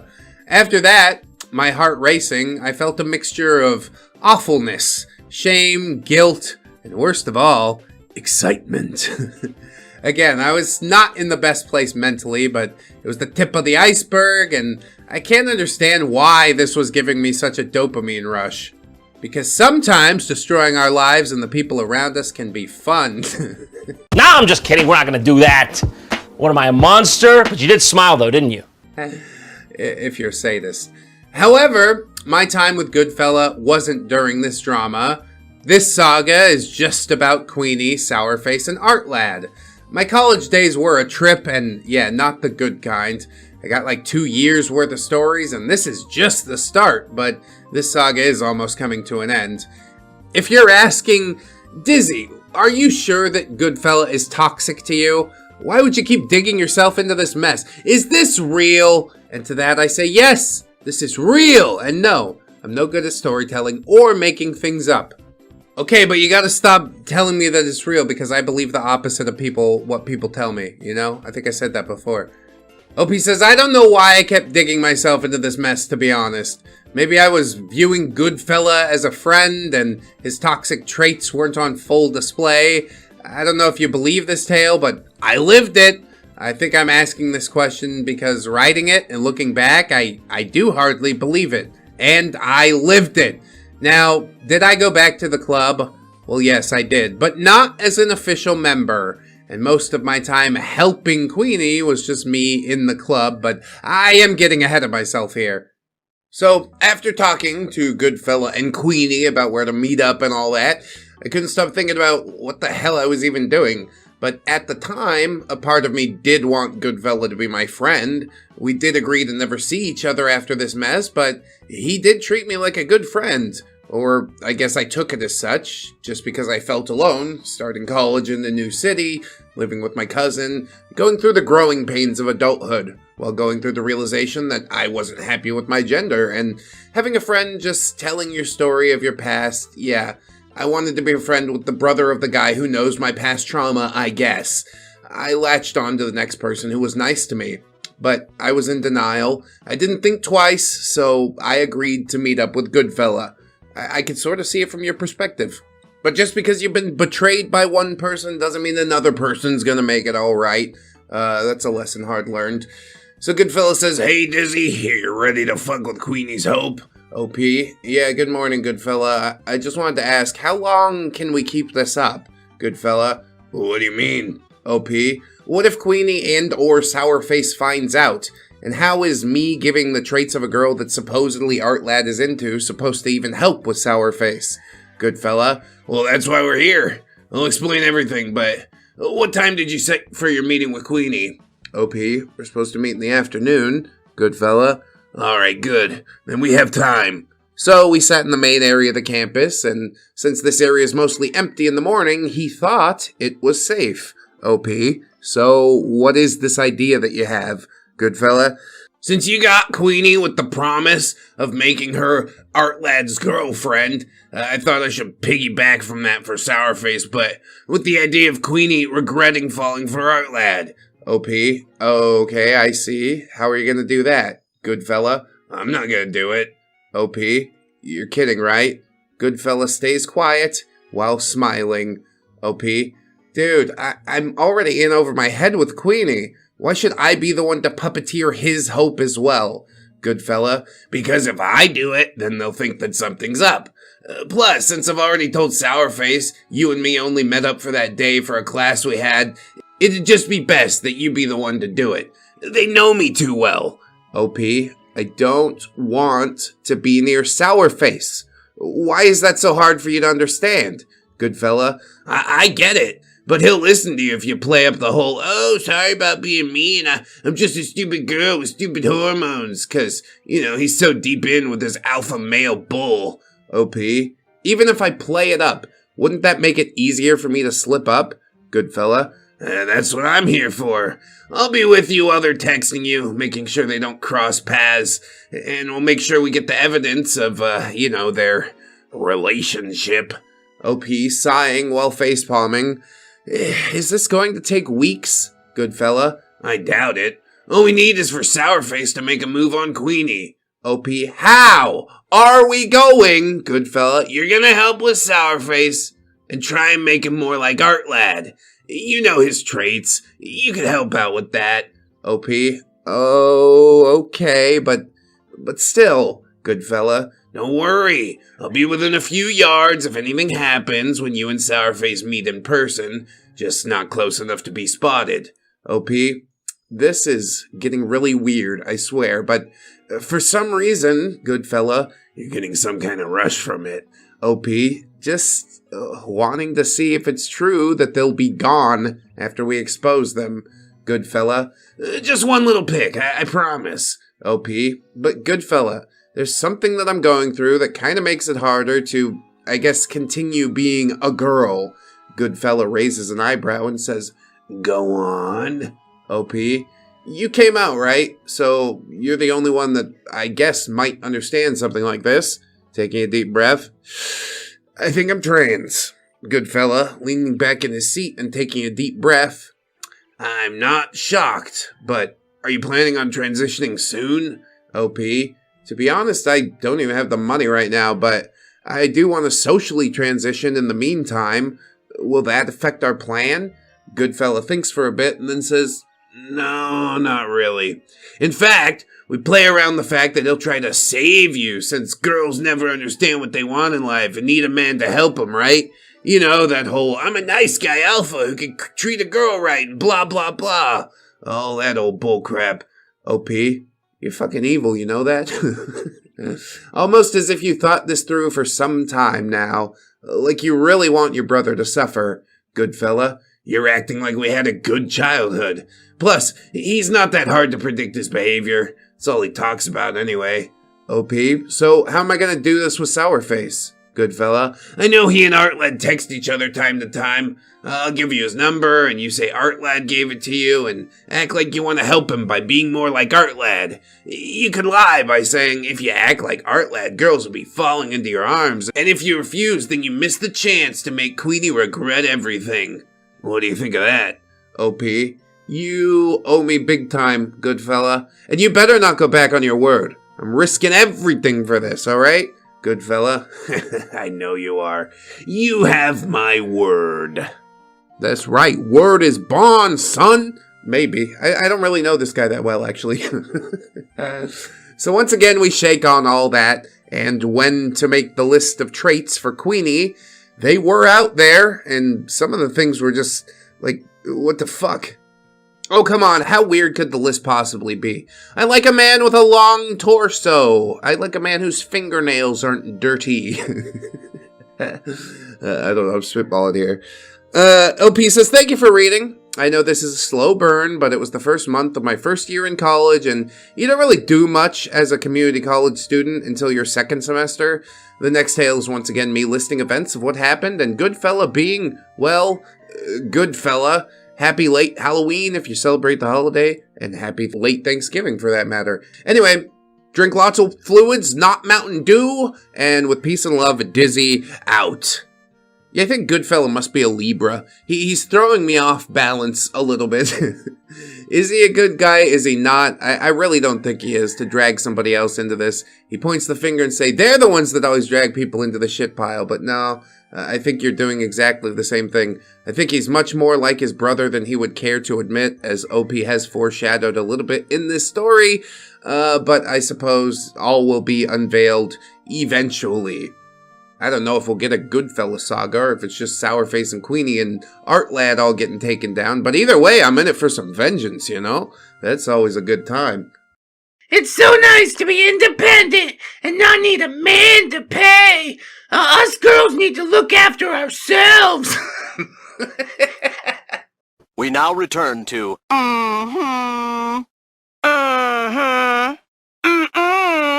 Tales of Community College, the one who has it bad, Part 8. Hello, ReddX and fellow ReddX fans. Hi, Dizzy Genetic Fluid. I'm back with another tale about our favorite, in quotes, Sweet Home Alabama cousins, who became apparent that they had some, lovers' quarrel, but neither of them realized that another of their relatives was trying to screw them both over. So first things first, I want to say sorry for not writing sooner. November is a busy time for me. Bro, preach. Timely disclaimer, yeah. Since I have time and was reminded how Goodfella was really just vindictive and a petty little bish. Oh, I thought you were setting him up to be like, you know, co-pilot or whatever. Maybe not. That's why I gave him the neckbeard voice. Anyway, once again, we're starting off where we left off. Also, sorry for my bad grammar, due to me being bilingual. You know, English is evil when Colonel has an R sound in it. Yeah, you should put 2 Y's in it, and then it could be Coyonel. Let's look at this season's lineup. Dizzy, 19 years old, still pushed around, but will cut the BS if pushed too far. Just realize I'm trans, but quote-unquote can't transition yet. Queenie, the good, the bad, and the 20-year-old stalker lady who's down bad for Artlad, one half of our classic Alabama couple. There's also Bon Bon, the lady going for the gold medal for the fastest development of beatus ever at the age of 21. I hate to tell you this, OP, but there's people that have made beatus for themselves at 8 years old. There's some people that are born with it too, I think. But totally, yeah, I see where you're coming from. She is here to, yas, queen, her friend's ego. Goodfella, the 18-year-old who had to deal with the Alabama couple. At the time, he's my new friend, when my old high school friend left me to clean up his mess. Homie is our petty ringleader. At least for now. Best bro, the big brother I wish I had, 19 years old, and he only appears briefly with some news, but more on that later. Now let's start off this kickoff! It's worded awkwardly. How could we improve it? Kick the tires and light the fires! That's what I say, boy. Where we last left off is Goodfella and I meeting up to make up some BS traits to give to Queenie right after I quote-unquote came out to Goodfella. I've written this in my journal, wondering why did I tell Goodfella about my gender identity, but I guess I figured he's part of the LGBTQ community and he's come out to his family. I thought he was the best person to come out to first. A lot of my friends at the time were straight, however, I guess I'm getting ahead of myself. So we're at the library writing down traits, OP. I'm thinking we should write down Artlad loves when girls are soft-spoken, and let him ramble about art.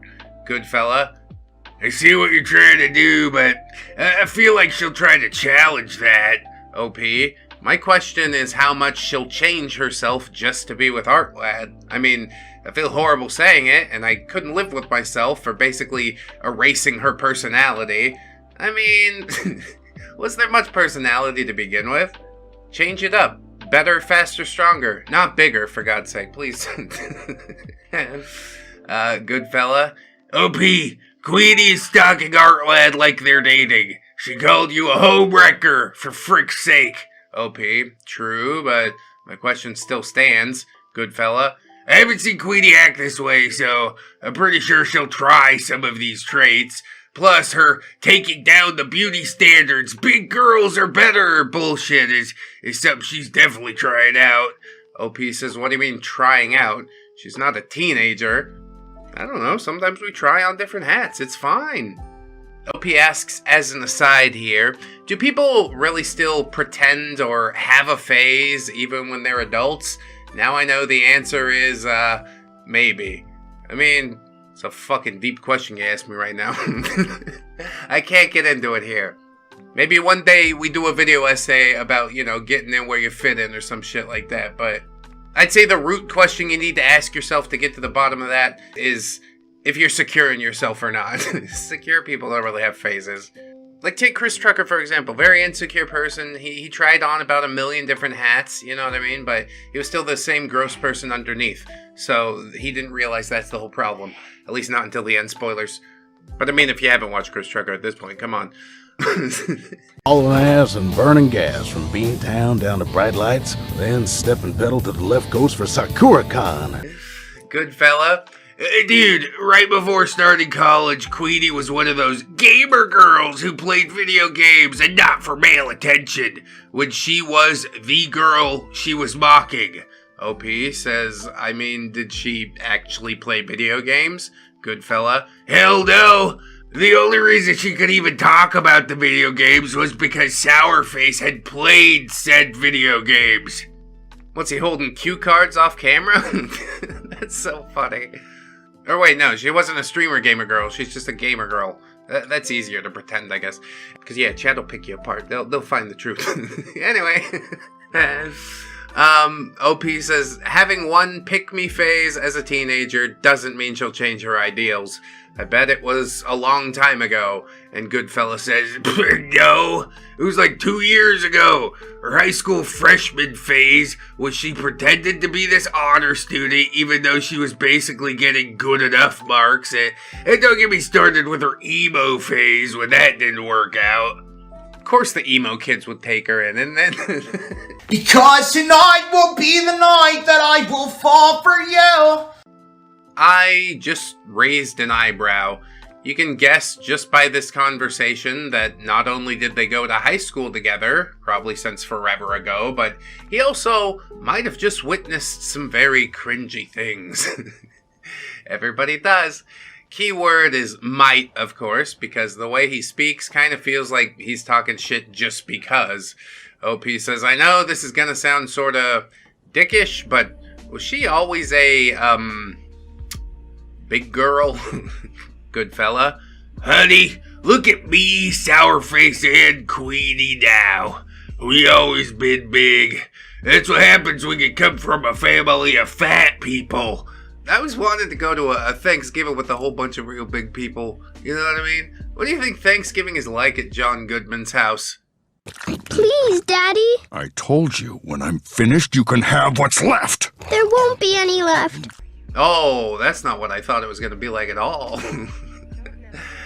OP. I'm not saying it just because big people can't get love. I'm just saying if she's willing to do anything for a guy she likes. I was wondering if she had actually dated the guy before, and also hoping to get this whole health at every size BS explained. Goodfella says, oh, no shit, she'll do it for a guy. What else is the reason to be a pick-me? OP, is this health at every size crap a phase for a guy? Because, yeah, I doubt this is for Artlad. Goodfella, come to think of it, I don't know. OP, you don't know. You were so sure about Queenie's intentions and now you don't know? Goodfella, I doubt she's doing it just cause. Maybe she's just trying to convince herself or find a way to convince a guy to like her. OP, well, number one, why can't she be herself? And number two, when did this relationship start with Sourface?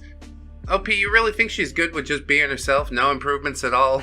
Some dude's gonna be like, hey, why not? I don't know, I guess stranger things have happened.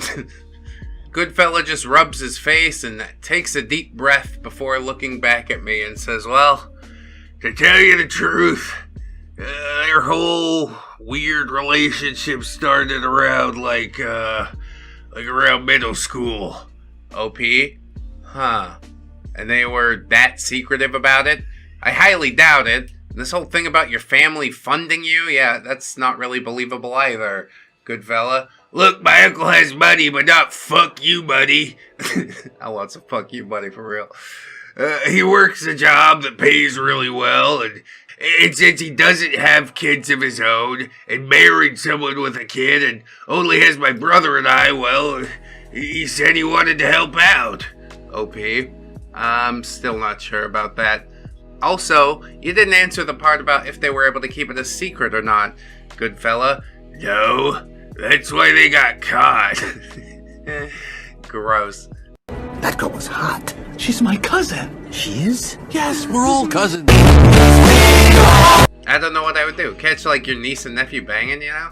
Just shoot them there on the spot. Like, look, you're up to no good. You're not gonna come back from this experience. This is for the good of everybody involved. And then shotgun!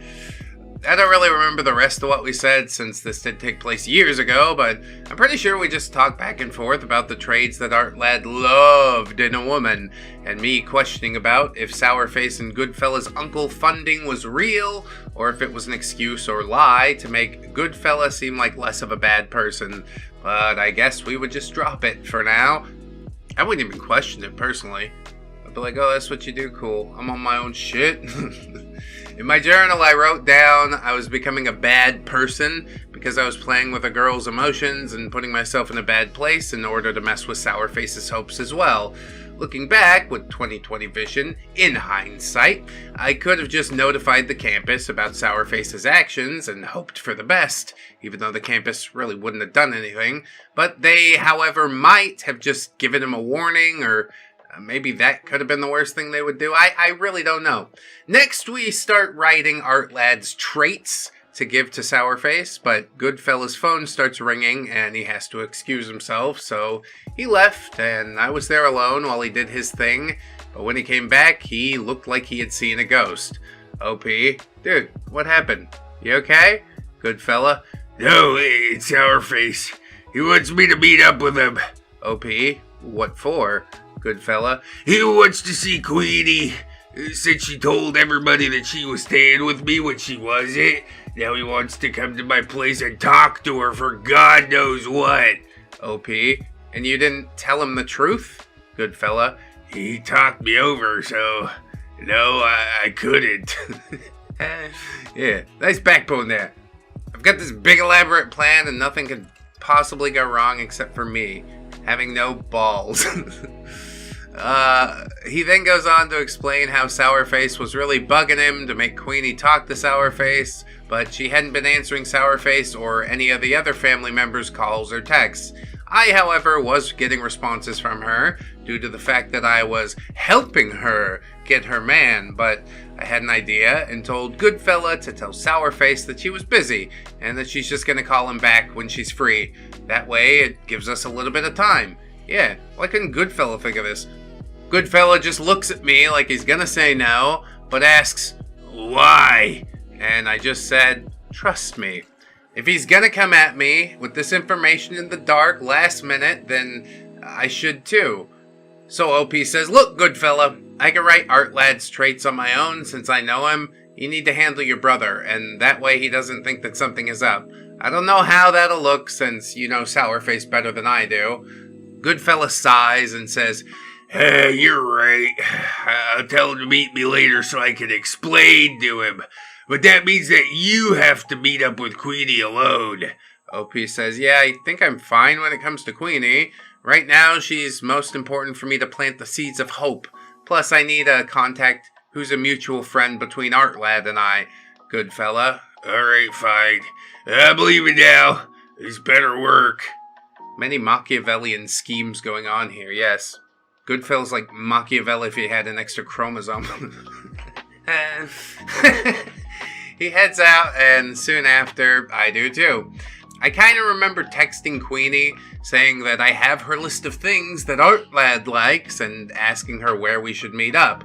Y'all, if I told you that Queenie was so happy about getting her man, it would be an understatement. She was sending me text after text saying, "Oh, Artlad, I'm so glad you're helping me. I can't wait to have an official date with him instead of from afar." I didn't ask what that meant, nor did I want to know. She's invested in some good binoculars, or a telescope, or a drone, I guess, in the modern day. Whatever.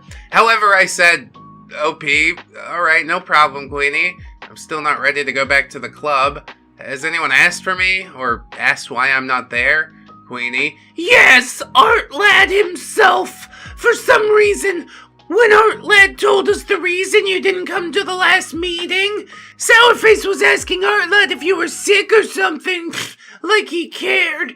It's not like he likes you. I know he's just doing it to create drama. OP, yeah, I figured. So, see you later, Queenie. Of course, bestie! Followed by a shit ton of emojis. Yeah, great, annoying. At the same time, OP was also texting Best Bro. Even though I don't want to talk to Artlad, I was worried about him. Best Bro did say that he was fine. Artlad was giving him some space, and it seems like he wanted to talk to me, but I couldn't. Best Bro was wondering why I wasn't talking to him, why I was so worried and whatnot, but he did say that him and Artlad also aren't on the best of terms right now. Best Bro feels like he can't trust Artlad after what he had done to me.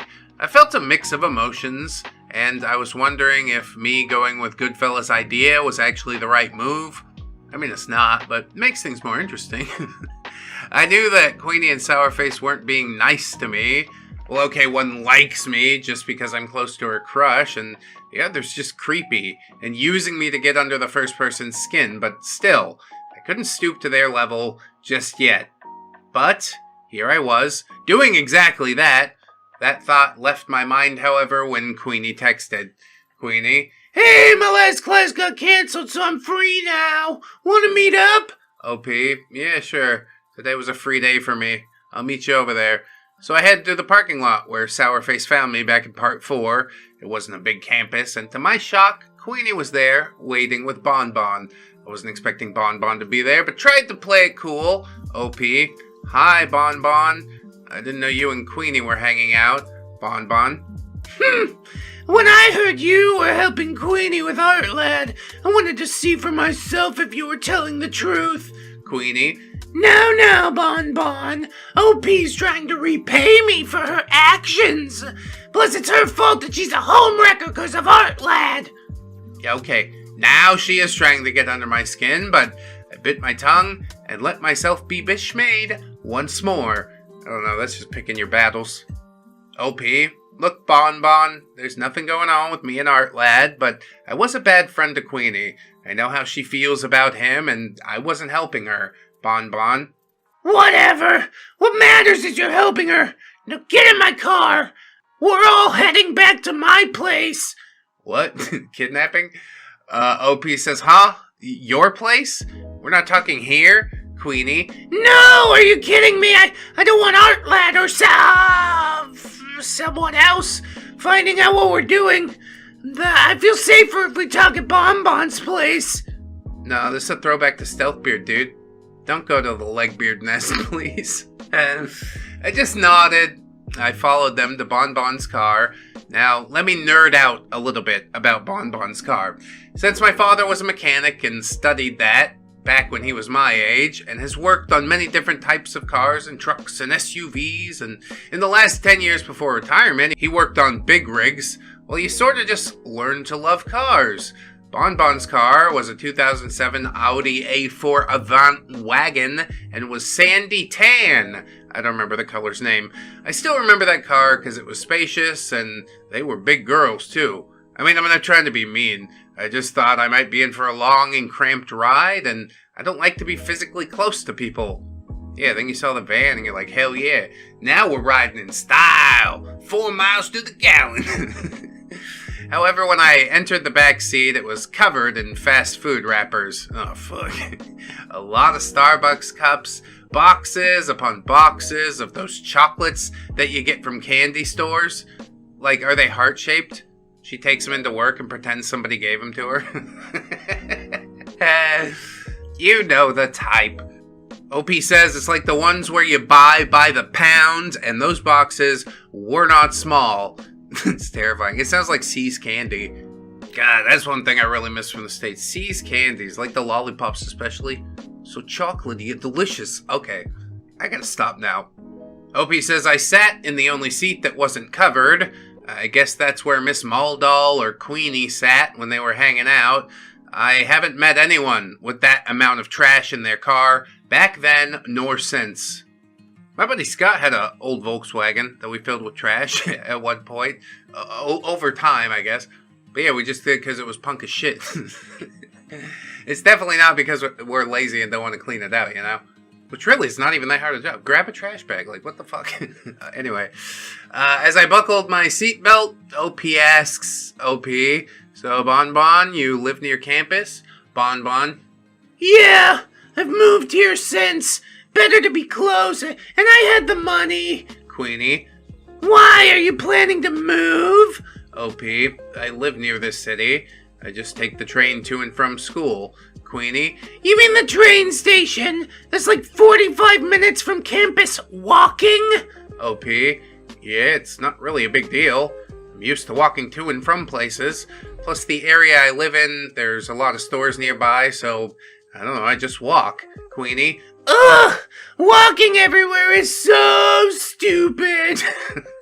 You need to learn how to drive! Or do you walk because you want the guys looking at you? Well, that shit came out of left field. If you know how I feel, why would you say that? Like, you put me in such an uncomfortable situation. You're really showing your whole ass with that statement. OP says internally, what the hell's wrong with walking? Driving everywhere is such an American thing, and maybe I just want to smell the fresh air. I don't know, people in the Philippines take trikes like very short distances. I guess that's fine if, you know, you don't know where you're going or something. But yeah, walk good. You want to slim down? Go walking. Anyway, OP says I'm not even that good looking. I'm not saying that in a low self-esteem kind of way. I'm saying it in a I just rolled out of bed and I'm too lazy to put any effort into what pants I should wear type of way. Totally relate to that. But I answered, OP, no, it's not like that. I just like to walk because, I don't know, I like to be in deep thought. And walking helps me to think more clearly. Bon. Now I see why you and Artlad are friends. Both of you do like hikes. Yeah, I do like walking, but not hikes. I hate being away for more than a couple of hours because I like my video games. Being an introvert does not mean that I never touch grass. And I told her as much, OP. No, I don't like hikes. Even though I like to walk, that doesn't mean I want to be near all the bugs and rocks and shit. Bon. Right. So, it's hiking one of the things that Artlad wants a girl to like? OP, trying to smirk and play it cool. Oh yeah, totally. That's why me and him are just friends. I have more, since I gathered up what I know about Artlad into a nice, convenient little list, Queenie. Oh, Artlad! I hope our first day will be one to remember. I want to tell it to our future kids. Terrifying. Bon. And you will, girl. Artlad is your man. No ifs, ands, or buts. OP says my shit-eating grin was quite easy to hide because it was basically wiped away when I had the thought about how one person could actually be that delusional. She was so sure that she was getting Artlad's heart. I was both shocked and pleased because implementing Goodfella's plan for Queenie was really easy. Trying to be neutral, I added, OP. I mean, I hope so. Artlad's record when it comes to girls isn't that great, Queenie. Like I said, he just needs a good woman to help him get his shit together. Bon. And Queenie is that woman. OP, I just hope that me helping you doesn't mess things up. I mean, for the club. Bon. You better pray it doesn't, otherwise it's on sight. Oh, I'm so scared of a girl who spends half of her college loan on sugary drinks. I don't know if she did get a loan, but really that doesn't matter. Nor do I care. I find it funny that Bon really did want to lay hands on me for a friend that truly couldn't give two shits about her. But a little more on that later. OP, don't worry. I'll try my best. Trying not to show my anger. Bon. Okay, we're here. Welcome to my home. It's gonna be disgusting, isn't it? I know it's gonna be disgusting. This was years ago, but I still remember that Bon lived in this really nice apartment complex. I'm talking luxury apartments. I was curious on how the hell Bon could afford to live in that apartment while being a student in California. I wrote down the entrance to the apartment was gated and the design looked Santa Fe style. Lots of artisan tiles. Yeah, hell yeah, good notes. You're sort of painting the picture for me of the apartment that my dealer Ryan used to live in. But there are at least a few types to pick up. He had some very luxury goods. OP asks, wow, you really live here? How much is the rent? Bon. I don't know. It's my aunt's apartment. She's let me have it. Well, she and her family are moving. Queenie. It's so nice to be independent and not need a man to pay. Us girls need to look after ourselves. We now return to...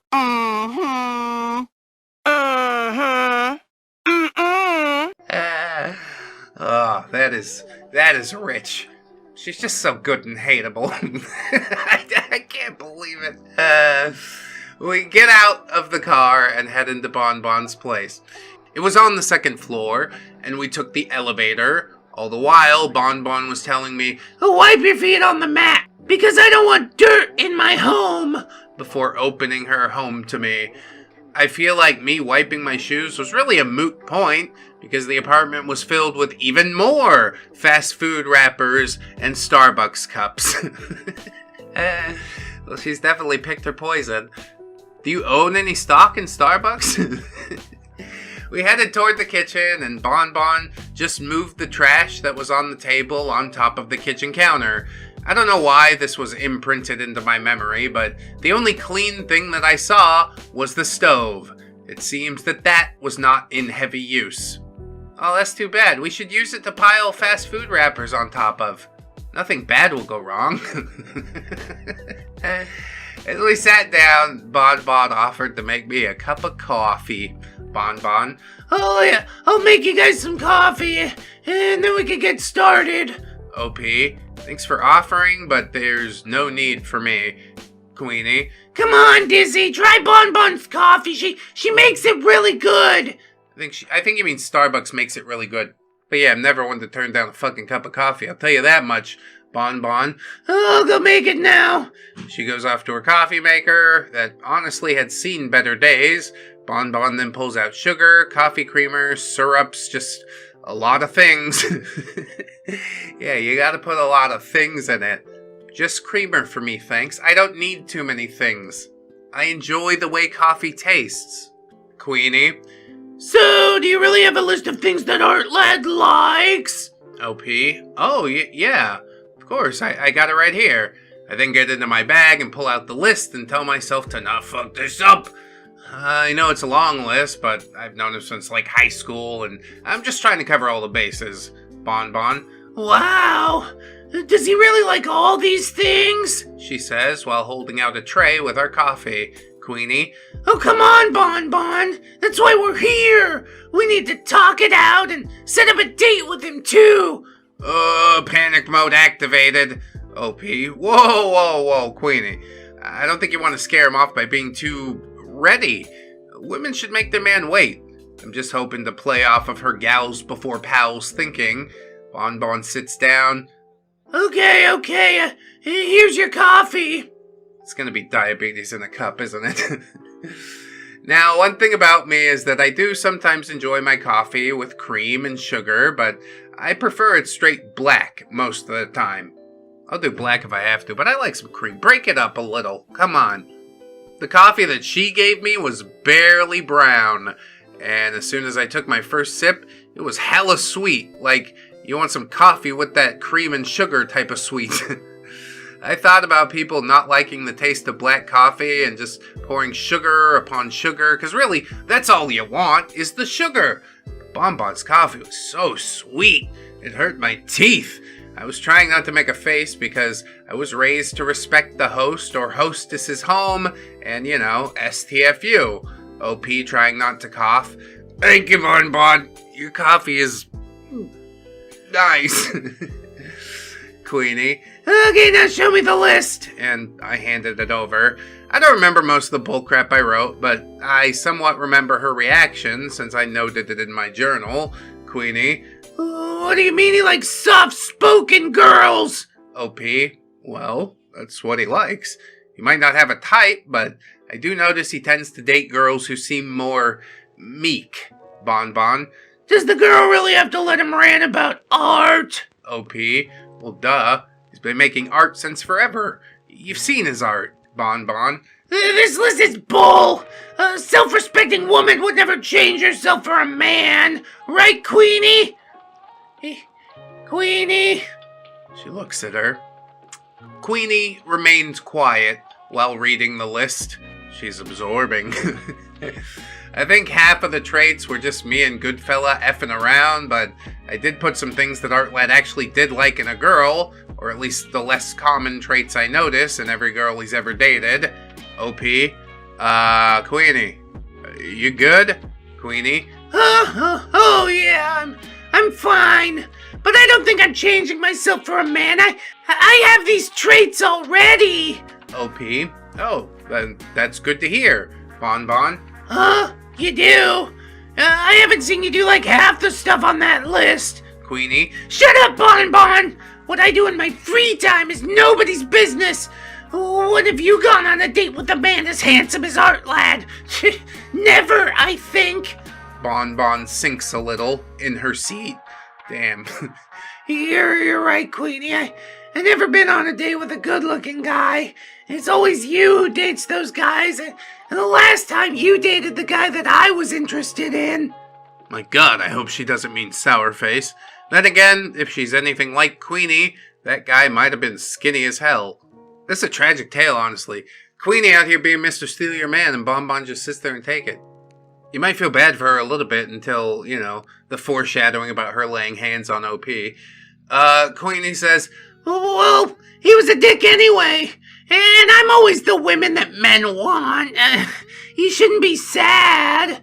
I'm sure there's a man desperate enough to date girls like you and OP. Fuck you, Queenie. This statement has stayed with me for a long time. Not only did I come to realize that I was trans, but the one thing that trans people fear is how they look, being what makes people not want to date them. Again, it wasn't a self-esteem issue. I was taken aback by that because it sounds like Queenie is one of those girls who goes out of her way to date her friend's crush. I was starting to feel bad for Bonbon, but like I said in part 2, I love chisme. And my inner Mexican auntie kicked in, and I just wanted to get info to use against Queenie. OP, oh, pray tell. Tell me, have you ever gotten lucky before meeting Artlad? I truly wanted to vomit asking this question. Yeah, thanks for that. Let's get good and uncomfortable, Queenie. Yes and no. There's not many guys that are man enough to be with a woman with curves. Bonbon's my friend, and a good friend to tell you the truth, even if somebody else said that you're being mean. I did not want to know what she meant by tell the truth, but what caught my ears is the yes and no. If this mean fat girl is getting lucky, then yeah, I can use that info for Sourface. I mean, yeah, I know I'm a dick, but I was getting a rush by doing this. I know I wasn't any better than the people that I was messing with, however. That's fine. We get down a roll in the mud sometimes. I mean, not me personally, but I hope you guys enjoy it. OP asks, well, what do you mean by yes and no? Also, our campus isn't really that big, Queenie. Yes, it's not that big, but I was seeing someone else before starting last semester. Yeah, you don't know him. He goes to school in Canada. Bonbon. You never told me you were dating someone. Queenie. I don't have to tell you everything! Bonbon sinks even lower. I'm so sorry, Queenie. You always say that friends tell friends everything and... Queenie. Yeah, that's because you guys hide everything and... OP, hey, calm down. There's no need to shout. Come on, sis. Spill the tea. Share with us. Come on, Queenie. I'm sure Bonbon didn't mean anything bad by it, right? Again, I know I'm being a dick. Bonbon. Yeah, I just wanted to know what my friends were doing and have a little kiki about it. What's a kiki? Queenie? Well, it's complicated. OP? Oh, how so? Trying to look concerned. Queenie? He doesn't like the idea of me being smart, and he told me to drop out. Bonbon? That's horrible. Tell me you dropped his ass. Queenie? Of course I did. I don't need a man like him. I don't want to hear him going on and on about the college fund. OP? College fund? You mean like a loan? I was starting to wonder if what Goodfella was saying was true. Yeah, see, this is the part where my ears actually would have pricked up. There was so much foreshadowing of this issue, like, way longer before it happened. Whatever. Queenie? I wouldn't be caught dead with student debt. Now, my stepdad's paying for me, and he's helping other family members, too. OP? Oh, I didn't know. It must be nice to have someone to help you out. Is he helping out your step-siblings? Playing dumb, as I don't have info, but I was doubtful that what Goodfella was saying was actually true. Queenie? I don't have any step-siblings. My stepdad never had kids. I'm his only kid, but yeah, whatever. Bonbon? Then who's the family members your dad's helping out? OP? Yeah. What happens in this apartment stays in this apartment. Lies. All lies. Queenie? It's not really important. Anyway, I dumped him because he started to get clingy and, well, OP? What? Was he, pushy? Bonbon? Like? OP? Like the cops call pushy, Queenie. Oh, nothing like that. It's more like Mom and Dad wouldn't like him anymore. Bonbon. Anymore? They met him? Queenie. Yeah! Mumbling. Something like that. It's quite clear that Queenie and Sourface wanted to couple up, but Artlad came into the picture. OP. Hey, I've been meaning to ask you something, Queenie. What is it? OP. I don't understand you and Sourface's relationship. You said that you two aren't friends, so what gives? I wanted more info and maybe prying to see if any cracks would open up. Bonbon. Well, Queenie, I've been wondering myself. You seem to hang out with him a lot, but you two don't even like each other. Queenie. Reasons! At first I thought he was a cool guy, but I guess not. OP. Yeah, that doesn't really, Queenie. I said reasons, okay? OP raising both hands in defense. Okay. I get it. I guess Queenie wants to hide that fact from everybody. Yeah, it's probably well advised, honestly. But I'm wondering who else knows about it, outside of Artlad, Goodfella, and Cherry. I know Sourface told Artlad, but did Artlad tell Cherry? And if so, how many more? And did they also say that they were cousins? I had more questions than answers. Bonbon. Does Sourface have a thing for you? It seems that way, since it's clear you like Artlad, and, well, he might not be taking it well. Not that he hides his feelings towards you. Queenie. Huh? Really? You notice? OP. Sourface's body language speaks volumes, Queenie. Pretty sure the club took note, too.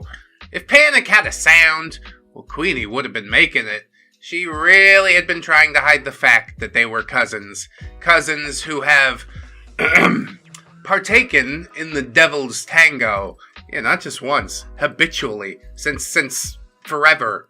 Ain't no fixing that shit. We're disgusting! We're a disgrace to our family! At this moment, I was feeling off.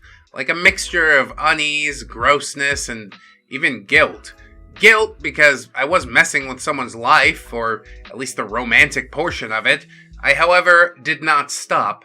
Instead, I said, OP, who cares if he does like you? He's creepy, and you and Artlad look way better together. Bonbon. She's right, Queenie. Sourface lost his chance with you anyway. Queenie, looking relieved. Yeah, you're right. And when a man like Artlad, not Sourface, I'm way too good for Sourface anyway. Honestly, you're sort of on an equal level, but we tell ourselves what we gotta to get through the day. Bonbon. No duh, Queenie. Artlad's a lucky guy. OP. So what do you think about all these traits, Queenie? I said I'd do it. Now leave. I got shit to do. Okay, fucking wow. Rude. Her shit to do ain't cleaning, I can tell you that. But I guess I deserved it, because of the plan that I'm carrying out. OP. Wait, you live here too? Bonbon. She's rooming with me till she finds a place, so yeah, leave. I'm not giving you a ride. Bitch. I'm stranded. Then again, OP said she likes walking. Okay, fine. I guess we walk, assholes. OP says, don't worry. Google Maps is there for a reason. Just text me if you have questions, Queenie. Queenie. Yeah, I will now, bye! She was shooing me out. I didn't want to fight, so I just left. It was fine by me because I did not want to stay in that glorified city dump any longer than I did. Turns out that Bonbon lives near the train station that I take every day, so I started heading there and texted Goodfella. OP. Hey, Goodfella. Still busy with your bro? Goodfella. No, not anymore. Sourface left the place like 30 minutes ago. What about you? OP. I gave Queenie the list, and it seems like she's into it, I think. Goodfella. Give it time. Are you still there? OP.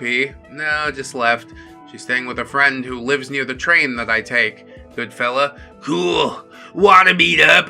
I have new info on Sourface. Evil, angry, smiling emoji.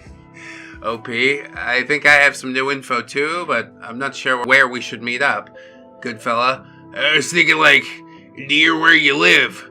Who else knows where you live? Dude, what? No. Don't pry for this information. OP. Only my other friend Best Bro, since he's the only one with a car in our friend group right now. Goodfella. Alright, good. I promise it'll be quick. Plus, I like hanging out with you. You seem fun. OP. Thanks. But the only place that I can think of is the little walking trail near the place that I'm staying, if you don't mind. Goodfella. I don't mind. Send me the location. OP says, okay, sure. And I was waiting for my train and texting Goodfella, and that's when I got a text from Best Bro. Best Bro. Hey, Dizzy. Got a minute to talk on the phone? OP. Hey, Best Bro, I got time, but what is it you need to talk about? Is texting alright? Best Bro. No, it's important. I can't find the words to type it out. I need to talk out loud. OP. Okay, but is it gonna be quick, or do you need, like, a lot of time to talk? Best Bro. Why? Does your family not like it? Is your time limited? OP. I'm on my way to meet up with someone. Best Bro. Well, the hermit finally coming out of the shell. This is a first. OP. It's just a friend, dude. I can cancel if you really need me. Best Bro. Uh-huh. Sure, it's just a friend. Alright. Please call me after, okay? OP says, are you sure? Best Bro. No, but I'm glad you're meeting new people. It actually eases me a bit, so don't worry. I'll be here when you're done. OP, that's my line, dude. Little does Best Bro know, Goodfella is new, but I definitely wouldn't call him people. So I sent the location to Goodfella and asked him if we could make this a quick one, like he said, and he said he'll be there soon. All I could think of was why Best Bro was wanting a phone call. He never calls unless it's something big. I feared what he needed to talk about. In the meantime, I headed to the little walking trail near my place. Really, it's just a paved trail for bicyclists, joggers, people who walk their dogs. It's only like 5 miles long. So I waited and sent Goodfella a text. OP, I'm headed towards the trail. I'll see you soon. Goodfella. I'm on my way too. So I waited at the entrance to the trail for Goodfella to show up, but I couldn't stop thinking about Best Bro and the phone call. I'm an introvert at heart, and I'm also socially awkward, so even phone calls are scary for me. Oh, come on. Uncomfortable? Yes. Scary? I don't think so. We're undermining the meaning of the word. My days, however, stops when I hear Goodfella calling my name. Goodfella. Hey, OP, sorry to spring this now with short notice. OP says, nah, you're good. What's the new info? There's some benches up this trail so we can sit and talk. Goodfella. We'll walk and talk as we go. So we started walking, and the trail wasn't crowded when we got there since it was almost evening on a weekday. Goodfella. Sourface really laid it on me. It was more like him making me give info on where Queenie's at and trying to make me make her talk to him. And he realized it was going nowhere, so he just left without another word. OP says that's the new info. Goodfella. No, dumbass, I'm leading up to that part. Did you know that Queenie and Sourface, linked up? OP? What do you mean, linked up? When I was talking to her, she said she dumped the guy that she was seeing last semester when he became clingy, which are her words, not mine. Cue Goodfella's shit-eating grin. Well, she indirectly said that she banged Sourface and dumped him for Artlad. You know, the hot one. OP literally gagging. Oh, God. I'm not shocked, but why are you smiling like that? How are you not spraying the pavement with vom? Goodfella. Because they might still have feelings for each other, and that'll make the plan easier. OP. Well, at least you weren't lying about the college fund. Queenie said she dumped him because she didn't want to hear about it. Also, there was something about her being smart and him wanting her to drop out. Goodfella bursts out laughing. Her being smart. OP. What's so funny about what I said? Goodfella. She's in community college because she couldn't get a scholarship to a 4-year college due to her grades. I'm in community college because it's cheaper. My family's not paying my way, only paying for books. OP. Yeah, I get that, but why be mean about it? Maybe she's going to our campus for the same reason. You know, I was going there just because I needed a 2-year degree, right? Goodfella. Look, she's acting like she's studying some kind of science degree, but she's studying something really easy. OP? Like what? Do you even know? Dude, your hatred for your brother and your cousin is really getting to be something else, Goodfella. Try living with someone who's hell-bent on screwing you over, and the other using you as a scapegoat. OP? Okay, whatever. I then asked how knowing about their relationship does us any good with the plan that we already made. I was starting to think that this was getting pretty fucking stupid, and I was just digging myself deeper into the mess. I just wanted some peace, but thinking about that didn't ease my thoughts on Best Bro and the phone call that he was waiting for. But I pushed that to the back of my mind and focused on Goodfella for now. Goodfella, I know it's nothing new, but it's just something for us to have over him. OP? Dude, just because the breakup was a month ago doesn't mean the drama needs to be as big as this. Goodfella, like I said, both Sourface and Queenie love to drag other people into their mess. Sometimes I wonder if they do it so they can say it's not their fault. OP? Dude, I've known them for a few weeks, and it's clear that they don't take accountability. Yeah, this seems like a family trait to me, honestly. Goodfella. My point is that we could actually help Sourface be more like Artlad, like, for real this time. Yeah, count me out. Sounds weird. At this point, I feel like we were talking in circles. The plan was basically already set in stone. There was no point of him coming over to my area. Yeah, that's why I pricked my ears up, you know? This is just confirmation. He wants to know the area in which you live. It ain't good. In hindsight, he was toying with me, but I don't know, that's a different tale. Not part of this one. With a long sigh, I said, "Look, Goodfella, I'm sorry I made you come all this way, but I don't think this new info changes the plan." Goodfella, I guess you're right. Maybe I wanted an excuse to hang out with you. Oh no, don't make this weird. OP says thanks, but I got classwork to do. I think we should ease up on this plan. I don't like to see my grades slipping. Goodfella. Fair. I'll head out home soon anyway, but not before checking out your area. I saw some cool shops near here. Oh god, I hate it. OP says, yeah, okay, cool.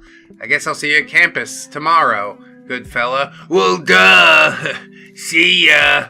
And we both parted ways. I waited until I was in my room to call Best Bro.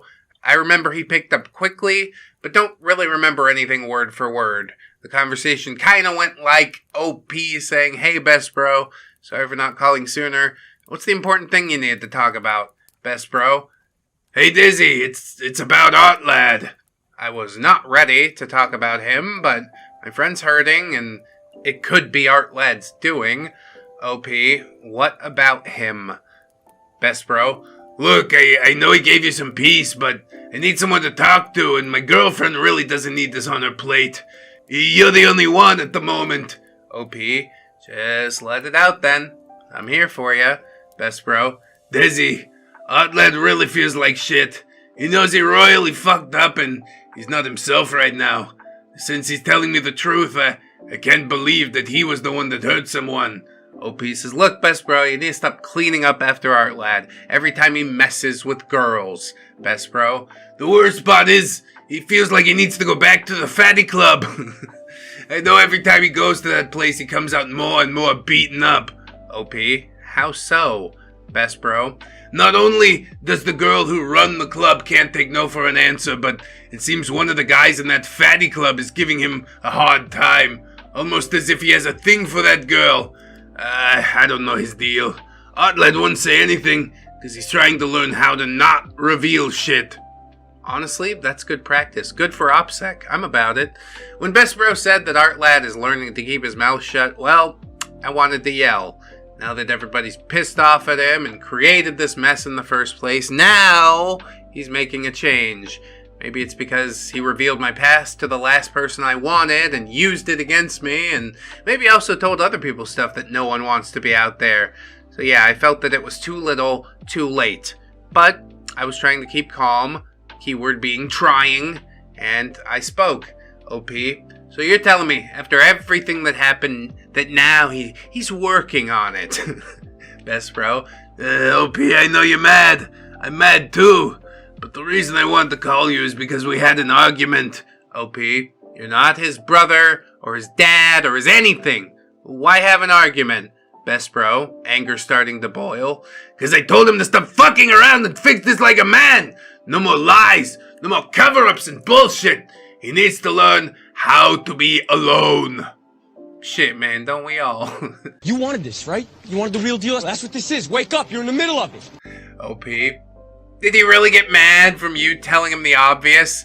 Best bro, he even told me that not everybody's okay with being alone like you, so what gives? Best bro, I think it has to do with that first girl he dated, or maybe how his home life made him the way he is. I don't know. OP, to tell you the truth, he never talked about his home life to me, but that doesn't change anything about how he treated people up until, I guess, just now. Best bro. Wait, he never told you? But he's so honest about it. Sometimes he won't shut up about it. He talks about it a lot. Really. OP, I guess it just never came up. Unlike him, I know that sometimes it's best not to ask for more. All I know is he's not very close to his family. Yeah, OP's not a prior. I tell my wife about a conversation I had. She has 10 follow-up conversations. I'm like, I don't know. Go ask him if you want. I didn't ask him any of that shit. I got the bare minimum of information. I'm like, okay, I'm out. Hespero says, I've known him since we were kids. Our families know each other well. You want to meet up at that old coffee joint where we first hung out, and I'll tell you everything. OP, best bro, you can't just be giving out someone's life story just because, best bro. I don't care anymore. If he's willing to do that to you, then fuck him. So, are you in or out? I let out a heavy sigh and agreed to meet up and set a time. I noted in my journal, I was so worried for best bro and Artlad. I always envied their closeness and wish I had a best friend like that, but now everything's falling apart and I feel like shit because I'm probably making things worse by following Goodfella. I was starting to become someone that I hated, all because of something petty, something only high schoolers would do. The one thing that I feared could be coming true, and that is that I will lose some friends over this. Right now, all I could think of was, is it all worth it? Yeah, probably not, but you're the one that decided to get mixed up in it, so I can't feel all that bad. You're playing the game too. I sense that the end of this is going to lead to a massive crash out, so fingers crossed. Tales of Community College, The One Who Has It Bad, Part Number 9, by user Dizzy Genetic Fluid, who I don't think the Gubbins have met before, so, yeah. Say hello, boys. Hello, boys. Yep, smart mouth. Okay, I appreciate that. Let's go ahead and get into the thing. Hello once again, ReddX and readers. Hello there, OP. I'm back with another tale, and I will tell you all that we are almost halfway to the end. Yeah, except for the time gap. Where we last left off, Best Bro wanted to meet up and wanted to talk about Artlad. This tale, however, is also where I talked to Sourface, and keep in mind that I have not seen or talked to him since he saw me with his brother Goodfella. And I know this saga is a slow burn, but remember, all of this happened within a month. The community college that I went to has their semesters set to only 4 months long, so I spent a quarter of that in this stupid drama. Not only that, I was starting to rethink my friendship with Artlad and wanted to spend more time with Goodfella. I have tales about this guy, but not important to this saga. Again, sorry about my writing. Being bilingual is hard. You're good. We're getting through it, ain't we? Anyway, choose your character. Dizzy, the 19-year-old OP who's plotting to mess with Queenie and Sourface's, love life, I guess? Oh yeah, they're cousins and they bang. Also fallen into a hole that would cause the biggest fallout that I had ever seen. Goodfella, the 18-year-old brother of a cousin-loving dude who basically I'd never seen smile genuinely. He's more of a friend than Artlad and was always there if I needed him. Sourface is a mean girl who is cursed to be trapped in a 21-year-old fat man's body, who also never smiles. Also took the Sweet Home Alabama stereotype and went, that's not a bad idea. I could give Queenie a pity fuck cause I'm a nice alpha. He really hates, and I mean really hates, Goodfella for some reason. Best bro, 19-year-old best friend of Artlad. He's also a good friend of mine and will hold anyone accountable of their wrongdoings. Right now, however, he just needed a pal to vent to. Best gal, 19-year-old girlfriend of best bro. Her appearance is brief since she's very busy with her own schoolwork. She came along because I needed a neutral party. Cherry, the 22-year-old plus-sized pinup chick who is basically actually running the fatty club and is completely done with Queenie's crap. She's in this story briefly. There's also Artlad, 19 years old, and the one who put me into this mess in the first place. Will this tale be the one to break this friendship? Who knows? Let's get ready for this tale. Yeah, indeed. I think he should have gone out the window long ago, but I don't know. Sometimes when you're young, the bonds are hard to break or something. So the last time, Best Bro was asking me if I wanted to meet up with him so he could tell me everything about Artlad's home life. I didn't really want Best Bro to tell me since, you know, it's Artlad's story to tell. However, Best Bro got into an argument with him and seemed to want to hurt him in the same way that Artlad hurt me. I was staring at the phone and Best Bro was waiting for my answer on the other end of the line. I didn't want to stoop to Artlad's level by doing all this, but Best Bro was waiting. So, with a deep breath, I said, OP, okay, Best Bro, I'll meet up with you. Best Bro, good. OP, but not without your girlfriend. I need a neutral party there. Best Bro, okay, sure. I'm free later this week after classes are over. What time's best for you? Yeah, this friendship's just falling apart at the seams, ain't it? But maybe the people involved deserve it. I don't know. A lot of characters in this saga are like morally gray, I guess. And with all that, we set up a time. I feel gross remembering this and typing it because I did stoop down to Artlad's level. All because I wanted to know, thinking that I needed to know. In my journal, I wrote, quote, if it wasn't for Artlad's drama, I wouldn't feel the need to hurt him, or at the very least want to make him feel so sorry. It feels like Artlad doesn't want me or Best Bro to be friends anymore, yet he wants to fix the drama that he started with Queenie. After that phone call, I felt pretty numb. I was so numb that I started to rethink, what's the point in even helping Goodfella? What's the point in fixing my friendship with Artlad? What's the point to do any of this? God, I know that. Life and living, I don't fucking get it, but we get up, wake up, breathe, keep breathing. That's what I say.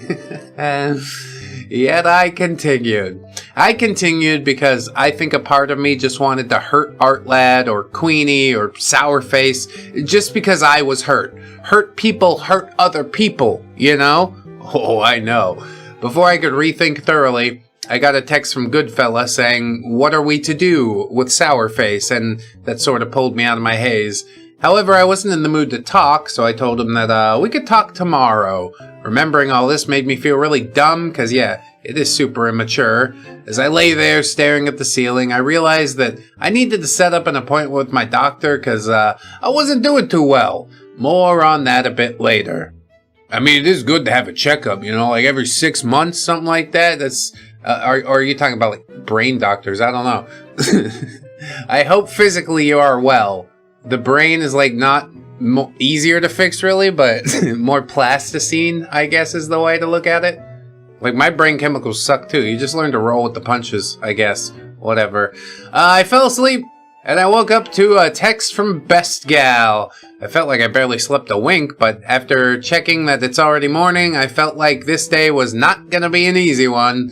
Again, this was years ago, so this conversation isn't 100% word for word, but it kinda went like, Best Gal, hey, Dizzy, Best Bro told me you wanted like a neutral party at the meetup. OP says, hey, Best Gal, yeah. I wanted someone to ease the tension of this drama. You're the only one I could think of. I'm not being too pushy, am I? Best Gal? No, not at all. Best Bro isn't really giving me the full story since he's busy dealing with Artlad, but I wanted to ask you something. OP, go ahead. Best Gal, you really don't know much about his home life. Like, we've been friends since freshman year of high school and it wasn't ever brought up. OP, I mean, I told him my story, but he didn't say much. He did slip some out here and there, I guess. Best Gal. Huh. Weird. I'll talk more when we meet up. I'll see you soon. OP just says, K. and then presumably goodbye, because that's good manners. I also kind of remembered not wanting to go to class that day, and my body felt that sort of heaviness where you're just fed up with everything. But I still got dressed and headed out and put on a mask so people wouldn't think anything was up. Like always, I met up with Goodfella, and Goodfella immediately said, "Whoa, you look like shit. What gives?" OP, I look like shit because I'm in drama that a good friend put me into. You know, the reason that I played along with your little plans, Goodfella. Well, shit, dude. How's us fucking with my cousin and brother leaving you this drained? OP says, man, I don't even know, dude. All I know is I want to get this over with so I don't have to think about it ever again. So, what the hell's the next step? Goodfella. Glad you asked. Did you get my text last night? OP. About you asking what we're doing with Sourface? Yeah. Why? Goodfella. I got an idea. The thing is, it's pretty obvious that you and I are talking to each other, so he cornered me about it. OP. And? Why does he care? Not even his type. Plus, I cried pretty hard the day where he followed me to every class. He took a deep breath and looked at me with that I know you're gonna hate me but kind of look. And Goodfella said, well, remember we talked about using your girl hormones? OP. Well, yeah, but what and then I thought about it for a moment and said, wait, what? Already? Dude, I'm not ready to face him. Yeah, we gotta level up a few times, get the mirror shield, some shit like that. Goodfella says, don't yell!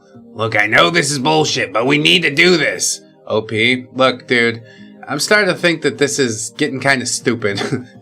Can't we just stop at giving Queenie the stupid list of traits and wait for Sourface and Queenie to, do their thing? Goodfella, you really think that's gonna work? OP, come on, dude, let's be real here. This isn't even that big of a campus, so of course, someone that one of us knows will catch on, and not only that, how far are we realistically going to push Queenie and Sourface into whatever it is that you wanted to do? Dude, he's gonna hide in the closet, isn't he? Goodfella, don't you want him to leave this campus? Don't you want him to leave you alone? The only reason we're doing this is because your shitty friend was too much of a wuss to break off a friendship that he only met a few months ago. That is pretty stupid. Oh, look, we paid to be in the same space. These are the ties that bind. No, you mean nothing to me, I'll be honest. OP says, you wanted them to leave this campus. I don't understand why it's so hard for you to be like, hey bro, I'm actually friends with Artlad too, and I know we aren't close, so let me help you with this. Like, as if that wasn't a completely open secret. Goodfella says, well, like I told you, he won't believe me. We need to do it this way, or else we can't expose him. OP says, well, then I'm gonna go do it my way. I'm not going to risk being alone with that fucking creep. Goodfella, you don't have to. Look, I have new info we can use. Again with that, oh look, I have new info line, as if we're detectives trying to solve a crime, but I humor him by asking, okay, and? Goodfella, just listen. You know that barcade that's down the street from the campus? OP, I mean, kinda, why? Goodfella, I found out that every meeting in the Health at Every Size Club, he meets up with his gaming pals in that area. OP, and? Goodfella, and you play video games too, right? OP, are you saying that I pretend to not know about video games to woo him, or to beat his ass at an arcade game? Have you seen those types of dudes? They're not even, they're more gremlin than man after a certain point. It's like, I got the final level on Pac-Man. It's like, okay, now take a shower.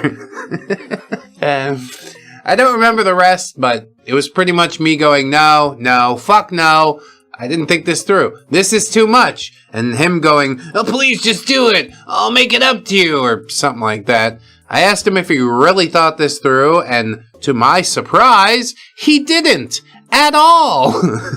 Yeah, you're just a pawn in his plan. I don't think he's as good a friend as you think he is either. Maybe all will be unveiled. I noticed this OP likes to keep the wool pulled over the eyes just a little bit, you know. The rest of the conversation was like OP saying, are you kidding me? And Goodfella saying, look, I don't have time to plan. It's hard to plan when you're on a time limit. OP says, you know what? I'm not going with your plan. Instead, I'm going with my own way of doing things. Goodfella, Wow! OP says, improv. Duh. Goodfella. Really? OP. Hey, if I'm gonna be the one to walk into the lion's den, I might as well take charge for once. Trust me, I know what I'm doing. I'll just talk to him at the meeting, and yeah, I gotta go there anyway, I guess. We talked a little more, but he agreed to let me just do my thing. Plus, I didn't really want to tell him that I was meeting up with a friend after the club. The rest was me just thinking about how I'm going to talk to Sourface about this without Artlad and Queenie finding out about it. And then I thought, fuck it! I'll find him on campus, if he's still here. But I was risking myself being in the same situation as last time, alone with him. However, I didn't care. The rest of the week wasn't much, so I'm gonna fast forward to the day of the club. Still hadn't spoken to Artlad at all, and wasn't really ready to talk to him at the club, but I planned to ignore him anyway if he lied about quitting, and not tell him that I was planning to meet up with Best Bro. As I was waiting for the club to start, however, Artlad did not come by at all. Good, I thought. That'll make it easier for me to toy with Sourface. Again, if he did lie.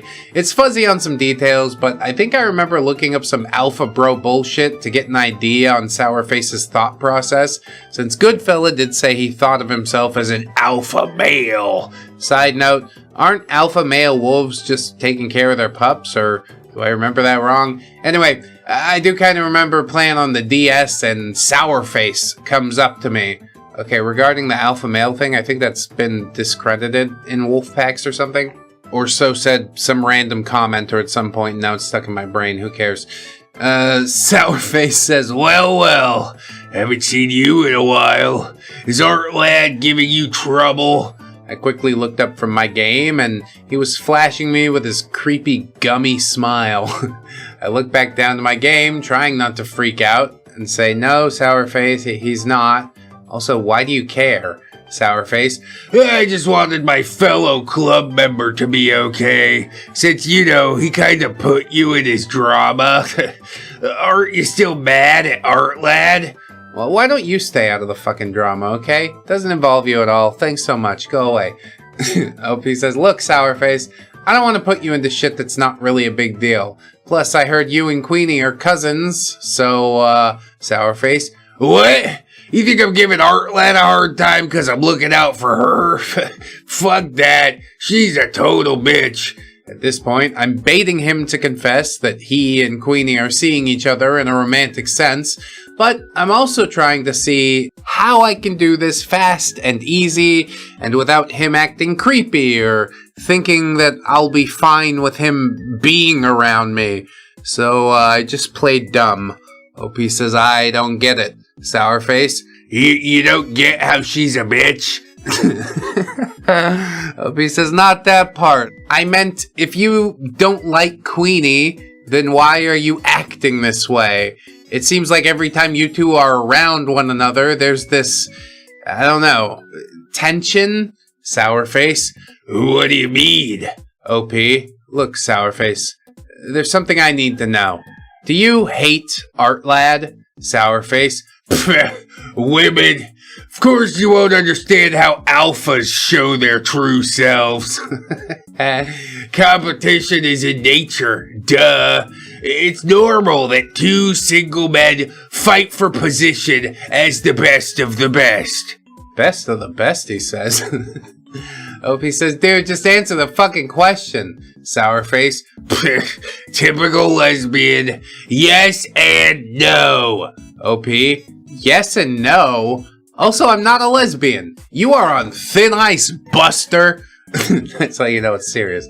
Sourface, hey, how the fuck am I on thin ice? OP, you followed me to every class and acted really gross towards me. If it wasn't for Cherry being there, I could have done a lot worse than crying. Sourface, of course bitches like you don't like it when nice guys are nice. Fine, if you're so butthurt about it, I'm sorry, okay? I'm saying sorry, like a true gentleman. Yeah, and it wasn't coerced or anything. Oh, be still, my beating heart. Who wouldn't love a man who's this nice? Sarcasm. I took a deep breath and composed myself before thinking, maybe I should just play into this like I did for Queenie. And that's when I struck gold and said, OP. You know, I've been thinking of something. Thinking and wondering, so to speak. Sourface. Yeah, like what? OP. If you're a nice guy, right? Then why aren't you rolling in bitches? Or at the very least, not single. Sourface. Oh, I see where this is going. You want me? No, gross, no. OP says no, clearing my throat. Don't want to ruin this, right? But I know why, and my theory is the reason that you hate Artlad. It's because he's the bigger alpha. Sourface. Bull! I'm the alpha here. I'm of the personal opinion that alphas are so alpha that they don't even know that that's a thing, okay? If you're wasting time on this shit, you're beta at best. Probably a delta or gamma, honestly. OP says, calm down, Sourface. What if I could help you become the bigger alpha? I mean, who knows more about girls than an actual girl, right? Sourface. That's like asking a cow how to cook a steak. That's a funny line, honestly.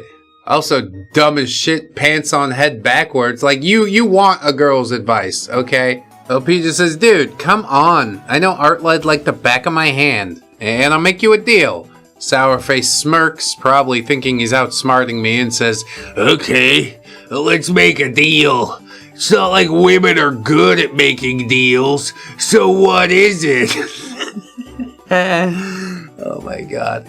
OP says, I will write a list of traits that Artlad has and how to act like him. But, Sourface, but, OP, you need to make sure to outmatch Artlad at his own game.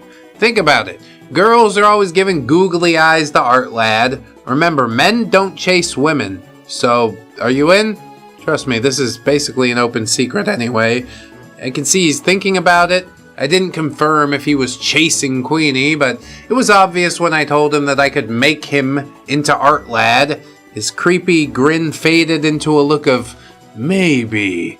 And then he hit me with, Sourface, if I do all this, then all the women who likes Artlad would fall for me, right? Yeah, it's fucking love potion number 9. Just drink it down. OP says, not only would they fall for you, they will all feel like idiots for not falling for a nice guy like you beforehand. Sourface. Fine, but if it doesn't work, you'll have to repay me. Ew. The way he said that almost triggered another episode like last time, but I held firm and told him that I would write all of it down. That's when I see Miss Maldal, Bonbon, and Cherry coming, but not Queenie. I asked them about it, and both Miss Maldal and Bonbon said she was busy. You can easily guess that she was stalking her man, but I'm not sure if her friends knew what she was actually up to. This was years ago, but I do remember Sourface's mood switching from, ha, some leader she is, she couldn't handle it, before switching over to, that bitch needs to be here so I can give her a piece of my mind. You can't even pick a lane for yourself. It was weird to see it unfold since, well, they're kissing cousins. Entering the club, I was given the lessons that I missed out on last time. Something about making my space fat-friendly, and something about micronutrients being just as important as your macros. Yeah, whatever, I didn't pay attention. I was too busy writing the list for Sourface so I could give it to him, but that's when I saw Cherry looking real tired. After that whole lesson, I went up to her and asked, hey, Cherry, is everything okay? Cherry, no, but can we talk alone, like outside? She leans in to whisper, I don't like Queenie's friends to hear me. With a nod, we head outside of the classroom and she lets out a big sigh. She really needs to vent from the sound of it. OP, first, I want to thank you for calming me down on that day with Sourface, but I could see that you're stressed out and I can lend an ear if you want. Cherry, OP, I just want to quit the club. I'm the treasurer here. I'm not supposed to do what the president and the vice president are supposed to do, and yet I'm doing all three.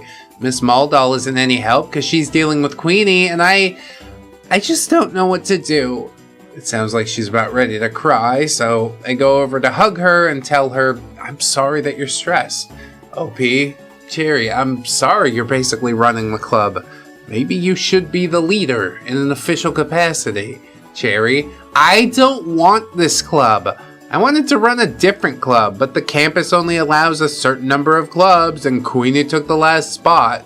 OP, Cherry, if you don't mind me asking, why would you let a friend treat you like this?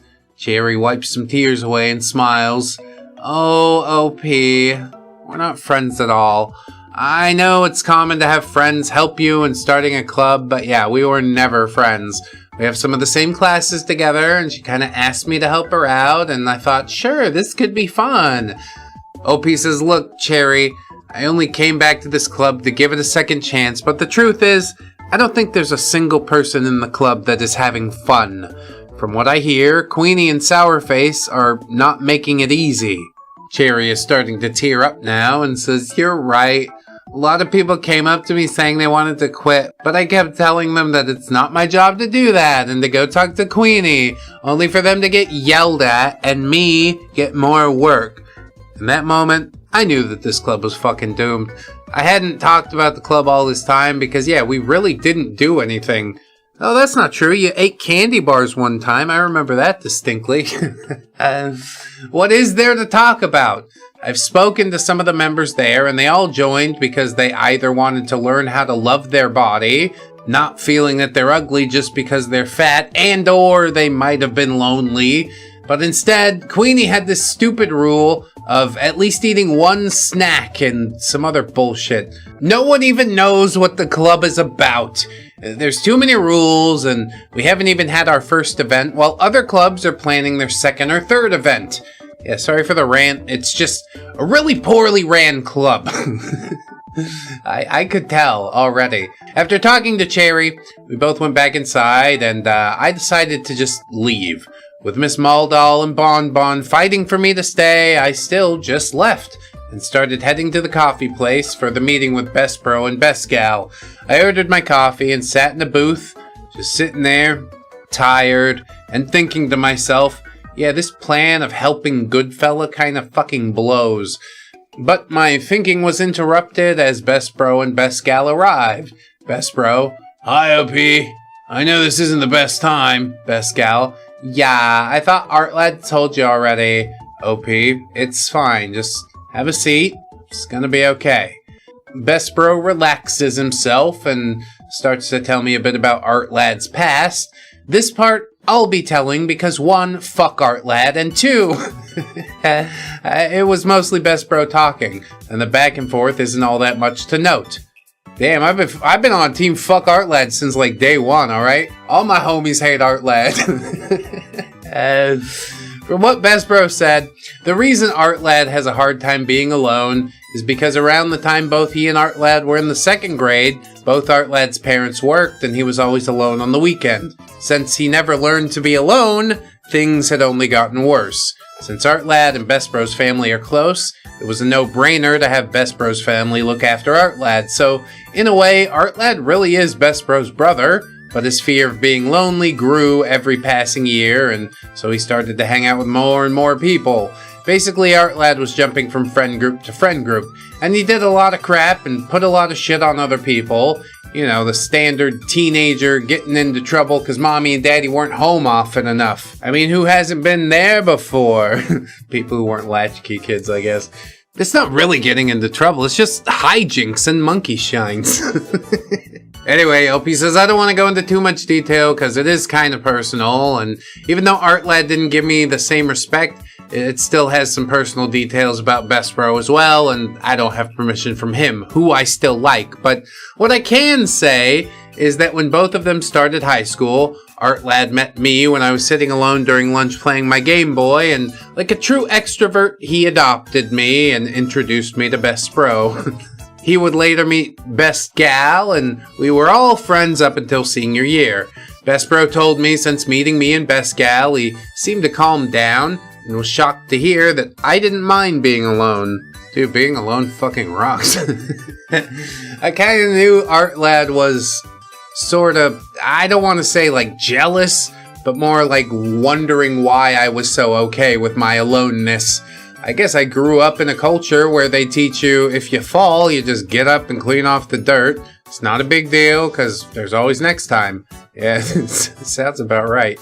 Add that to the fact that I would rather sit in my room and read or play video games, and yeah, I don't really do well with crowds either. Sorry for another wall of text, I'm just adding context here. After Best Bro told me this story, it made me even more tired and even a little more angry, because none of that makes him telling my own traumatizing past to a creep any better.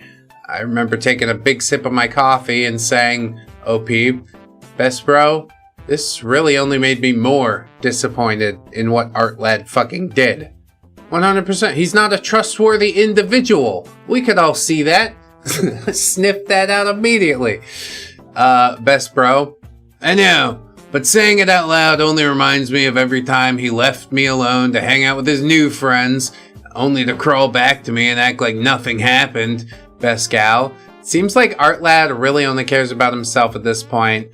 Are you guys thinking of, like ending the friendship? Best Bro, after so many years it'd feel like I'm estranging my own brother. OP, Best Bro, Artlad needs to learn the hard way. Looking at my coffee, finally realizing what my family had been telling me, I said, sometimes homies tell homies to cut their shit out, and they mean it. Yeah, and other times homies cut homies, so just fucking keep your head on a swivel. Look out for number one, that's what I know.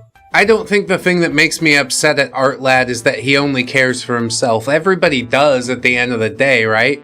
The part that upsets me about him, what makes him truly repugnant to me, is the fact that he's just a fountain of secrets for his own glorification. Like, there was no reason for you to tell a random person all that shit, and yet you did. And now I can't ever trust you again. Bite the bullet, Best Bro. Cut the bad fruit off the tree, make the sacrifice. The wall just got 10 feet higher and it feels so fucking good.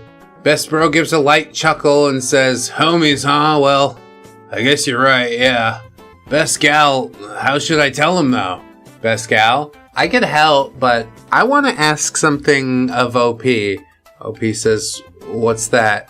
Best Gal, who's that guy you've been hanging out with lately? Artlad said you've been ignoring him, and yet you are hanging out with this other guy all the time.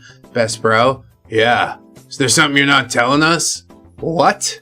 Artlad had seen me with Goodfella? Pure creeper vibes, bro. I hadn't seen him anywhere at all, since I can't unsee what he did, but he somehow knows Goodfella, right? Or did Goodfella say something to Artlad, since they do hang out from time to time? But I was calm and said, OP, you mean Goodfella? He's just a guy I'm doing a project with. Oh, lying by omission, I see. Or it's just like a tweak of the truth, a little twist. Best Bro says, oh, so I guess he's just sad you're hanging out with somebody else, like always. Ew, he's like also possessive of his friends. Fucking weird. I don't like his vibe. I haven't liked his vibe since the start. OP says, plus I haven't seen him at all, and yet he's around the campus and doesn't come up to me and even say hi. Best Gal, yeah, that is a bit weird. Best Bro, maybe it's that girl from Fatty Club. I don't even know what her deal is. Oh, I wish I didn't know as well. Oh, how I wish I didn't know as well. OP says, I'm not going back to that shitty club anyway. I'm so done. Best Gal, do either of you know what kind of blackmail she might have on him? Best Bro, blackmail? OP, he did say that both Queenie and Sourface are willing to blackmail him. Mostly Sourface, however. Do you know Sourface and Queenie, by chance? Best Gal, I don't, sorry. Best Bro, I met Sourface a handful of times. That motherfucker's always bitching and moaning about how girls don't like him because he's fat and too nice. I hate that guy. He always brings the mood down. OP says, you mean cousin fucker, right? Sourface really seems to hate Artlad as well. Best Bro and Best Gal smirk at my remark. They 100% know what's going, since Artlad doesn't hide anything from Best Bro. Best Bro, wow dude, two-faced. I'm not shocked, really. Before this drama, Artlad would brag about meeting all these chicks and say like, oh, college girls are on a whole nother level, man. The parties are crazy too. As if he's not wasting his money and not doing fucking schoolwork. OP. And the worst part, it doesn't seem like he's realized that Sourface is into the whole alpha male BS. Best gal. Really? Alpha males? Does he own a blanket with a wolf on it or something? Yeah, it's hanging on my wall, dude. Sick shit. OP says, first of all, we Mexicans own those blankets first. Then second, even if he did, that doesn't change the fact that he's banging his cousin. Yeah. Can I repeat that fact a third time for you people? Also, we can give the wolf blankets back if you like them, but I can't promise that they won't be covered in smallpox. Shit. Anyway, Best Bro says, look, OP, I want you to keep an eye on Goodfella. He might be helping you and treating you better than Artlad is right now, but he is the younger brother of Sourface, okay? I got a bad feeling about that guy. OP says, well, what do you mean, Best Bro? Well, sometimes you tell a lot about people based on their family. Like, they might not like each other, but they were raised together. Old habits die hard, one might say. Yeah, birds of a feather and that type of shit. So at this point, I was thinking how Goodfella acted around me, and that one time that Sourface bothered us. I used the name Goodfella because he seemed far too relaxed when it came to having his uncle cutting their college money, meaning he wouldn't be getting any more money for college. There was also the fact that he kind of acted and sounded like the main character of Goodfellas, but like a younger, gayer version of him. With that said, all three of us said our goodbyes and headed home. As I was walking, I took a real hard look at myself. I didn't tell Best Bro and Best Gal the plan that I had with Goodfella. Maybe because they'd look at me funny or think I was fucking with them. Or maybe, just maybe, they would tell me that what I'm doing is the stupidest thing ever. And honestly, they would be right. Making a plan where I give a girl a list of traits in hopes of her making an ass of herself and making the guy jealous, and that same guy, I helped make him feel more like his rival in order to push the fallout even faster. I mean, yeah, it is stupid. But why should I care? Why is Goodfella willing to help me? And why am I the only one that wanted to help him? All these questions I kept asking myself. I made my way home and went to my room and really thought about what to do next. I thought to myself, well, maybe it's time to break the silence with Artlad, because if I'm going to be a part of this, then I needed to know the blackmail, specifically whether that was a real thing or just another one of his lies. I actually went to the computer and logged into a group chat for the friend group, and I sent him a message asking if I could chat in private, and I waited for his response. Didn't take long for him to message back. Artlad? Oh, hey Dizzy. Long time no speak, huh? OP says, I'll make this quick, Artlad. Do you remember what you said to me when we met at the park, Artlad? About Queenie wanting to mess with my relationships? OP? No, about Sourface and Queenie wanting to blackmail you. Were you being truthful, Artlad? Of course I was. You think I'm lying? It's only Sourface, though. OP? You've been spoon-feeding me info that's incomplete. So what kind of blackmail would he even have? Aren't you two friends? Artlad? I thought he was my friend, but I guess not. He talks shit behind my back to his gaming buddies, yet asks me and Best Bro about girls and all that crap. OP? Just answer the question, dude. Artlad? He did tell Queenie what kind of blackmail he has on me, but... OP? But...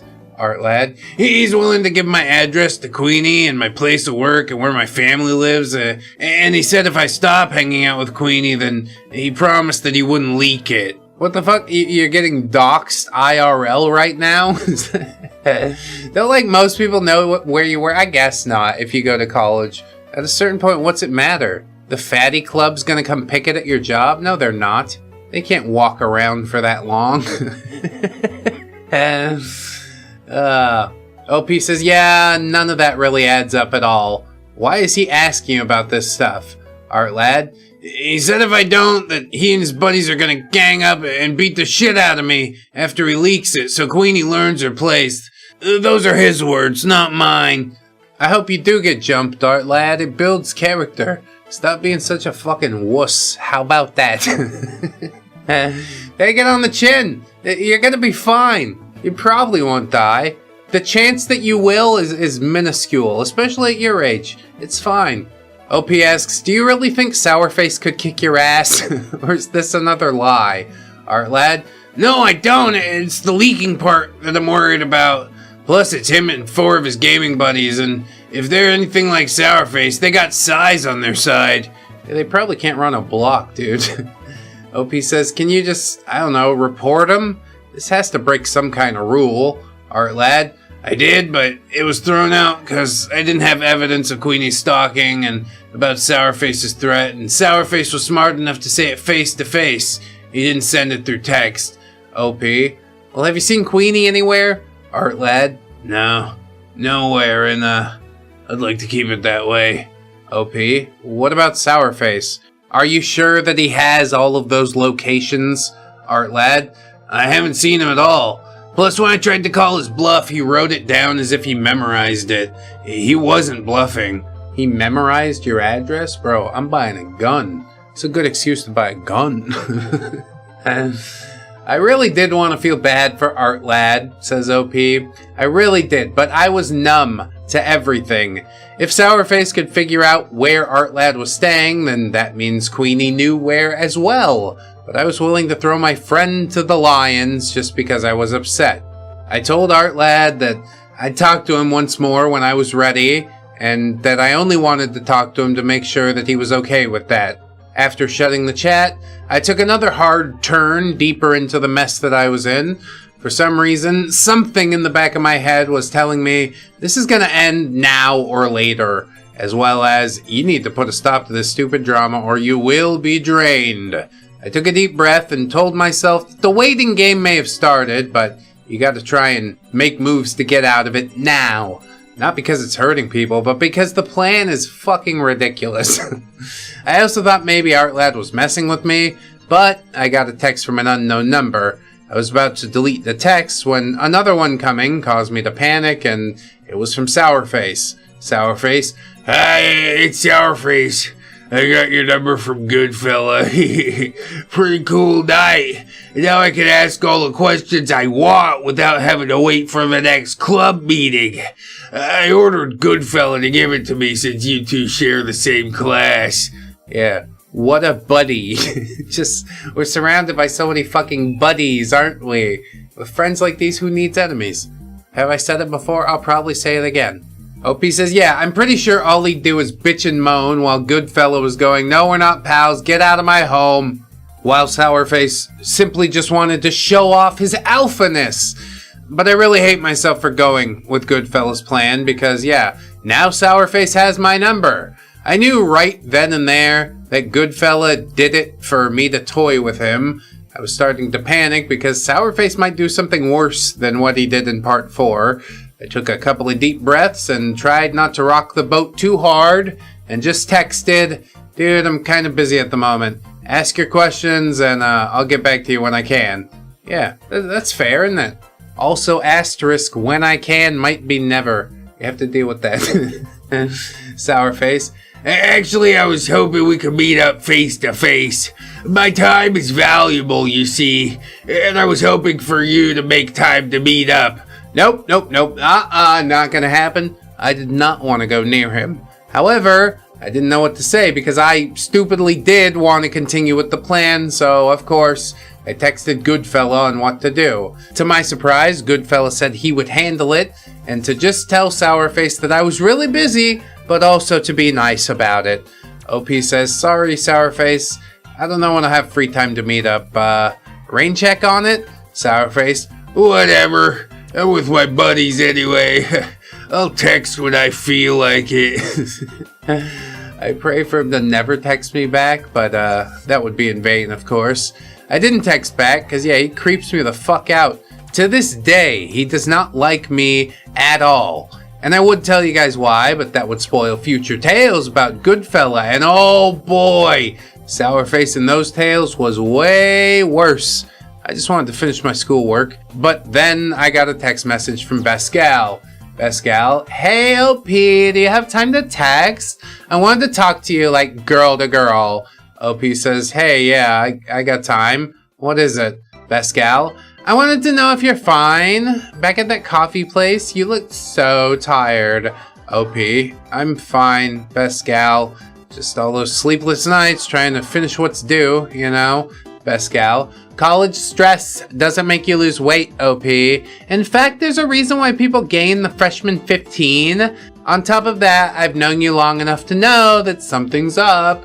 Am I really losing weight? In the moment, I didn't think so, but looking back at some old photos of mine, yeah, I did lose some weight. Actually, I lost like 20 pounds that month. Like I said last time, I didn't mean to, I just wasn't taking care of myself. Yeah, been there before. Who hasn't? I guess it's gotten to the point where people are starting to notice even with the puffy sweaters, but I texted back, nah, there's no way I lost weight. I'm not doing anything for that. Best gal, are you saying that because of the club? OP, no. I don't pay attention half the time in that club. Also, I've skipped more than one meeting anyway. Still, my point stands. Best gal. OP, you look like you've been working overtime. Do you have a job on top of college then? OP says, kinda. My cousin that I'm staying with pays me to watch her kids when she and her husband want a night out. It's not that hard. Best gal. Then quit your bullshit and tell me what's going on, because I know you're hanging out with that guy.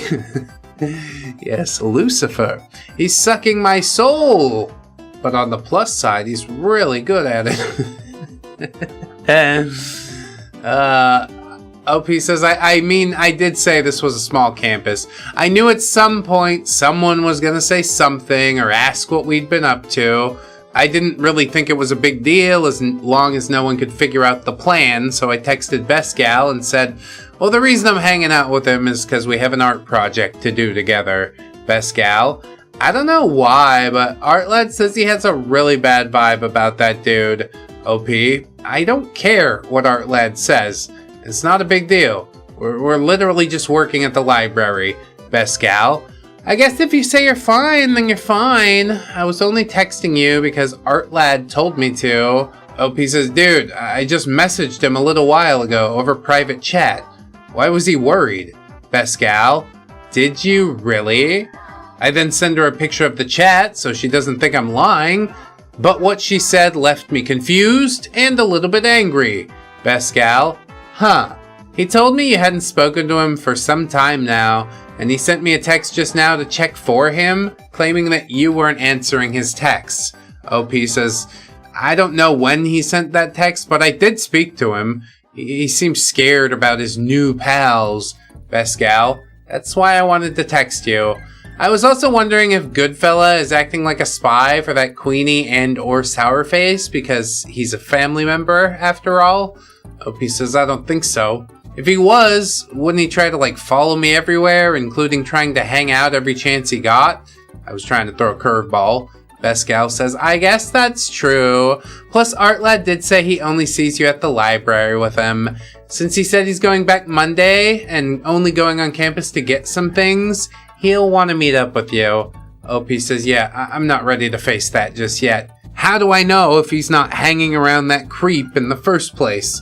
Best gal. It's hard to say. Just remember what Best Bro said. Keep an eye out for Goodfella. I think Best Bro has met him before. OP says, huh. Weird. Text you soon. I gotta go finish. Best gal says, yeah, text you later. I was just staring at my phone in a daze. What was ringing in my mind was Best Gal saying, I think Best Bro's met Goodfella before. And I know Artlad let Sourface hang with him from time to time. I know some of those were with Best Bro as well. I've never heard or been told that Goodfella was good friends with Artlad, and the time that I talked to Goodfella about how does he know Artlad, not once did Goodfella ever say that he hung out with him. I know for a fact that Goodfella would not hang out with Sourface, like at all. Every time I tell him to have a brother-to-brother talk, he would give me this calm but obviously angered look and tell me, not everybody has good families they're born into like you. So I dropped it. Maybe I was overthinking it, and I thought maybe that Artlad would meet up with him one more time because he saw me with his bro or overheard some of the crap that Artlad pulled. I don't know. At this point, it doesn't really matter. What mattered was finishing the plan and forgetting about this mess and continuing on with my schooling. Yeah, we could have just ignored the mess. Like, that's probably what I would have done. But it's been an interesting ride. I got up from my seat and headed out of my room toward the kitchen to refill my cup with coffee when I got another text. But this time it was from Goodfella. With a sip of the old bean juice, I read the text. Good news, I handled Sourface without him wondering what was up. He didn't have to respond to this, but I also played into the alpha male BS. However, you're gonna hate me for this, but I told him that you'll only hang out with him if he can show off his gaming skills in front of all his friends. This is so like 5th grade or something, I don't know. I almost spat out my coffee, and I had to excuse myself from the kitchen since Cheeky and her family were right there. I was pissed, so I texted back, "What the fuck is wrong with you? I told you I'm not gonna be alone with that creep." Goodfella, easy now, easy. I wasn't planning on all that to happen. No, I made it clear that you wanted him and his friends to show off their cool gaming skills. I added that him showing that he can make friends outside the club will make him look really alpha. I pointed out that's why Artlad gets laid, and he took the bait. Yeah, he's not the brightest bulb, that Sourface. OP says, look, I'm not gonna waste my weekend on that creep. Goodfella, you're not. It's on Monday after you're done with your classes. OP, huh? You set it up already? How and where? Goodfella, you don't need to know how, just where. Remember that barcade? That's where you'll meet him. Don't worry, I'll be watching you in the shadows, just far enough that no one will notice. Yes, he's so inconspicuous. Everybody's noticed you. You think you're a fucking spy? You're a fat schlub. And everywhere you go, people say, hey, look at that fat fucking schlub. Whatever. OP says, if I see it's only Sourface, I'm gonna run for the hills and or kick your ass. Goodfella, I wouldn't blame you. Like I said, I'll make sure his friends are there too. OP, is it too late for me to come out and start transitioning yet? Goodfella, so he doesn't flirt with you? OP, duh, why else? I don't even want to be a girl anymore. Goodfella, I say start finding an outfit that screams not straight or soon to be a boy. OP, I always look like I just rolled out of bed. How am I going to accomplish that? Goodfella, Sunday's my day off. Want to go shopping? I could help you pay for it. Think of it as a gift for putting up with mine and my family's bullcrap.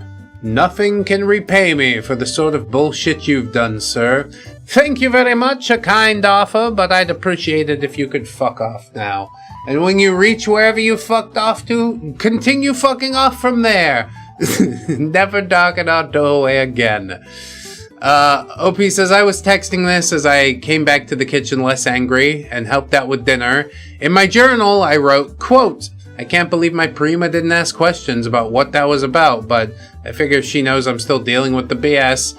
I tried my best to not show the plan and how I was talking to the brother of a creep, but she did get upset with me texting during dinner. To quote, she said, Prima, if you don't stop texting at the dinner table, I'm gonna smack that phone out your fingers and make you clean the toilet with your toothbrush. And I couldn't help but laugh.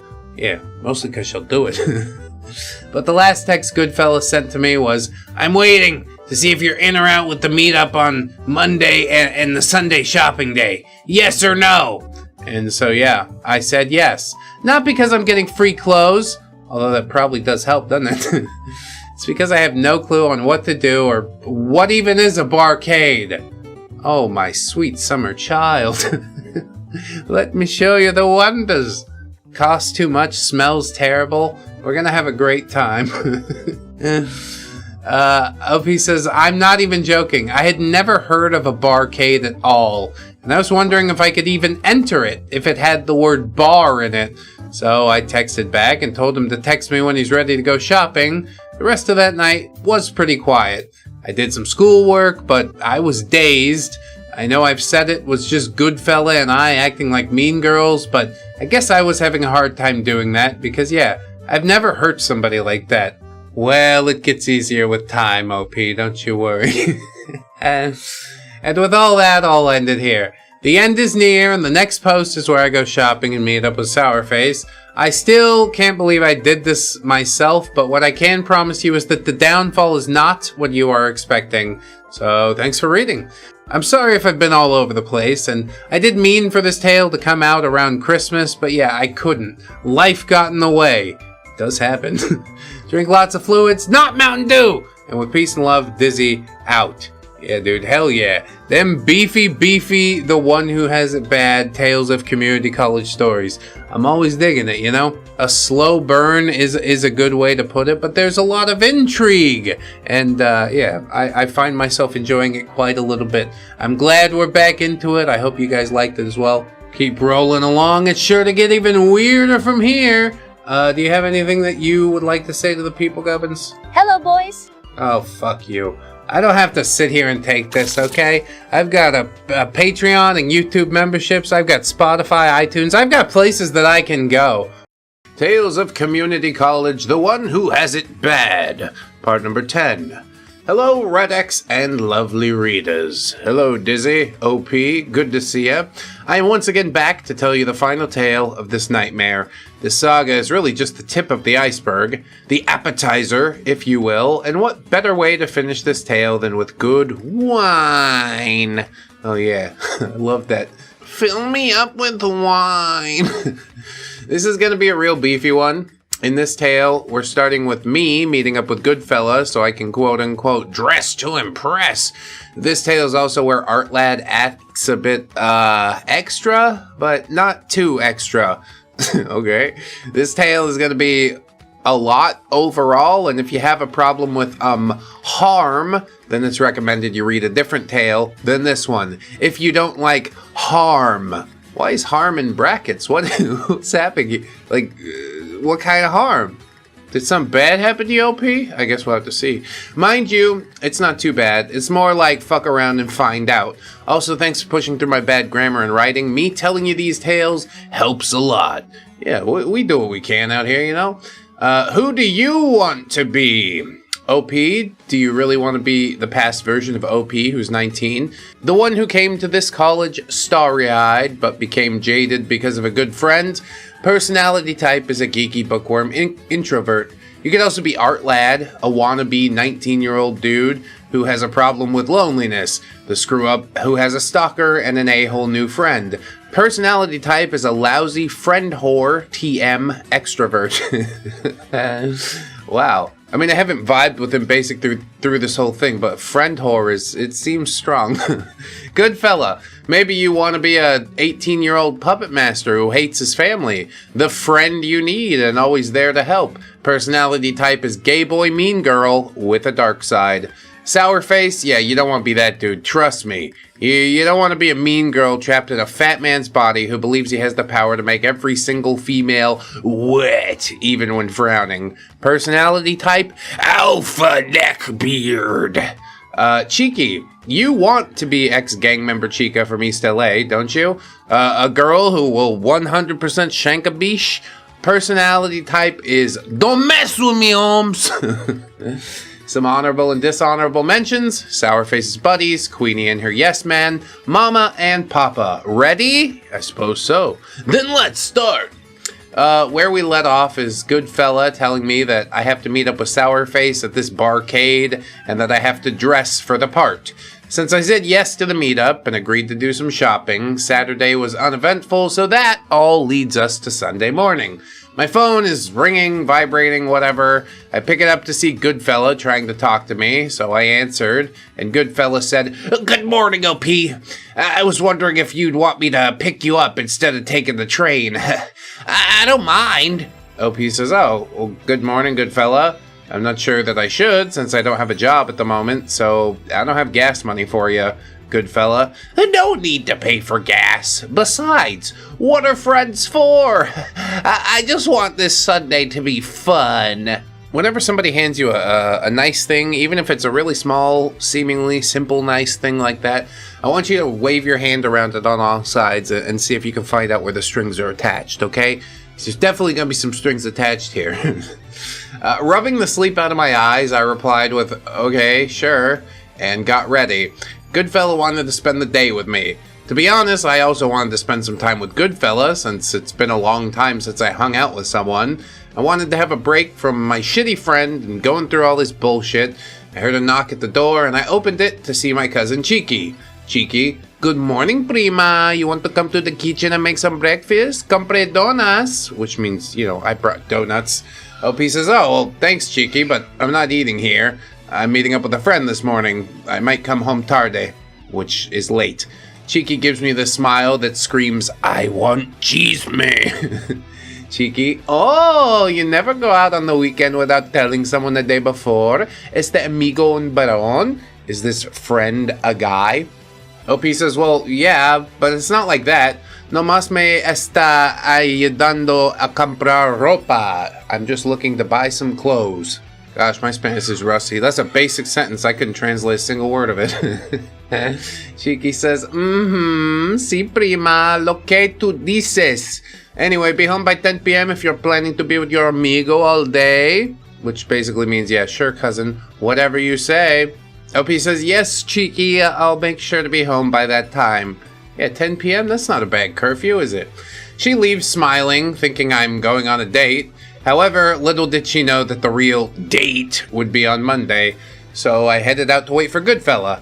I remember Goodfella arriving to my cousin's house within 30 minutes of me, and then talking to him on the phone because he lived 20 minutes from campus in the other direction. Like, for example, I lived on the west side, he lived on the east side, so it should have taken him longer, you know?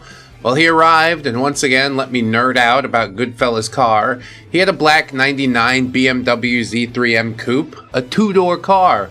Those type of cars ain't cheap, but like a dumbass, I didn't take it as a red flag. I mean, the car by itself, I guess, should be a red flag for a college student, but I don't know, maybe his family comes from money, you know? I'm not gonna prejudge somebody just because you're vain enough to overpay on an automobile. Anyway, OP enters the car and says, dude, how the hell did you even get this? How'd you get this on a college student budget? Oh, see, you're asking the right questions. You saw the red flag and questioned it. Goodfella said, oh, I didn't. When my mother heard I was taking the bus to work, she let me have it. She had this for years, but she didn't give it to me without saying that her car was for Sourface to use, but since you left the nest early, might as well be you, right? OP says, well, see, not everyone in your family is so bad. Goodfella, she did drop a hint to Sourface, and when he didn't get it, my mother just tried to convince him to buy a new car. OP says, well, did he? Goodfella, he drives a Ford F-150 from 2013, and he still doesn't have a job. The only reason he has that car is because my uncle helped pay for that car. OP says, well, it is a truck, actually. Well, that's semantics. Let's not get off in the weeds.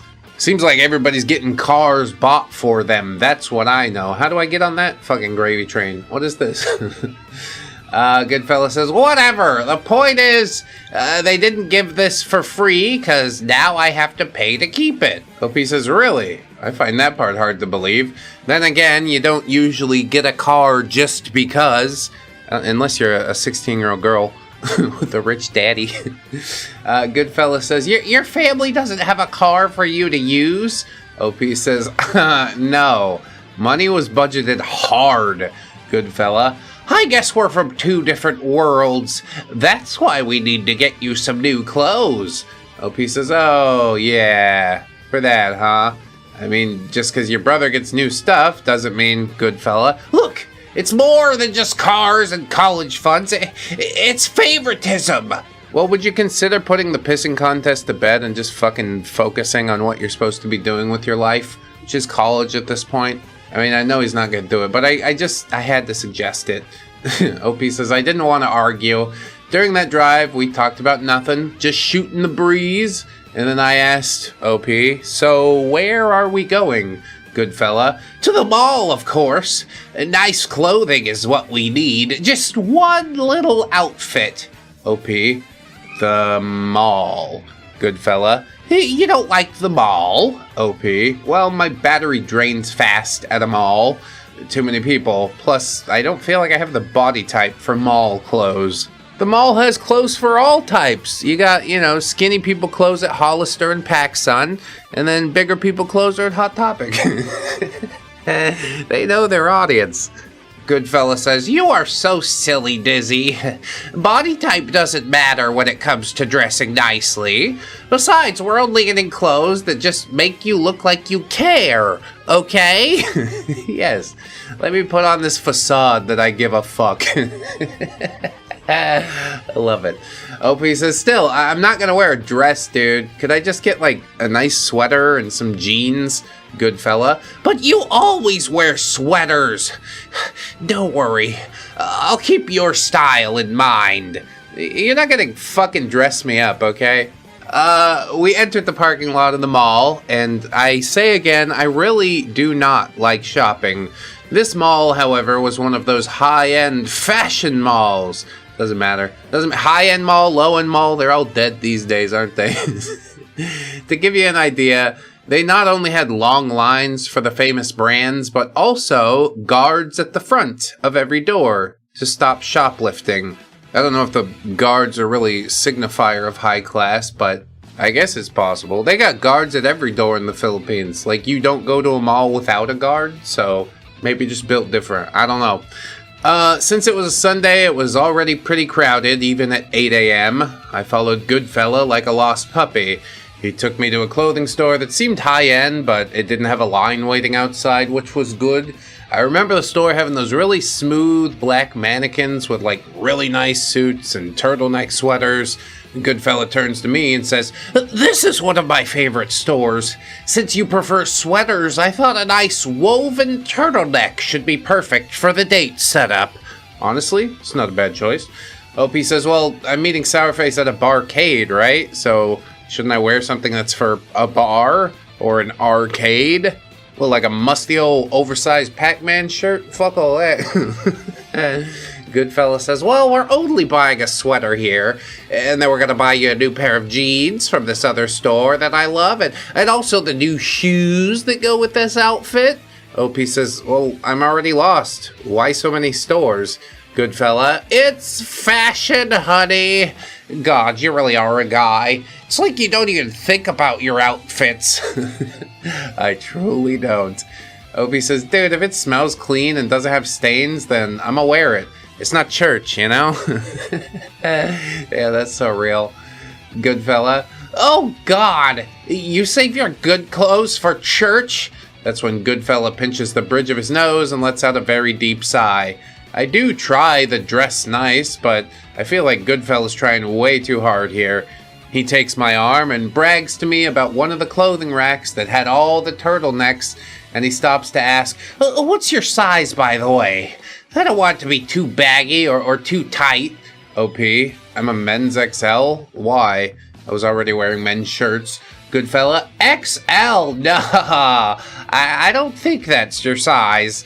He then goes up to me and tugs and pulls back my sweater to see my body shape, and with a gasp, he goes, "Oh my God, you're wearing baggy clothing! You're swimming in this! Why do you wear sizes too big for your body?"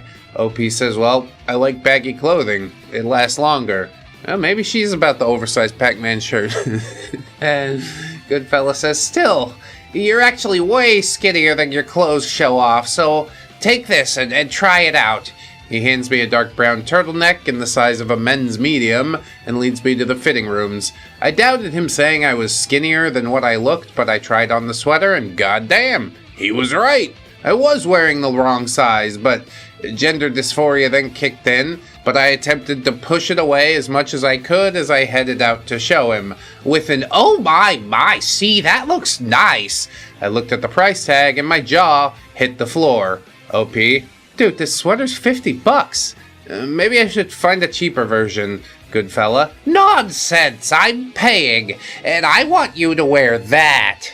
Yep, just out here at the mall playing human Barbie dolls. It's not weird. Nothing weird's happening. Anyway, I went back to the fitting room, and while holding the sweater, I did feel off about Goodfella paying for me. Maybe that's about how I was raised or taught by my family. They got this thing where you never let them pay for something expensive because it's a no-no, or at least you have to return the favor. In my culture, it's viewed as kinda tacky. I think that's one of those things that transcends culture, OP. Before I could object, Goodfella just took the sweater out of my hand and paid for it. With my guilt rising, I said, dude, I'll pay you back. You don't need to do that. And then he said, oh, stop, it's a gift. And this also happens for a pair of black Levi's and a pair of slip-on Vans. The whole outfit cost about $180. I knew I wasn't going to convince him to stop, so I just said thanks and promised to repay him back with a pat on the back and, it's a gift. Don't worry. It's not a gift. I see the strings. This is going to be the hardest outfit OP ever bought. I ask if he's getting something for himself, and he says, oh, he already did the day before. And then we head back to the car and start talking about the plans regarding Sourface. At the same time, he asked me about my time with Queenie, as I gave her the list of traits that Artlad liked in a girl. He was shocked, and he also didn't know where she was staying or with whom she was staying. OP. So you know about not only Sourface's friends, but also Queenie's? Goodfella. Yes, since both just love to bitch about each other all the time. I'm actually shook that she's staying with Bon Bon, since it seems like she hates her the most. Yeah, then she doesn't feel as bad taking advantage, I guess. OP says, well, why be friends with someone like that? It's just toxic crap all around you at that point. Goodfella. I could be asking you the same question too. Yeah, self-awareness flickering. OP says, well, nice try, but I haven't talked to him in a while now. Face to face, at least. Goodfella. Well, now you have your outfit, so how about we get some brekkie? OP. Well, I do got money for that, so don't worry about me not paying. Goodfella. I've been curious for a while now. I've heard through the grapevine that you never thought of guys or girls in a romantic sense, you know, like dating. OP says, oh, yeah, about that. Well, it is something that people find weird, but why do you ask? Goodfella. Well, don't take this the wrong way, but have you ever thought about boys and or girls in, the other way? OP. By other way, you mean like an intimate way? Goodfella doesn't respond, knowing it's kind of awkward to ask. He didn't say it in a creepy way, mind you. He just said it more in a way to try and figure me out. OP says, well, to put it simply, I do sometimes, but I'm kind of afraid about my family thinking that it's weird that I date both men and women, you know? Why are you asking me this? Goodfella. I don't want to push you that hard into something that you're not okay with. I know you're helping me get back at my own family, but I also feel the need to be the elder gay here. The elder gay. Hilarious. Is that a thing? Probably it is. That's really funny to me. OP says, elder gay? Dude, I'm older than you. Goodfella. Well, you know what I mean. OP says, to explain briefly what an elder gay is. Oh, I love this. It's so funny. It simply means a gay or queer person who helps another person when they first come out, when they themselves have already been out for quite some time. The person who just came out is called a baby gay. Well, I don't like that one as much. And yeah, that one makes me deeply uncomfortable. Elder gay and proto gay, like protege gay. Goodfella, being the one who came out earlier in his life while I had just come to terms with my queerness, was really the only one that I could trust, and oh boy, could he read people. I don't want to tell you more about him, not because it's something that I'm uncomfortable telling. No, it's because it's a spoiler for the next tale, which focuses primarily on him. Yes, there's OP's been writing up a storm, and I love it. The rest of the time was fun. We went into a nice diner and laughed and talked about nothing, and yeah, I headed home after that. Cheeky, being the typical Mexican, wanted that hot gossip, only to find out that it was not really to be any sort of good chisme. I went to my room to recharge from being outside, and that's when I get a text from the one and only Sourface. It reads something like, I know my brother has told you about our meet because I've ordered him to do so. I'll be waiting with my pals just so you can see the alpha in action. Gross. I need a shower. I simply replied with a thumbs up emoji and put down my phone. Cheeky came by to my room and told me that my mother and father were coming by to visit, since they had also gone to give my sister a visit that week. So they wanted to come see me, my cousin, and her family as well. And I asked when they'll be coming, and she said, I don't know. Well, thanks, so helpful. That night went by fast, and it lands us on Monday morning. I put my date clothes in the bag so I could change before meeting up with Sourface. Class was going well until I heard Artlad shouting for me to stop. My blood kind of boiled, but not enough to tell him off. However, I didn't stop walking, but since Artlad is fit, he caught up with me pretty easily. Ugh, more Artlad. Gross. Also, date clothes in the bag is kind of sad. Like, just wear it. Wear it throughout the day, see how you like it, you know? I like to get a little spruced up sometimes. Why not? But then you've been wearing, you might show up sweaty or something for the date. Maybe it's the good move. I don't know. What's the weather like in your region? Artlad says, Dizzy, wait up! No, not stopping. But he stopped right in front of me. OP, move, Artlad. I'm not in the mood. Artlad, Dizzy, please, we need to talk, but best bro's not talking to me. OP, don't care. Your mess, your problem. And that's when he did something that made me freeze for a bit. He tightly gripped my arms, and he had this look on his face. Artlad, Dizzy, please, I need someone. Anyone. Please, don't be mad at me, Dizzy. I know I fucked up, but please talk to me. OP, Artlad, you're scaring me. I tried to shake him off, but his grip got tighter. Remember, Artlad's 6'3" and can run real fast, while I'm 5'8" who stays inside playing video games and reading books. He was not letting go. I did the only thing that I could think of, and as calmly as I could, I said, Artlad, please let me go. We can talk later. Artlad, you promise? What the fuck is wrong with you for real? OP says, yeah, promise swearsies. It's just a fact. I'll text you when I'm free. He lets go slowly and leaves without another word. Weird as fuck.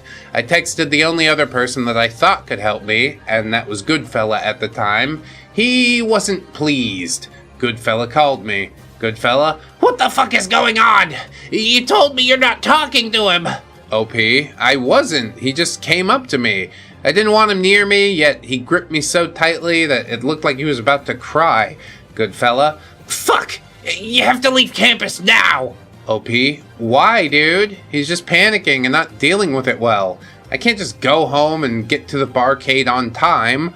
Goodfella, you should go now! OP, now? What are you, Goodfella? He's been there now, waiting for you.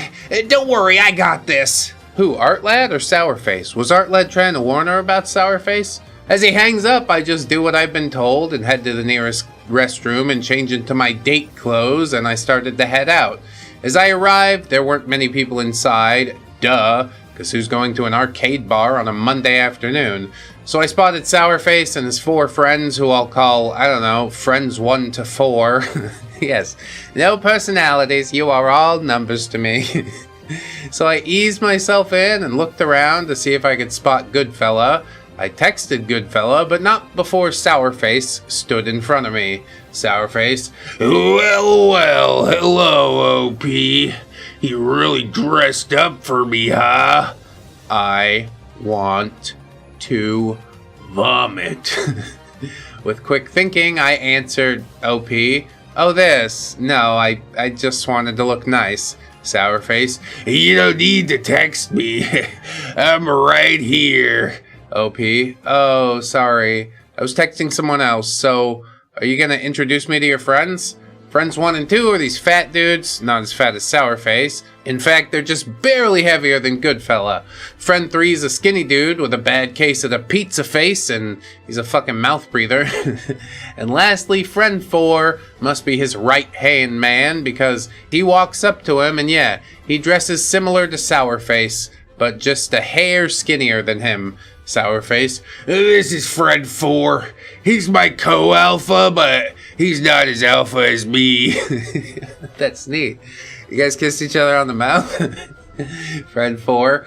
Fuck you, sourface! Friend 3. You shouldn't use such foul language in front of a female. Friend 1. Yeah, unless you want to make it easier for the rest of us.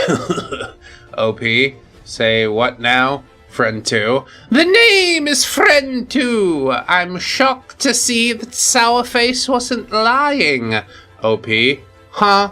Friend 4. You see, Sourface goes on and on about how he could get laid, but he never really proves it. Gee, how hard is it to pull your cousin and yet not want to show it off to your sleazy pals? OP says, oh, well, me and Sourface are just fatty club members. I just wanted to make some more gaming buddies. Friend 3. Really? Just friends, huh?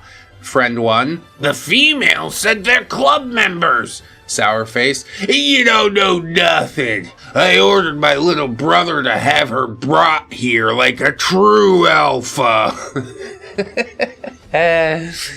Do we get to fight for alpha status? I'll fight you. I don't even need alpha status afterwards. I'm gonna do it on principle. OP says, y'all, I shit you not. At this point, they all started to growl at each other. I'm not gonna lie, it looked so gay.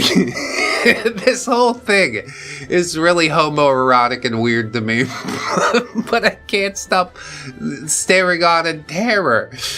I know they did that to challenge each other's, but those growls sounded so wrong to me the more I think about it. Yeah, it wasn't the high-pitched threatening one, it was like the low bedroom. I don't think anybody's actually made that sound in the bedroom. As they're doing the growling, I got a text from Goodfella saying he was in the building and that he could see me. I looked around, but I couldn't see him. Then he texted, "Stop looking around! Do something!" I snapped back and said, "Hey guys, can one of you explain to me what I'm supposed to be doing here? Because I've never really been in a barcade." The alpha pack turns to me and quickly changed their moods. Friend 4, "Forgive us, m'lady." He actually used the Spanish version of it, but it's mispronounced so horribly that I don't even know how to spell it. "We didn't mean to be so rough, and I'd heard from Sourface that you can speak Spanish well." I was trying to remember if I ever spoke Spanish at the club, because sometimes I do say Spanish words without really thinking. However, I'm pretty sure Queenie told Sourface since I did tell her off. With confusion on my face, I asked OP, "Sourface, I don't remember ever..." Sourface, "Yeah, I'm pretty sure you did. Anyway, we're gonna start up around a Street Fighter. Want to see my awesome skills?" Sus moments right there, OP. My ears did perk up when Street Fighter was mentioned. I always choose Guile, cause why not? Sonic Boom! But here's my problem. My turn never came. Instead, I was forced to watch the alphas play. I think you gotta put a quarter like on the thing, and that's the cue. However, I'm getting ahead of myself, so I asked OP, "Skills?" Friend 2, "Oh yeah, you can tell who has skill. Fear not, I'll show you real skill." OP, "No, that's not really what I'm..." Friend 3, "You? Skillful? You can't even beat me in Smash Bros without throwing a fit." Friend 1, "Motherfucker, you button mash in that game." Friend 4, "Gentlemen, please, if you want to prove your skills, then actually show it." "That's right, boys, put up or shut up." So of course the head alpha, Sourface, goes first. Sourface and Queenie have one thing in common. Both of them treat their friends like shit. However, I've never seen someone go off the rails angry before or since then. I mean, he really shit-talked him down and badly offhand, called him gay. I mean, he didn't use that word, but I want to try and keep ReddX monetized. I appreciate it, OP.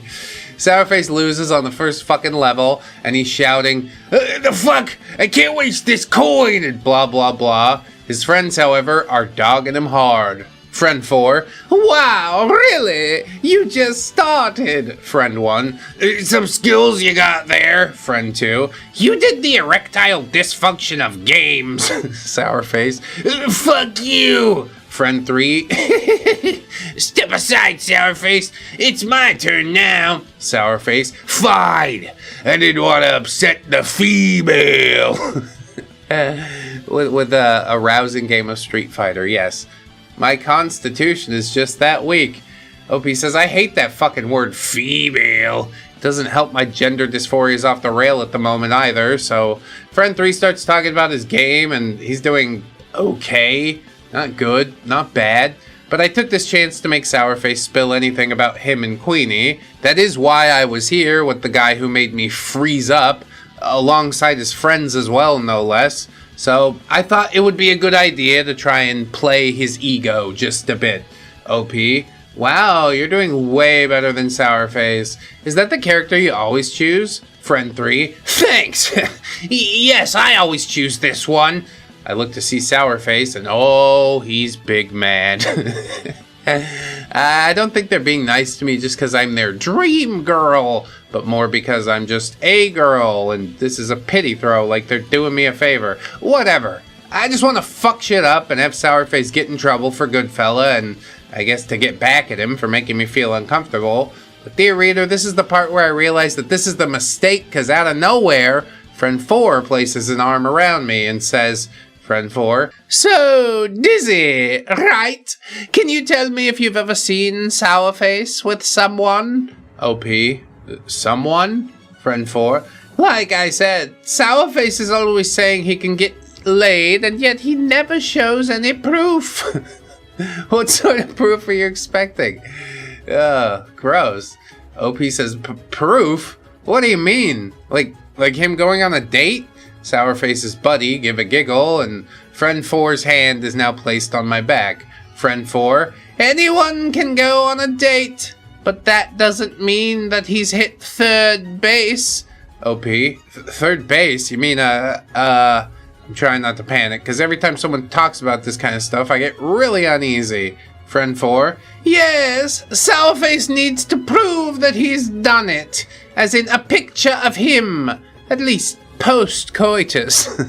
This is really weird. I don't like it at all. And I don't think that's third base either. I'm pretty sure that would be a home run at that point. Third base is just mouth stuff, isn't it? I don't remember. OP says, what the fuck? I push him away. Why would anyone take a selfie naked with a girl next to him? So you guys can what, like beat to it or something? Friend 2, it's not like that. Friend 3, we're not gay. OP, it's not about being gay, stupid.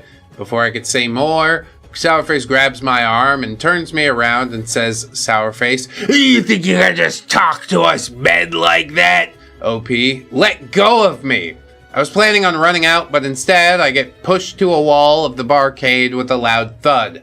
I hit my head on the back of the wall, and Sourface has both of my arms in a very tight grip. I was really panicking now. Sourface has me pinned to the wall. Friend 2, you need to learn your place, you ugly bitch. OP, let go of me. What are you doing? Dude, fuck, where's the owner? Security, somebody? Holy shit, this has really gotten out of hand in a hurry, hasn't it? And that is when I felt it. A hand trying to find its way into my sweater. I fucking screamed at the top of my lungs. Everything went too fast. I was screaming, no! Get off, please! I almost remembered yelling in Spanish for someone to help while Sourface was trying to cover my mouth, and then I heard one of the most heavenly sounds of Sourface getting punched in the face. It was Goodfella. Oh, thank God. Honestly, I don't like him truly, but like in this moment, so clutch. So fucking clutch. Sourface, ow, what the fuck, Goodfella? What are you doing here, Goodfella? What do you think? Before anyone could do anything, one of the workers and the security guard came by to see what's going on. Hey, here they are! Way too fucking late. Great job. Somebody came like from out of nowhere, probably across the street watching with binoculars and did your fucking job for you. Do you have a tip for him? Maybe he should just take your pay. Take your fucking job. Why don't you go home? Pack your stuff. Good fella. Congratulations. OP shouts to the workers and security guards saying, these assholes were trying to assault me. And yeah, I don't really remember what happens next. My brain's drawing a blank here, but I do remember being kicked out and that we are also all banned. Dude, what the fuck? Throw the baby out with the bathwater or something. Sourface tried to catch up to me and Goodfella. I just continue walking, and Goodfella does the same, but we're stopped by friend 3. Goodfella, move, asshole! Friend 3, no! Not until after you pay for having us kicked out and banned! OP, oh fuck off! You and your little buddies pushed me up against the goddamn wall! Sourface, you gaylord! Can't believe you played me on! It turns to Goodfella. And you! What are you doing here, Goodfella? I thought you were a god-forsaken gay! Goodfella, that's none of your business, Sourface. OP, please just leave me alone. I'm so done here. Goodfella, I'll take you home, Dizzy. Sourface, oh no you don't! And he once again tries to manhandle me, but this time I quickly pull away. OP, stop! No more! I can't do this! Goodfella, Dizzy, calm down. OP, no! I don't want to do this anymore! I can't keep this up! Damn, bro, real. Goodfella, Dizzy! I think he gives this look of shut up, don't spill the plan. OP says, I hate myself! I hate myself even more for going through with it. Sourface, huh? Goodfella, OP, please! I'm crying at this point. OP says, why? I only agreed to this fucking date so I could dig up some dirt on Sourface and Queenie. Sourface, what? Friend 4, Queenie? You mean the cousin? Friend 1, what about her? Friend 3, is there something going on? Friend 2, Sourface, what's going on? Sourface, nothing! Goodfella, Dizzy! Shh! Sourface, tell me now, Goodfella! What are you planning this time? Goodfella, fuck you, that's what! And then in a lower voice, he says, Dizzy, you're fucking up the plan! OP says, fuck this plan. I'm ending it. You're on your own this time, Goodfella. Goodfella, OP! I just turn to Sourface and tell him the truth. OP says, do you want to know the truth, motherfucker? Fine! Me and Goodfella are trying to expose you and Queenie to your family regarding the fact that you two are fucking each other. Friend 4, oh! What the hell? Friend 2, you're banging your cousin, dude? Friend 3, she isn't even that hot. What's wrong with you? Friend 1, oh god, I feel sick. Yeah, you wanted to know what was going on, so just lay it all out on the table.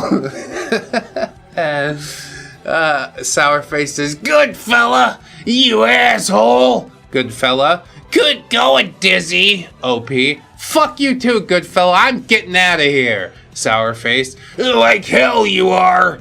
He then grabs both me and Goodfella by the collar, and he has the angriest face that I've ever seen. Sourface, you two aren't leaving here to go tell Mom and Dad. I'm not letting you have them cut me off. You can do it to Queenie, but not to me. Huh, how did he get it done to Queenie, is I guess the question I have. Anyway, Goodfella swung again, but this time he hit Sourface in the stomach, which caused him to let go. His gaming buddies all seemed to be in shock and just sort of stood there. Sourface just let out a screw you and punched back. It missed Goodfella, but the fist landed on my bottom left cheek. I know it wasn't a hard punch, but it was hard enough to leave a bruise, and it did cause me to fall over because number 1, ow, and number 2, the punch threw me off balance and I landed on the side of the road. This was in broad daylight, so everyone could see and hear us, and to this day, I'm pretty surprised that nobody called the cops or something in that moment. I mean, it's a bunch of doughy people fighting outside an arcade. They're probably drunk. They're gonna wear themselves out in like 2 minutes. It's not gonna continue long enough for the cops to get here, I'll tell you that. So when I looked up, I saw Goodfella in a chokehold getting punched by Sourface. Then I see Sourface's friends circle around me, and I heard Sourface say, "Don't let him leave!" And that's when Goodfella says, "Run!" in between punches. So I tried to get up, but I get grabbed by one of them, and I guess without thinking, I kicked one of them in the nards, and I just started running, and I mean running, sprinting to the metro that I always take to head home. Adrenaline is rushing through my veins, and I just keep going because I can hear the skinny one right behind me. I haven't prayed hard in years, or really since, so under my breath, I was praying so many Hail Marys while thinking to myself, please make it, please make it, please make it. And then I see it, the train station. I was thinking, yes, I made it, but not before I tripped and fell down near a rose bush. Fear and adrenaline really narrows your vision. Well, there goes my new clothes, and a lot of my blood. The thorns of the rose bush dug into my skin real deep, but I tried to get up quickly, and I was pulled back by the collar of my shirt, and put in this weird bear hug or something, and I heard the skinny one saying, nice try, I'm taking you back, and I shout, fuck you, I ain't going back there. Friend 3, you got me kicked out of the barcade, so you owe me. I once again started screaming, but it was that loud scream, the kind of scream that actually hurts your ears. Like a wuss, he lets go, and I just start running and screaming, hoping someone will help or something. I didn't care that I looked completely crazy. I just wanted to go home. It's a good thing you leveled up your Banshee Scream skill. That's... Fucking sonic damage is so effective, especially against, like, hill giants. Whatever. I was about to cross the street, but I was stopped by Goodfella's car. I didn't realize that I had ran 3 full city blocks in order to get here. Also, how did Sourface's pal keep up? How did he not get tired? But I guess fear can either slow time down or speed it up. Goodfella popped his head out, and he was not happy and was covered with some light bruising. Are you trying to imply that Goodfella drove the skinny guy after you to catch you at the train station, but he got his ass kicked? I feel like I'm being gaslit left and right, I'll tell you that. This story keeps me guessing. Goodfella, get in the car! The plan's ruined now! OP, who cares? I look back to see Sourface's truck coming towards us.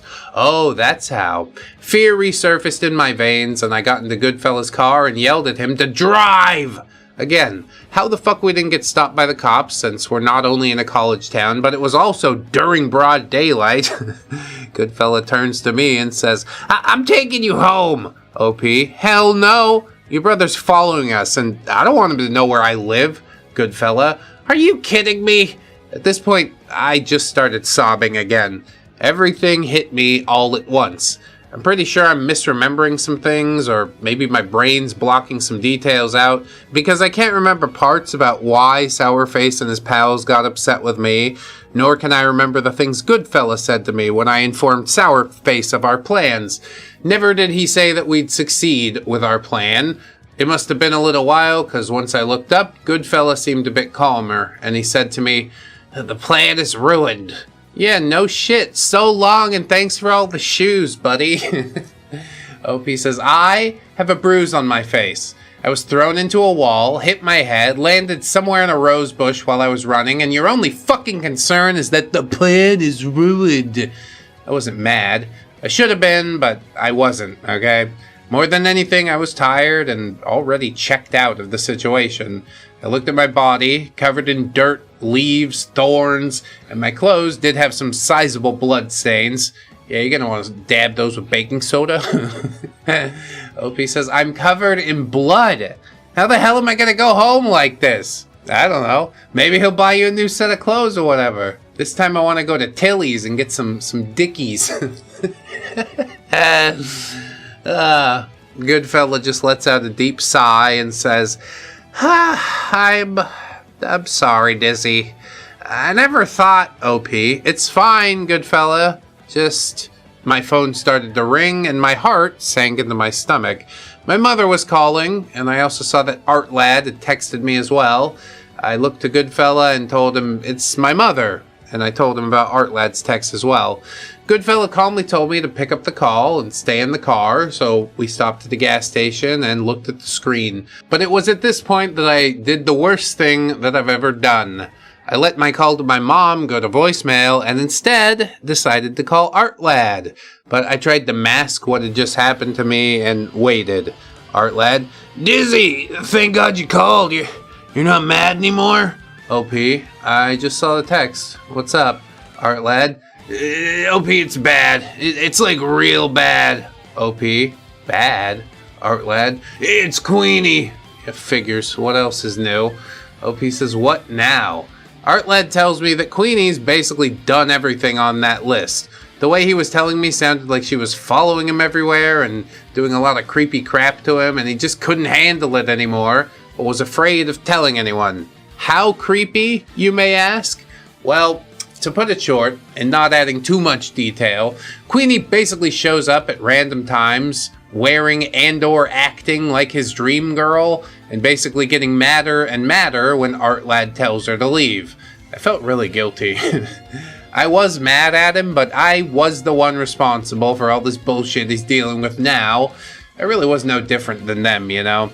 I was feeling remorse, so badly in fact that I was thinking of just telling Goodfella to not ask me to continue the plan, and going to Queenie and trying to stop her, and telling the truth about the list as well.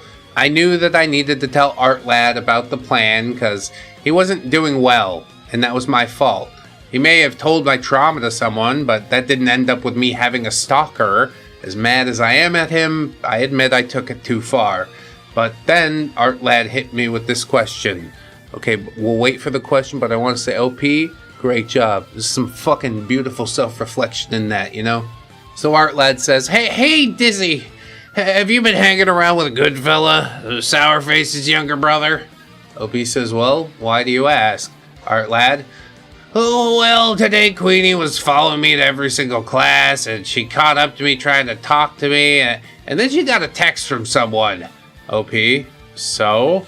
Artlad, she got mad and started to shout about that home-wrecking bitch and got her things while saying that she's glad that she's tracking Goodfella on her phone.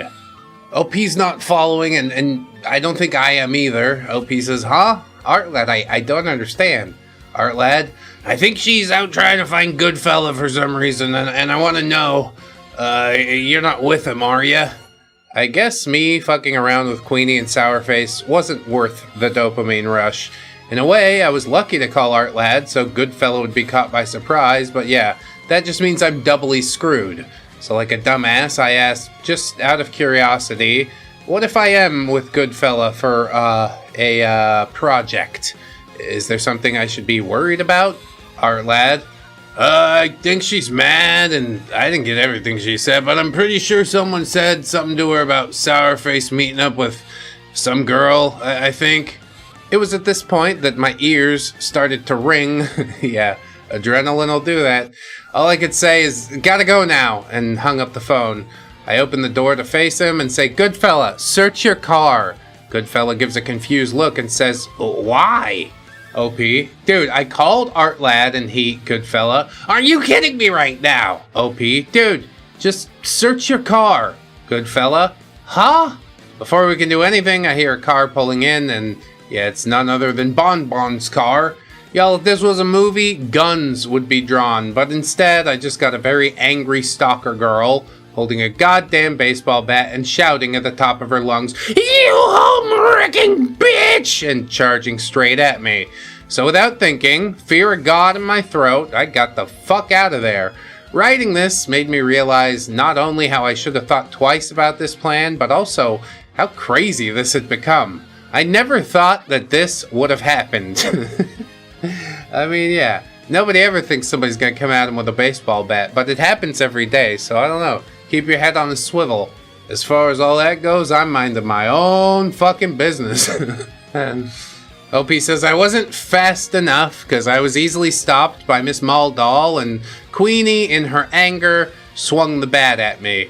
I didn't have time to react or anything, and the bat landed right on my right knee, but it wasn't that hard of a swing. It did hurt, though, and threw me off balance. Again, I'm on the ground, in pain, so I shout, ah, what the hell, Queenie? I can't believe I trusted you!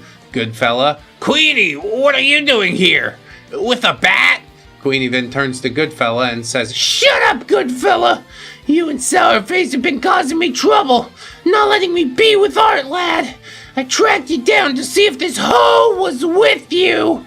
Goodfella, Queenie, I just fought Sourface today. Like, why do you care, Queenie? She's trying to steal my man. OP, I am not with Artlad. Both Bonbon and Miss Maldall looked at me like I was lying, and Queenie took another swing at me, but was stopped by Goodfella trying to take the bat away from her. Yeah, see, that's why you slip a tube sock over the end. Then you can pull it out of his hands real fast. Victories are born on second chances like that. Opie says, I took my chance to bounce and just tried to find somewhere to hide. I went into this alleyway and ducked behind a dumpster. I checked my phone to see that it was only 4 p.m., so I checked Google Maps and saw that it was only 4 blocks to the nearest metro. I tried to relax myself for a bit, but I still felt a bit off. My sweater might be stained with blood, but it's not like it was spilling out everywhere, just, a few spots here and there. I was wondering if I just called my family to pick me up. Would that work? I could lie about it, or I could risk the 4 blocks to get to the next train station and get home and tell them what happened to me. So I checked to see if anyone followed me and make my way over to the metro. I guess that's a good way to go. You don't want to drag family in the middle of this. I didn't think that Queenie had taps on Sourface, because why else would she get so pissed off? I was arriving at this crosswalk when I hear an engine and someone shouting on my left. If the blood weren't draining from my open cuts, well, the sight of this would have caused it to stop outright, because it was none other than Queenie and her yes men. I just ran across and headed into this plaza. This time I knew there were people, and I kept on running until I hit a dead end, and then I heard the loudest sound that I could ever hear. The sound ringing in my ears as my head made contact with Queenie's bat. But fuck, dude. I thought we were getting off easy. God damn. This time I couldn't get up. My vision was fuzzy. I'm not sure if Queenie was yelling at me or at someone else, but I was in and out of consciousness, and the last thing I can remember is people shouting. When I came to, I was on a hospital bed with not only my mother, but also my father. My mother hugs me so tight as soon as I wake up. Ay, mija, menina, no me moriste. Oh, honey, my daughter, you didn't die. You know what hits worse than being the one that put your friend into shit? Well, seeing your own mother crying and thinking that you're dead. I was kind of still in a state of confusion, so I asked my folks, where am I? Papa, mija, you're in the hospital. Some crazy bitch hit you in the head with a bat. OP, Mama, Papa, necesita decirte la verdad. I need to tell you the truth. With tears, I told them everything, and I do mean everything. My mother was less than pleased, to say the least, but what sent a chill down my spine is how calm my father was. A little too calm. My mother asked what's wrong, and my father said, your friend tells your past, puts you in the hands of a creeper, and instead of coming to us, you do this and have some cousin toucher beat the shit out of you? You can tell that his voice was filled with venom, and yet it was still calm. Papa's gonna stab a bitch, that's what I know. Opie says, Papa, please, ya sé que, I made things worse, but I never thought I was gonna get hurt. Papa just says, call him, now. Oh boy, with shaky hands I call Goodfella, and within the next few moments, Goodfella comes by. My father gets up, cuts the pleasantries, and gets straight to the point. My father gets up close to Goodfella and he says, I may not have money, but I'm suing your disgusting family. If not for creeping, then putting my fucking kid in the hospital. Got it? Goodfella doesn't say anything. He just nods and leaves. Fast forward a couple weeks, when I was well enough to go back to class, Goodfella came up to me, and I thought he was going to yell at me about ruining the plan, but he had a big shit-eating grin. Long story short, Queenie's actions did not go over well with her stepdad. She had to tell them the truth about why she did it, or she wouldn't get bailed out. Someone did call the cops because they saw me running, covered in thorns, having cuts, and yeah, all this while a girl chases me with a baseball bat, and then I got hit with it. Well, it must have been a scary sight. True to his words, he cut him off completely, and I'm fuzzy on the details, but my father did try to find a lawyer, and he didn't want me to drop the charges, but I guess Goodfella's uncle agreed to pay for the damages. Yeah, cool. It's not like I developed vertigo from being hit in the head with a bat, and that totally wouldn't be a lifelong problem that I came to later use as a name on a Reddit account. Yeah, that is fucked up, dude. I would have taken him for a lot more. Like, thanks for the offer on the damages, but I think if we take it to court, we're going to get a lot more. Why don't you add a couple more zeros on there, okay? Lifetime of pain and suffering. I could take every fucking penny from you, it still wouldn't be enough. Yeah, sorry it happened, OP. Like, holy shit, I asked for fireworks in these stories, and this was, like, probably one of the biggest explosions that I've seen recently. You got hit in the head with a fucking bat? All this over some drama. Little friendship drama. That family's fucking nuts, bro. You stay away from them. Anyway, on the bright side, I wouldn't have to deal with Queenie or Sourface anymore. Since Queenie dropped out, the club was disbanded. So, where are they now? Well, Artlad, Sourface, and Goodfella I'm putting aside because I don't want to spoil the other tales. But Queenie, well, I've been told she moved away because they didn't want Sourface and Queenie to hook up. I mean, haven't they already? I guess you're just trying to prevent, like, the waterhead babies that are inevitable. Thanks for reading. I know my storytelling's weird, but I tend to tell my stories in dialogue because I remember conversations better than events. Hope you like this saga, because I still got more. But don't worry, the rest of these tales don't involve any physical trauma. Drink lots of fluids, not Mountain Dew! And with peace and love, Dizzy out. Well, gosh, OP, always coming with some banger stories, and this one, yeah, I don't know how you can put the cherry. Like, there's OPs that have been put through shit, but I don't think anybody's been hit with a bat on the channel quite yet. So, congratulations. I'm also really sorry that it happened. Long-term physical repercussions, and you took a payout. A paltry sum, probably, compared to what could have been done with the courts, but I don't know. He might have just used money and tied you up in legal proceedings forever, so maybe the payout's the smarter thing. Gah. There truly is no winning, I guess. Although I would like to see a bit more justice for Sourface and Queenie. Maybe that part will come. And Goodfella, too. He's the one that pulled you into the shit pile. Like, Artlad, by comparison, he came out smelling like roses, you know? I'm not going to say that I misjudged him or anything, but yeah, the whole thing did go too far. And I'm glad that you see that and are willing to own up to your mistakes and just be like, I don't know, bro. I did some dumb stuff. Like, that's sort of just how we get life figured out. I don't blame you one little bit for that. Let's see how the Gubbinses feel about this one. It's less a story and more a slow-motion, nervous breakdown typed through clenched teeth. The part that wrecks me, the small human moments, the cousin with the donuts, the awkward sweater fitting, that little line, I want to vomit, carries more truth than all the shouting. Gubbins. Very insightful. I didn't know where the Gubbins were going to take this one, but yeah, it seems they treat it with some reverence too. Well deserved. How about you, Dark One? It isn't written, it's bled. Every paragraph screams, look what they did to me. And by the end, you can smell the signature written in blood under the punctuation. Pretty fucking heavy indeed. Dark Gubbins. Pretty fucking heavy. I think that about sums it up. Thank you guys so much for enjoying the show. This is going to be a hell of a compilation at some point, I'll tell you that. But for now, I think we'll call this one wrapped. We might dip into the other parts a little bit later on down the line, you know. If you'd like to sign up on Patreon, YouTube memberships, that would be great. Support us on Spotify, iTunes, wherever podcast services are. Merch on the fourth wall, Amazon affiliate link in the description, etc., etc.